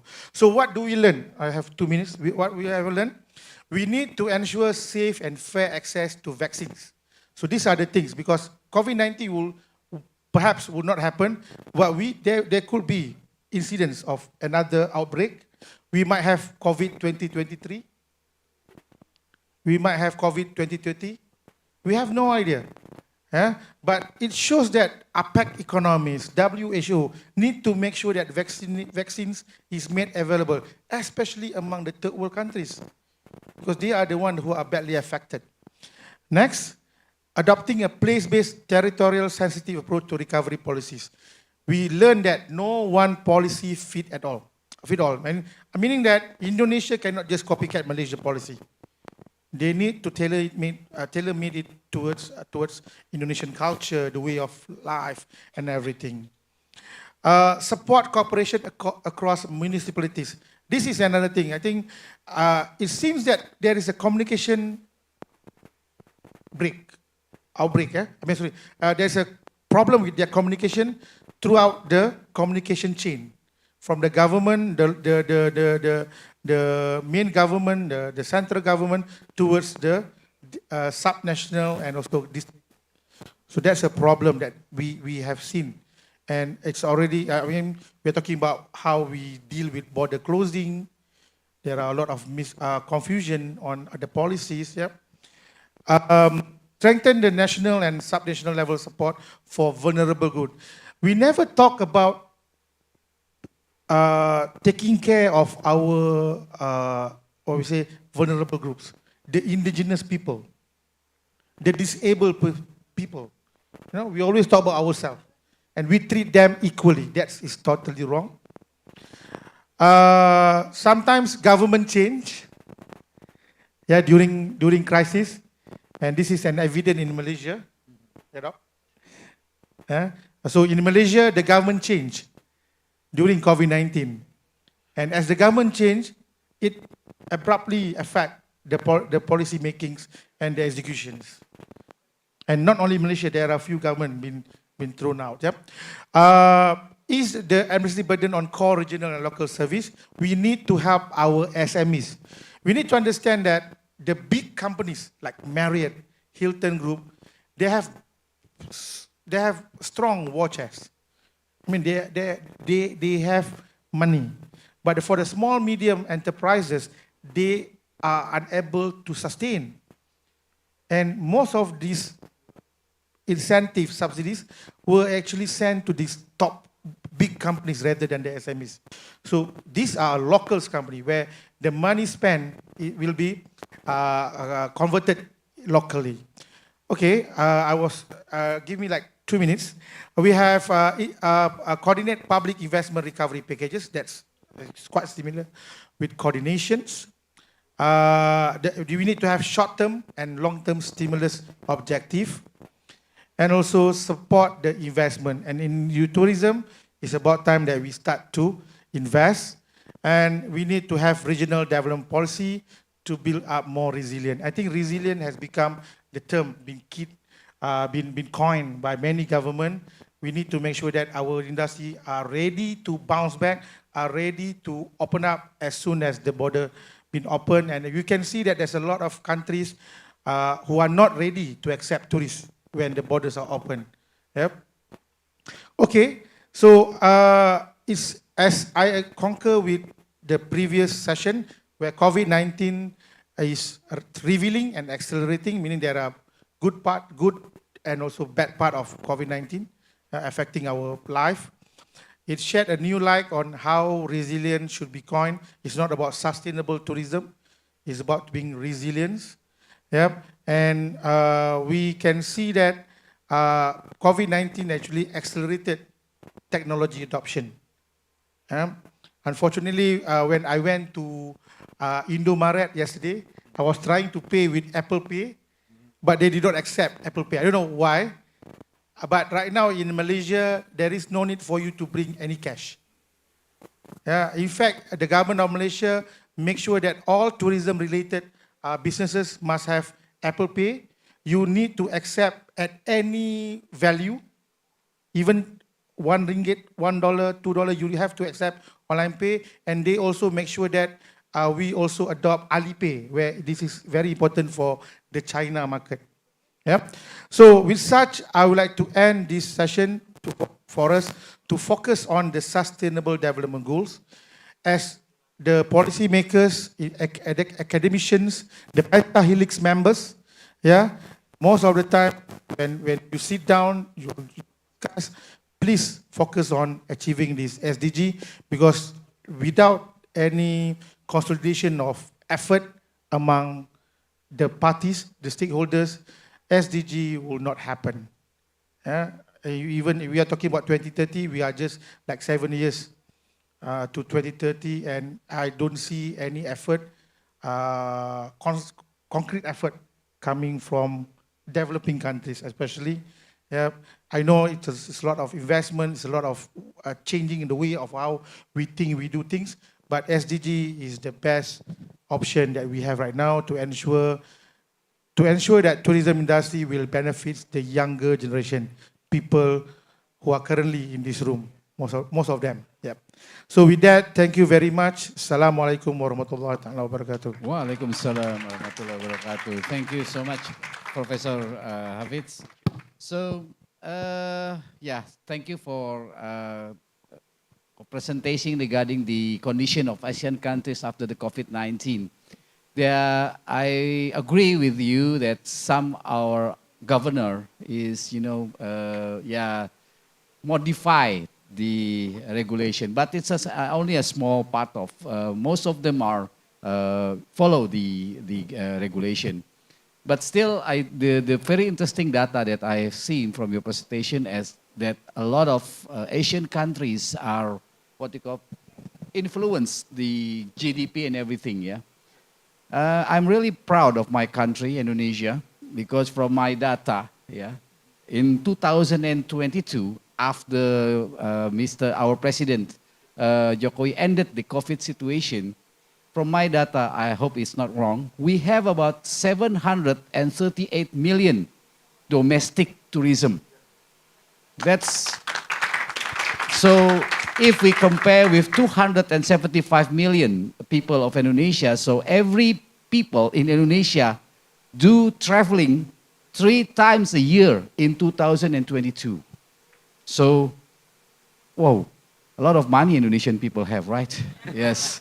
Okay, and the last data from, we call it, maybe Professor Kenyan and Professor Hafiz, we call it mudik. Mudik is we go home when after the Hari Raya pulang kampung. So the figures was about 123 million people Indonesian are doing mudik. So I think COVID Indonesia didn't influence their income and behavior. Yes. So maybe this is a good data for us. Yeah. I hope that in the future, Indonesia always be a very wealthy country. Yeah. Okay. Okay. Thank you very much, Professor Hafiz, for your presentation. And then the third presentation will be by Mr. Sofian Lusa. Okay, Mr. Sofyan Lusa is a CEO and co-founder for Trip.com. Good afternoon, Mr. Sofyan. Good afternoon. And the title of this presentation is the Accelerating Digital Transformation for Tourism Development in Post-Pandemic. To Mr. Sofyan, the time is yours, please. Yeah. Thank you, Pak. Good afternoon, ladies and gentlemen. Okay, in this session, I would like to share actually our experience as one of the adventure operator in Indonesia, how we pass and we adopted the technology to use digital transformation is one of our strategic weapon to win the competition. So I would like to, in the start, sorry, ke bawah. Okay, I would like to start with the report from the Deloitte 2023 about the travel outlook reports. They said the 5 insights that we can got from the report. Number 1 is domestic travel will remain the primary source for the revenue for travel industry. And that's good news. And the other thing is international travel slowly recovering from the pandemic. It's also we can say yes in our industry. And then second thing is about the business travel is expected to rebound significantly this year. This also is good insight for tourism industry. And number 3 is sustainability will come is the more critical factor in travel decision making, with the travel seeking the environmentally and friendly option. So most of the traveler looking for the nature and back to nature and so on. And in addition, we can say that technology will continue to play a significant role in the travel industry. Now we can say that digital transformation digital is one of the issue that all the tourism industry are talking about currently, and then how they can speed up to implement the strategy and then make it all the business process, SOP and business model to be more agile to facing the post-pandemic era. And then overall, you can see that the good things, number 5, is about the labor shortage in hospitality industry may lead the higher wages for the worker. But could also result the reduce the service level and higher price for customer. This is one of the things that we have to consider in our tourism industry. The other thing is I saw that the report from Deloitte is in line with the Indonesian report in Indonesia Outlook 2021 that say that tourism more in line choose the natural adventure and dominated by domestic is quite similar with the Deloitte, and customer is becoming the conscious of the impact on environmental and social society, and then is the highlight about the importance of the digital transformation. We know that the cashless society and everything digital, booking digital, and then financial technology, less crowd, tourism, and then we can say that domestic boom. That maybe we can see that in this year, we receive a lot of the domestic tourists from the Indonesia to in our industry. And also we can see that all the news, all the based on the 2 report mentioned above before, we gain insight that digital transformation is the solution to remain competitive in the market. So digital market is becoming the focus topic in the coming years for the global tourism industry. And then we can see in Southeast Asia, tourism tech, they're talking about how we can speed up, how we can adopt the digital transformation to their business. And this is for an example how we can adopt the innovation in tourism and hospitality industry. We know what we call it the virtual reality, augmented reality, mobile check-in, digital payment, like Professor Hafiz said about even for the Apple Pay, is also one our program actually, how to make it convenient for our tourists, especially Indonesia. So I can say that in general, the impact of the digital transformation that we can understand, especially in Indonesia, I summarize there are 4 aspects that will be impacted.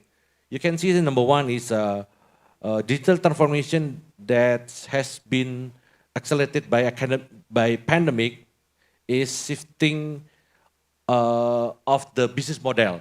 So we know that there is adopting the sharing economy, IoT model, and then using platform for data collection, analysis through the data analytic, integrated API, and so on. And the second impact is about data is the new oil. That means the value of data has become valuable resources in the digital economy, and then that means the data, if we can assume that a raw material that can be extracted, refined, and transformed into the valuable product and services. But the other side, we know that with the increasing importance and reliance on the data in tourism industry, they also have the risk for cyber threat, cyber crime, data breach, and then that can pose the significant threat and risk to the company operation and reputation. And the third impact that related the shifting in the human capital is about the talent. So from the profession carried out by humans to those taken by robot in coming years to 2025, you can see that there is a phenomenon that will be the job losses, job creation, and then emergence of the new set skill for the tourism industry, hybrid work pattern between the work from home and work from office and so on. And the last impact that related to the role of the governments, I think that the speed of technology can change the government role in terms of the government not only as a regulator, but also as in the future focusing on as the facilitator and accelerator. Okay, and then okay, I would like to share with you, ladies and gentlemen, our experience about how we transform our business model, how we adopt the digital transformation in our company, which engage in jet ski rental. We call it Sidu Safari. This is one of the island in Kepulauan Seribu, Pak, in Jakarta. So Sidu Safari is the water adventure that offering the island hopping experience with the personal watercraft we know as jet ski. And we established in 2019 with the focus on jet ski rental and suitable for the all level. I mean, for the beginner, for intermediate, and then for the advanced. And the package can be tailor-made to preference with individual needs. So we provide more than 10 islands, so they can choose which one the island they would like to visit it. So every year is more than 9,500 transactions in our platform. And then our business model has become more agile by leveraging the IT due to the COVID phenomenon and digital trends. So we have formulated the 6 digital transformation strategy that we have implemented in past 2 years. Such as the number 1 is we build the unique and differentiated customer experience. So we believe that this is the one key of the digital transformation is creating the unique and the differentiated customer experience. You can see that, so this is the examples in Jakarta, Semarang, Surabaya, Bali, and Makassar, we have the best practices how to build the unique experience for customer, creating the places, creating the turnkey solution for the tourism. And also we added not only for the water adventure, but land adventure last year. And second things about our strategy implement the effective digital marketing. Okay, maybe this is the one of the important strategy how to we can reach the millennial generation market. So we have a lot of program collaborate with the public figure, and then we regularly we collaborate with celebrity, athlete, influencer, and entrepreneur to create content, and content is tailor-made by teams with the public figure that we are collaborated with. And number three is about how we can utilize data analytics and make sure that we creating the better decision and strategy, especially for the marketing, for the pre-sales and for the after sales. For example, I can say that trend for increasing female customer, which become the reference for us to create package, especially for the woman, and the results, it's been quite satisfying. You can see that this is we creating the tailor-made package for the ladies in Kartini days, woman days, and so on. So a similar packet with junior. You see, this is for the kid. So how we know that there's a market for the female and the junior, because we're trying to maximize our data analytics. Okay, number 4, develop teams with the strong hospitality and digital skill. That means we also have the program for upscaling and rescaling in talent, especially in tourism industry. Regular technical and digital training is conducted to equip every team members in our company to ensure that the teams have a sufficient knowledge and of hospitality, digital technology, and we can use it as effectively to achieve the business target and business goal.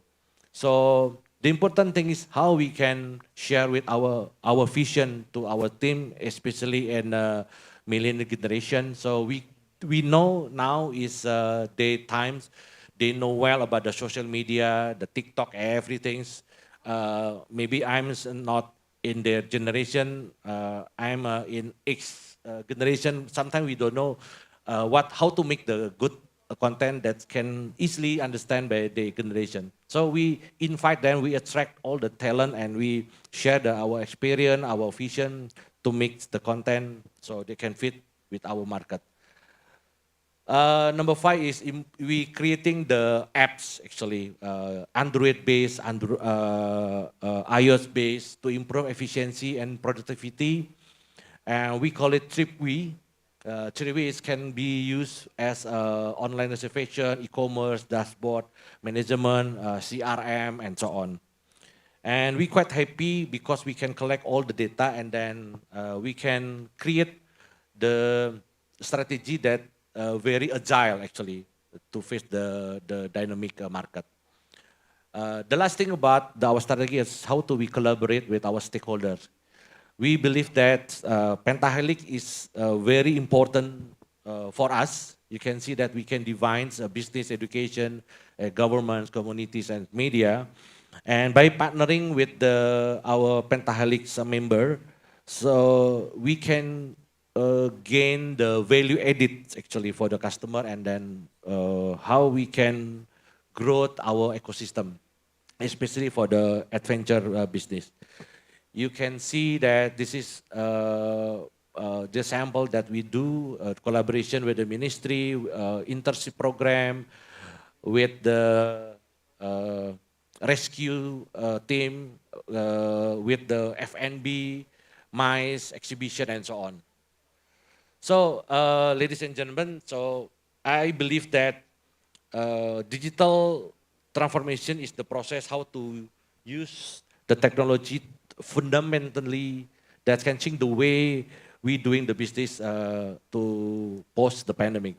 And then with this 6 strategy that we already implemented, we were able to accelerate actually business, our business with the digital transformation and adapt in the post-pandemic era to remain competitiveness in digital age. So I believe that we have to resize this opportunity to embrace the technology and build more vibrant, innovative, and sustainable tourism industry in Indonesia to get more better. Thank you very much. Thank you very much, Mr. Sofyan. Yes, interesting, yeah. Especially the digital transformation strategy. For me, I'm teaching marketing, and I think this is one thing that I should give to my students. But one thing, yeah, I would like to emphasize one thing that, yeah, I agree with you that in regarding increasing the domestic tourists and tourism in Indonesia, it will be a labor storage, correctly, you mentioned. And I think right now, Poltekpar NHI Bandung is doing a research regarding the contribution of the alumni in the national tourism labor. This is know that we have to know that what is our contribution to the national tourism labor. And yes, one thing that I'm interested in your presentation is regarding the using of the digital in Indonesia. Like maybe it's very different from Malaysia, yeah. Indonesian have a lot of islands, spreadly the peoples. Maybe before 2019, if I'm not mistaken, the data shown that the use of internet in Indonesia, it's maybe around below 100 million. Yeah, below because of the condition of the Indonesia. But after the COVID-19, this is a good data that the use of the internet, the digital technology in Indonesia has increased in 2023. Yes, right now the use of internet is about 215 million Indonesian people from 275. So it's regarding about 78%. Right now the people of Indonesia is using internet. Yeah, maybe for my students here, sometimes internet is nothing. It's a common thing. But from people from islands in maybe in Natuna and everything like that, sometimes it's very difficult to get a signal. So, yeah, I think the Indonesian government are very seriously in conducting the infrastructure for the internet. So, this I think will change. Yeah, the change of the characteristic, the preference of the tourist. Now, this is the connection with my statement. Maybe the last but not the least, I think from Mr. Jaja Salahuddin. Yeah, Dr. Jaja Salahuddin, sorry. This is a good topic, the last. Enrich tourist experience with technology and drive positive impact in tourism.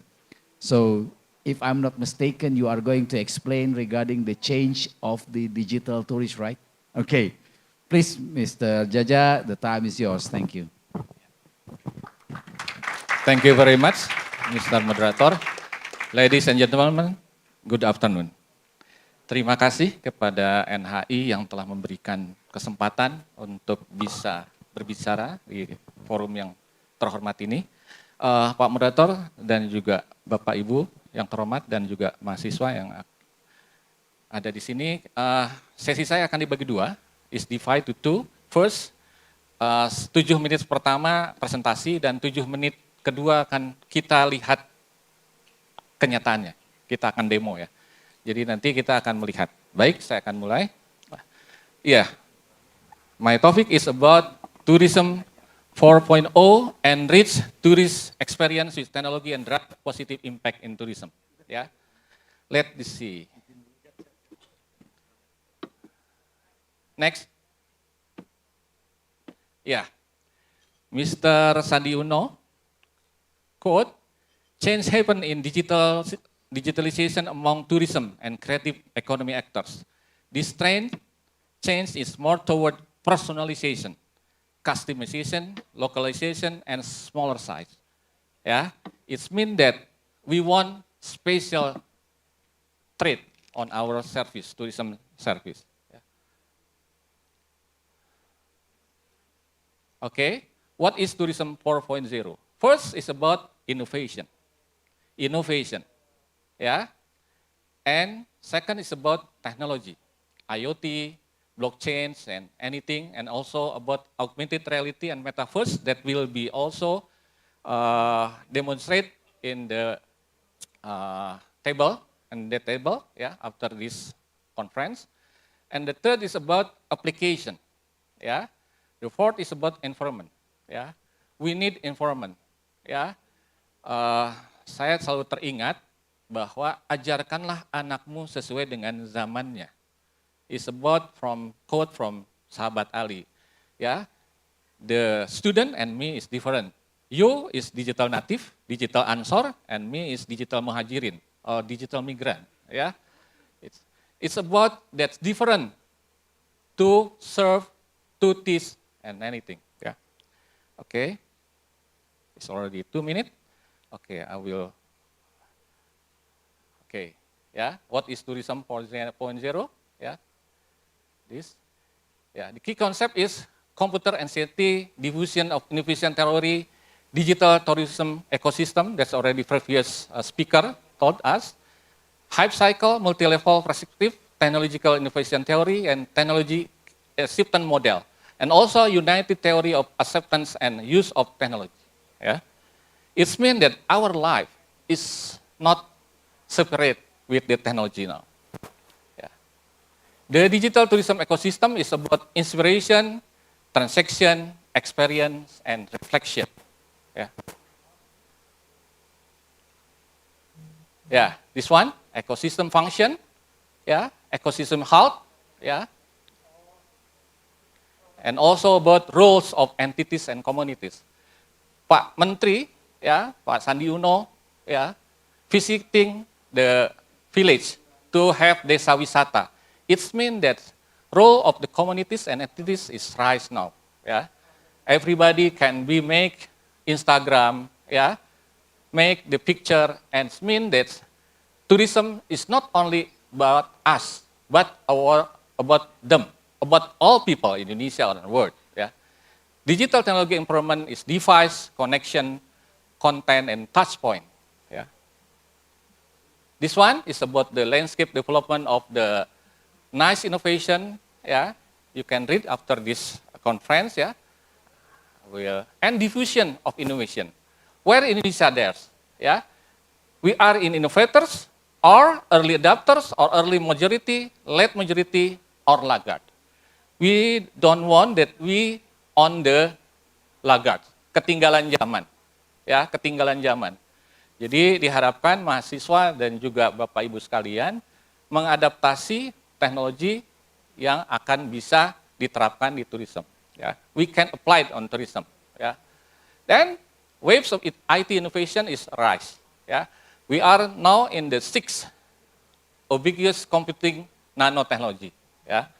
Our device, our HP, our mobile phone is already about 10 times that my PC in the era of 90s. Ya. Jadi HP kita dibandingkan PC saya tahun 90 itu 10 kali lipat. Ya. Jadi bisa digunakan untuk tourism activity.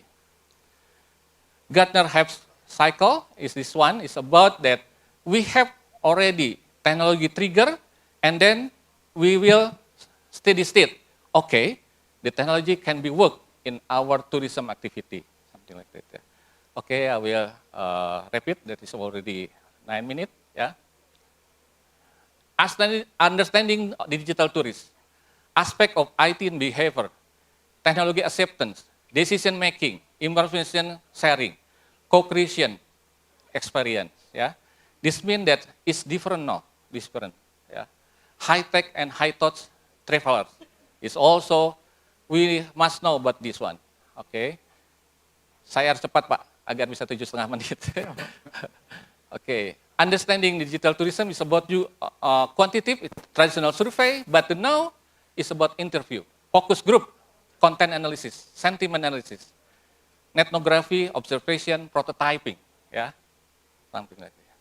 And then we have from traditional to digital travel distribution. This difference that already previous speaker mentioned. Yeah. And this one is types of information in travel distribution: descriptive, user information, analytical, transactional information, which also use of big data. Yeah. And then this one is that already mentioned, that our mobile device is already can have virtual experience. Yeah. Our virtual tourism can be on our handset or laptop. Yeah. Gamification. Yeah. Everybody knows about maybe Pokemon Go. Yeah. Also, this one is assembler. Then we will demonstrate to you, yeah, what kind of augmented reality and also metaverse we'll use for the tourism and travel. Yeah. This one is user website, and then the last one is case study about Migola. Yeah. This one is the small entities, but now it's become the big company using digital, like Traveloka, like Oyo, that become my experience before. Previously is work for at Merpati Nusantara Airline. Lion Air is from the travel agency. Yeah, they only use terminal. Yeah, but the profit of Lion Air is become bigger than Merpati Nusantara Airline. It's about 30 years ago, and nowadays the technology will become rise. Ya, oke, closing. Mohon di klik. Ini adalah contoh, this example augmented reality for the tourism. Mohon diklik.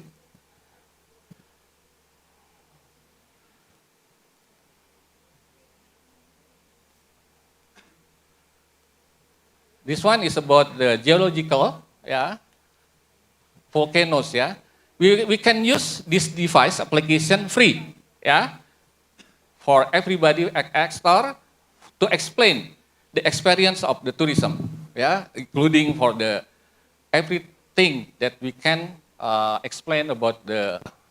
This one is from assembler. Okay, I think it's already finished my presentation. Please come, Mr. Hasbi, to demo the application and also the example of the augmented reality. Please. Sure. Okay. Hi everyone. Let me introduce myself. I'm Hasbi. I'm founder and CEO of Assembler, immersive technology company from Indonesia, from Bandung. So we are working with augmented reality, virtual reality, and then metaverse. So perhaps I would love to share a bit about what we've been working for past 5 years, I think. Okay. Without further ado, I will do some demonstrations, as Pak Jaja mentioned. So perhaps there will be no text, it's going to be visuals, it's going to be videos and perhaps some live demonstrations about our metaverse. Okay. So this is a bit of our portfolio. So we've been working with Bank Indonesia, Central Bank Indonesia, to promote the tourism in Indonesia in the form of immersive technology. So it's like augmented reality, virtual reality, or some people say like mixed reality. I don't know if you guys ever heard the term. Raise your hand if you ever heard augmented reality or virtual reality at all. No? Okay, no problem. So this technology is barely new, but I believe you guys have been playing Pokemon Go, right? So basically the concept is to bring a digital assets or object to the real world situations where we can bring historical objects or places to the real world. So take the example like this is the Garuda Wisnu Kencana, where we can visualize this anywhere in the world, like whenever you are. Basically you can consume the tourism content and hopefully, of course, this is not the replacement to the actual places. No, this is a teaser, so people can learn about it in the comfy of your house, and then you're interested to, okay, I think this place is cool, so maybe I'll give it a visit like that. Okay, so could you please? Okay.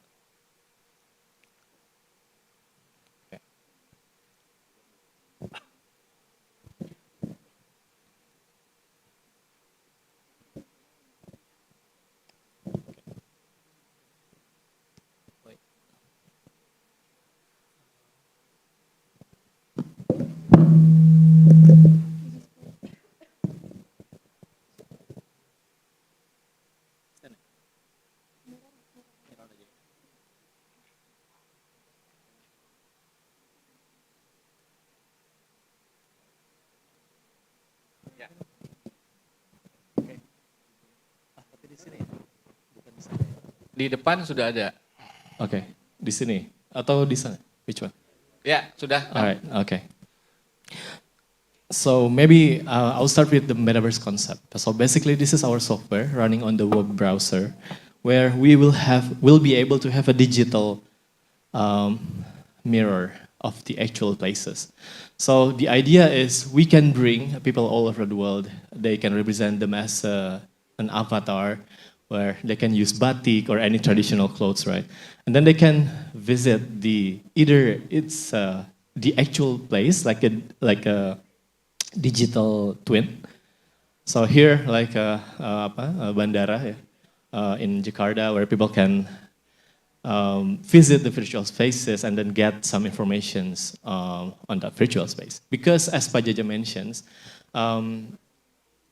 like you guys are digital native generations, right? You're very, very comfortable with your smartphones and your laptop, and you play Roblox or Minecraft, and you are very, very familiar with those technology. Of course, the approach has to be using your language, your behavior. So that's why technology works.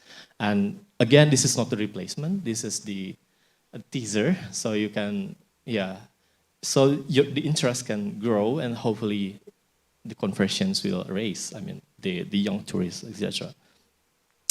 And of course, the implementation is not is quite broad, where people can use this as a virtual store, where people can sell the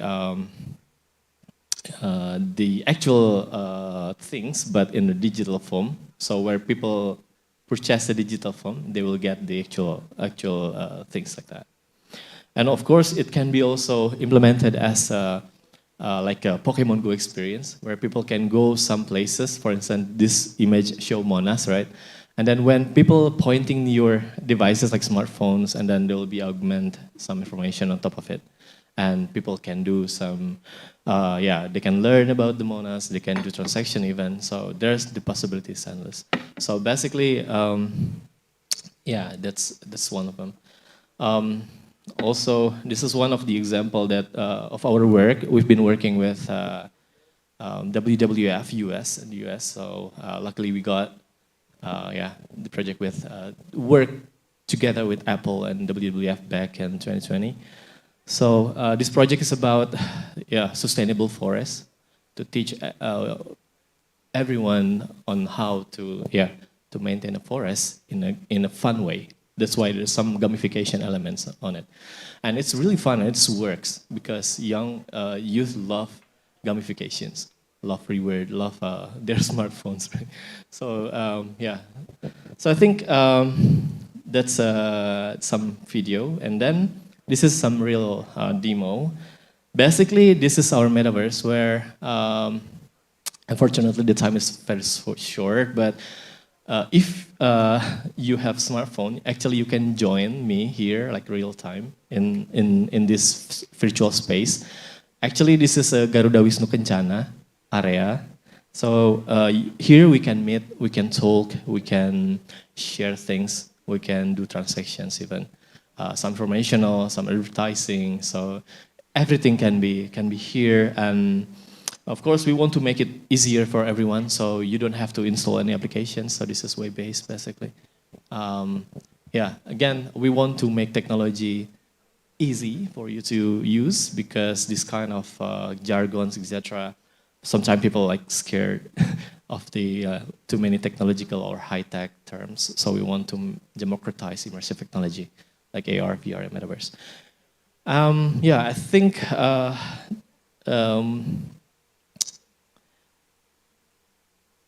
yeah, some of the, I still have time, right? 2 minutes. Some of the implementations also can be infused like gamification elements. Like if you go to some places and then there will be some treasure hunt or scavenger hunt type of activity where people can explore and then they can they can find a virtual robot where you can play some quizzes with them, and then you will get some prizes when you answer some trivia quiz about that city, for instance.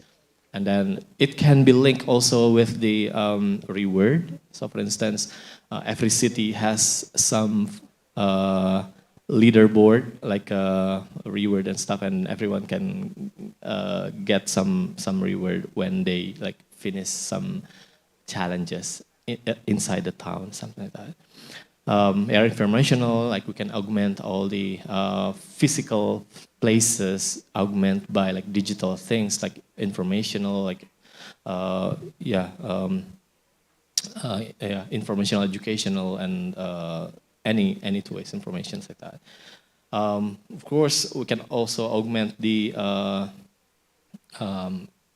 any elements basically related to tourism, not only the places, but also the food, like the clothes, the clothing. Anything can be infused using this technology. So the, yeah. Right, so I think that's all my points. I hope it completes Bajaj's presentations, and I hope you learn something from my presentation. Thank you so much, I'm Hasbi Asyadik. Oke, terima kasih. Thank you very much. Tepat waktu ya Pak ya? 15 menit. Iya. Terima kasih Pak Moderator. Okay, thank you very much Pak Jaja and Mr. siapa tadi? Hasbi ya, for the presentation and the demonstration. I only can admire your result, but I cannot imagine how to make it.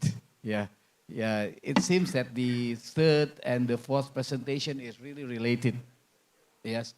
For Mr. Sofyan is regarding the differences in the digital technology, and from Mr. Jaja is how to bring the tourist destination into your computer, right? Yes, this is the changes. I have one experience, Mr. Jaja, Sofyan, in a small village. Is what you call managed by Kompapar. It's a youth organization for tourism over there, and it's rather far from Bandung. It takes 2 hours near in Subang. If you know maybe Jamuju, yeah. There's a camping ground. I was very surprised. Why so much people?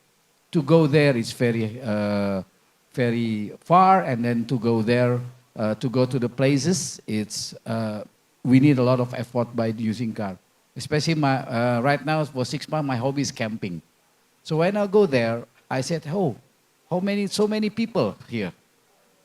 They rent about 16 places, and we have to queue about 2 months to go there. And I interview the what you call the one of the Kompapar, and they said, how can you do this promotion? It is very easy. They make like what you call space, and then they make tents, they make fire, and they video in the Instagram. And in only about 2 months, people are coming there. This is the strength of digital marketing. Yeah, this is now maybe I agree with you, Mr. Sofyan. Even until now, I cannot make a video in Instagram. But my children are very clever than me. So I think digital tourism, COVID has its advantage for us. It makes us more digitalized. Yes, I agree. It's more digitalized. So I think this is 2 presentations that are very related. Okay, so now it's time for the Q&A session. Yeah, maybe from the audience in online first. Is there any question?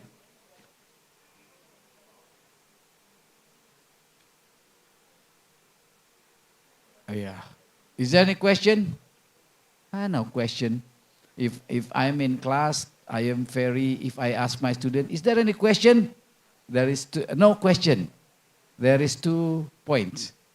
They really understand, or second, they don't understand. Yeah. Okay. Okay. From Maya, from Universitas Sahid Jakarta. Okay. Thank you, Ibu Maya. To Professor Alexandra.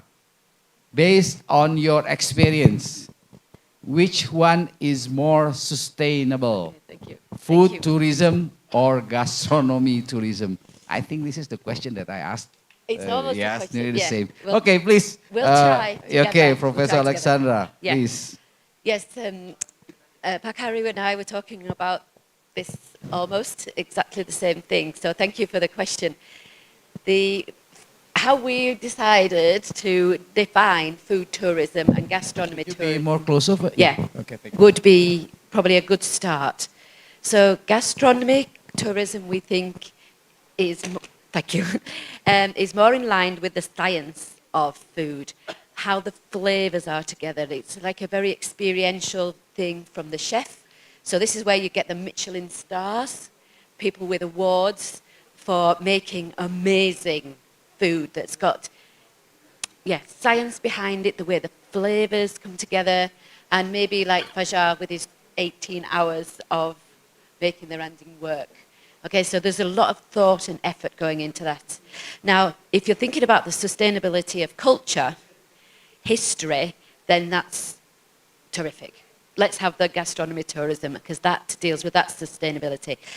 In terms of food tourism, often food tourism is about going to visit food being grown or processed. If you get the opportunity then to live on the land, pick the food, then sustainability is important because there's no CO2 emissions. Putting the food onto an aeroplane and sending it millions of miles away from New Zealand to the UK, halfway around the world, then that's obviously not sustainable. So it would be great if the food tourism gives the opportunity for people to buy things, so there's not as much being on the supply chain that can take quite some time. So if people went to the local farmers markets, goes to the local markets where food is being showcased as being made, but more like the street food, and then you buy some of it, or the wines or the olives or something, and you buy it there and then as part of your experience, then that's kind of sustainable in terms of the environmental.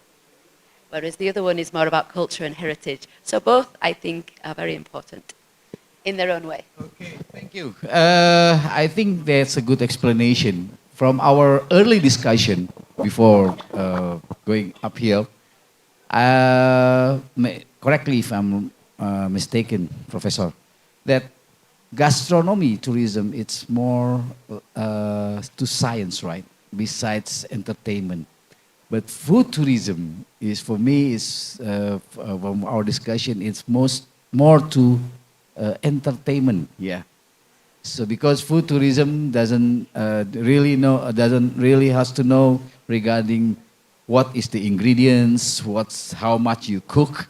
Yeah, you just taste it, you love it, and you upload it. I think that's the key. But gastronomy, they need to know the inside or the details of the foods. If I underline it. Okay, thank you very much, Ibu Maya. How many times do I have for this Q&A session? You have a question? No, I think I asked for the audience from the online first. Is there any more question besides Ibu Maya? I hope that there is a question from the audience in this room. Because if the professor asks the question, that is my frighten. I'm afraid if professor asks me a question. Okay, is there any question from the audience in this room? Okay, this is my frightened time. Okay, please, professor, please ask your question. Okay. It's definitely not a frightening question, really. But I think in Indonesia there should be more done on your food tourism and your gastronomy. When one looks at other websites from their government, perhaps in the Middle East, Japan, Italy, the breadth of what is being showcased is amazing. And I wonder if anybody here, as part of a dissertation, perhaps, or a piece of research, did something that replicates something similar to a student of mine who came from Greece and felt that they didn't know enough, they didn't put enough information on their websites. So tourism and food tourism is an export, so you export it to other countries. So if you don't make it clear what you've got in the country, then you're missing a marketing opportunity. So what he discovered within Greece, the only things they talked about was wine and olives. And yet there is so much more. And there's also the seasonality of Greece. So there's one message that goes out every year and there's no change for the seasonality. When you look at other countries, which he did compare, their tourism board and their government were a lot stronger about the wider area and the shoulders of what tourism is, because they come like this, but there's the end times, isn't there? The beginning of the harvest, the end of the olive growing and the wine seasons. And that was missing. So if anybody ever wanted to do that, then I think that would be quite something to explore. Okay, so the last statement that I see, that I hear from you, that food tourism is also a commodity to export, right? Oh, yes. Okay, so it's not just only you enjoy it, the food in the location, but you also exported the foods. You export the food tourism offer. You export the food tourism offer. Yeah, so that's what's on advertisements. We do it in the UK. We'd say, come to London, have a look at this. Come to Yorkshire and have Yorkshire pudding. So governments pay to export. Just as you export goods, this is exporting a service, a tourism service. And there's many countries that don't do enough of that.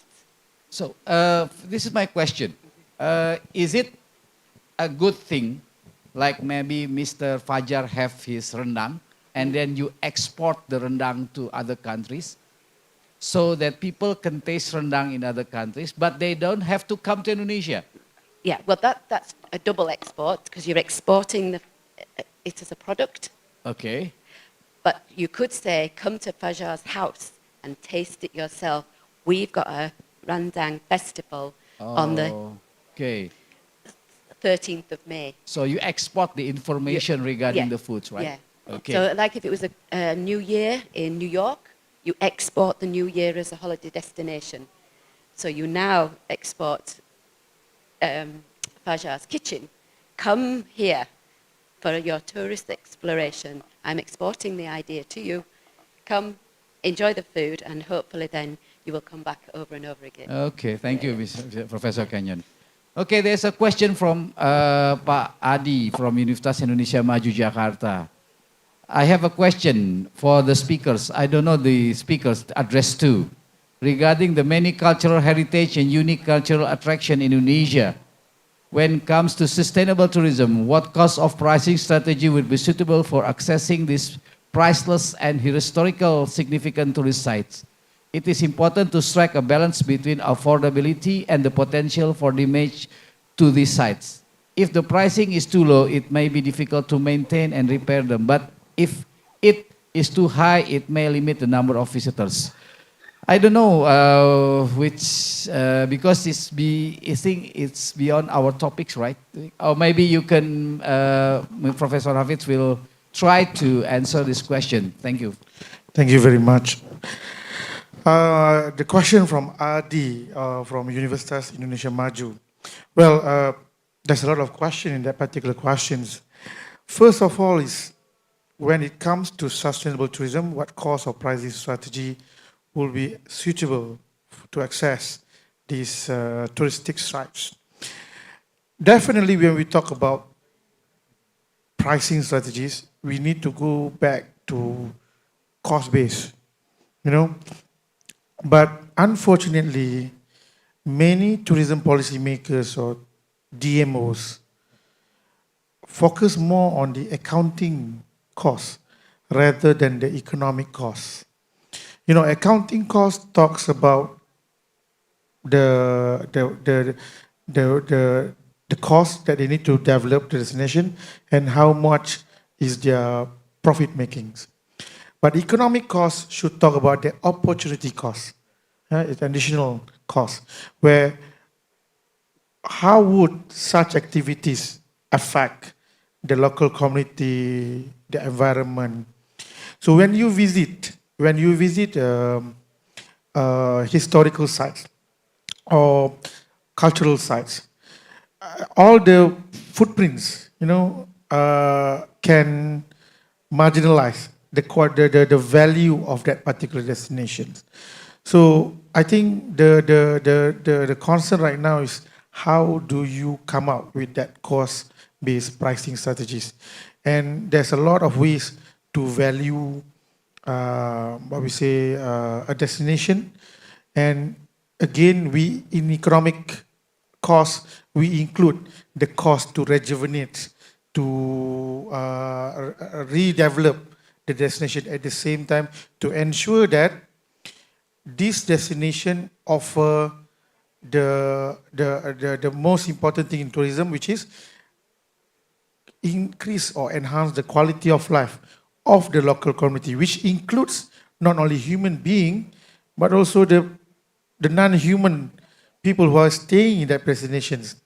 And it is, another question, it is important to strike a balance between affordability. This is another thing that we need to be very particular. Tourism is a luxury product. Yeah? People are talking about affordability because everyone wants to travel. But when you talk about historical, cultural sites that are unique to a particular destination, you need to treat it as a luxury product. And in terms of luxury product, only selected people who are willing to bear the cost, the accounting economic costs, are able to enjoy those destinations. So somehow this doesn't happen because we are more concerned toward mass tourism. And we can see what happened to Phi Island in Thailand. And this is not a heritage site, but it's an island, yeah, where the Thailand government have to close down the island to rejuvenate. And it takes more than 1 year for them. And talking about closing a popular tourism island, it does affect the local community, it affect the flora and fauna and everything. And right now, I think the Phi Island has been opened, but it is through control entrance. So I think again, when we talk about affordability, tourism is not all about affordability, but talking about sustainability. So yeah, definitely if the pricing is too low and the government have to invest more money to repair them.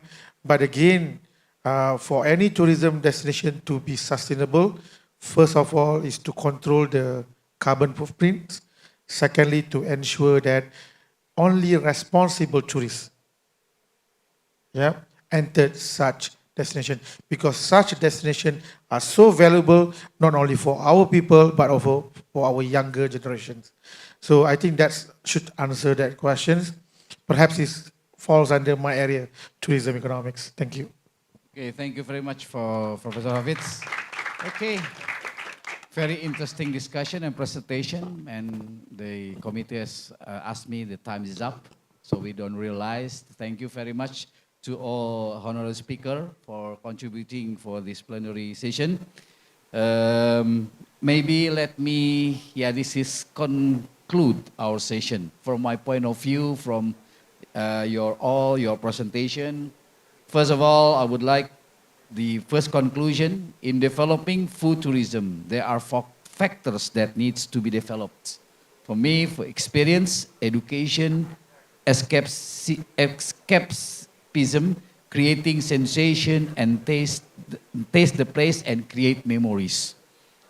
Second conclusion that I have, that COVID-19 is one of the global disaster. Even though the COVID-19 crisis has considerably accelerated several mega trends, such as digitalization and the imperative to transition to a low carbon economy. Third conclusion is that changes in tourism in digital area has changed the tourist characteristic. This is one from my assumption. Travel has become more personalized, and this is a challenge for the tourist destination in developing their products. The last conclusion, in developing the digital tourism, in developing the digital tourism marketing, digital transformation strategy is needed to ensure sustainability and technology becoming increasingly important factors for travelers. That's all maybe for the conclusion. Thank you so much for all speakers, honorable speakers, and all participants who are attending this session in online or offline. Let us once again give a big applause for our speakers. Thank you so much, and thank you. Assalamualaikum warahmatullahi wabarakatuh. Good afternoon, and I'll give the time and places back to the MC. Thank you very much. Thank you, Mr. Jaja Ahmad, Mr. Sofian Lusa, Professor Hafiz, and Professor Alexandra Kenyon for amazing topic presented. And also thank you to Mr. Haryadi Darmawan. Please still stay on the stage. Next agenda is the certificate awarding session. We would like to invite Mr. Arvin Rusfian Esos M. Humchae and Mrs. Enda Trihayun Tias Esos M. Empak to enter the stage to provide the certificate for all speakers.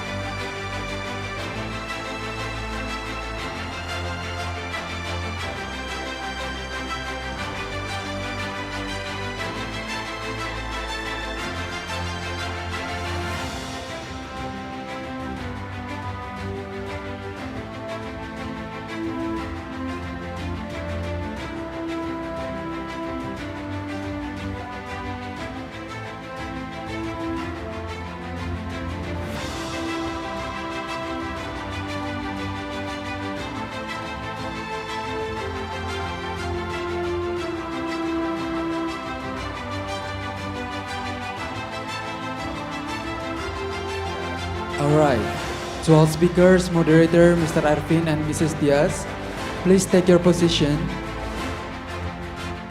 Okay, we will guide the photo session.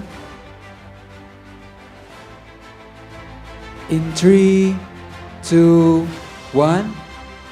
Once again, 3, 2, 1. Thank you to our speakers, moderator, and Mr. Arvin, Mrs. Diaz. You may return to your seat.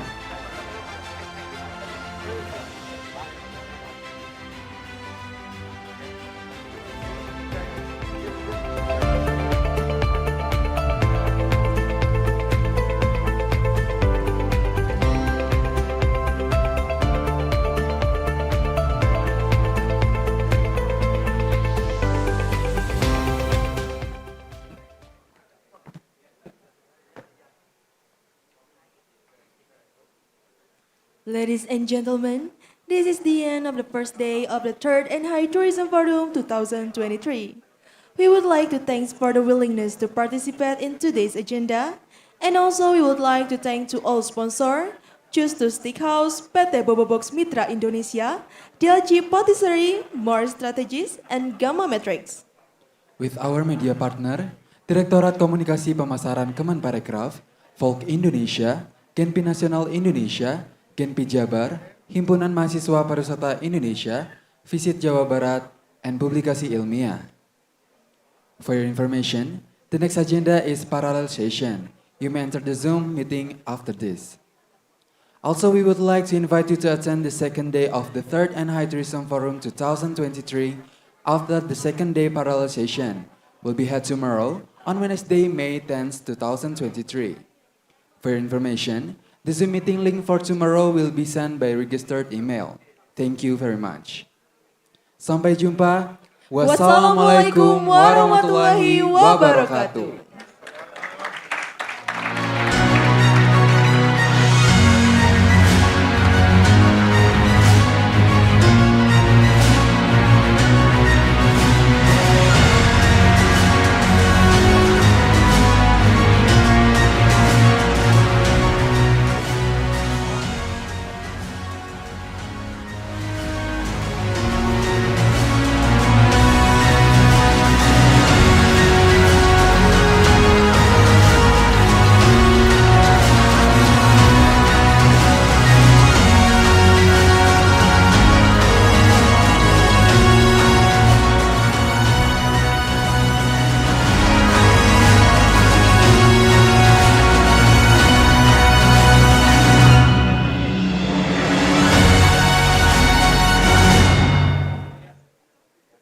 Ladies and gentlemen, information to all management, speakers, and moderators for today's dinner will be ready at Salazar NHI Hotel at 5 p.m.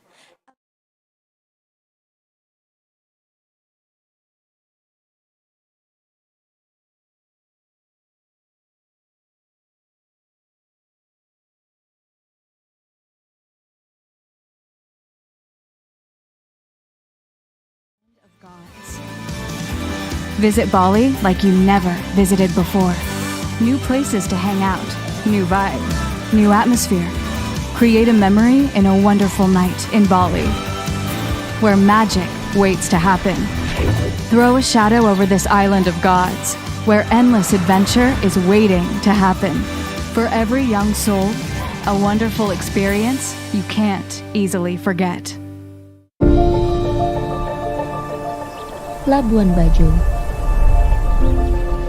Selamat datang di Pulau Surga, di mana alam berbaur bersama jiwa. Di sini kami memberi lebih dari sekedar keindahan. Di sini kami menawarkan kebudayaan. Di tempat ini kami menciptakan kerinduan. Dan di sini kami membuka pengalaman, menggali lebih dalam, lebih dari sekedar menikmati alam.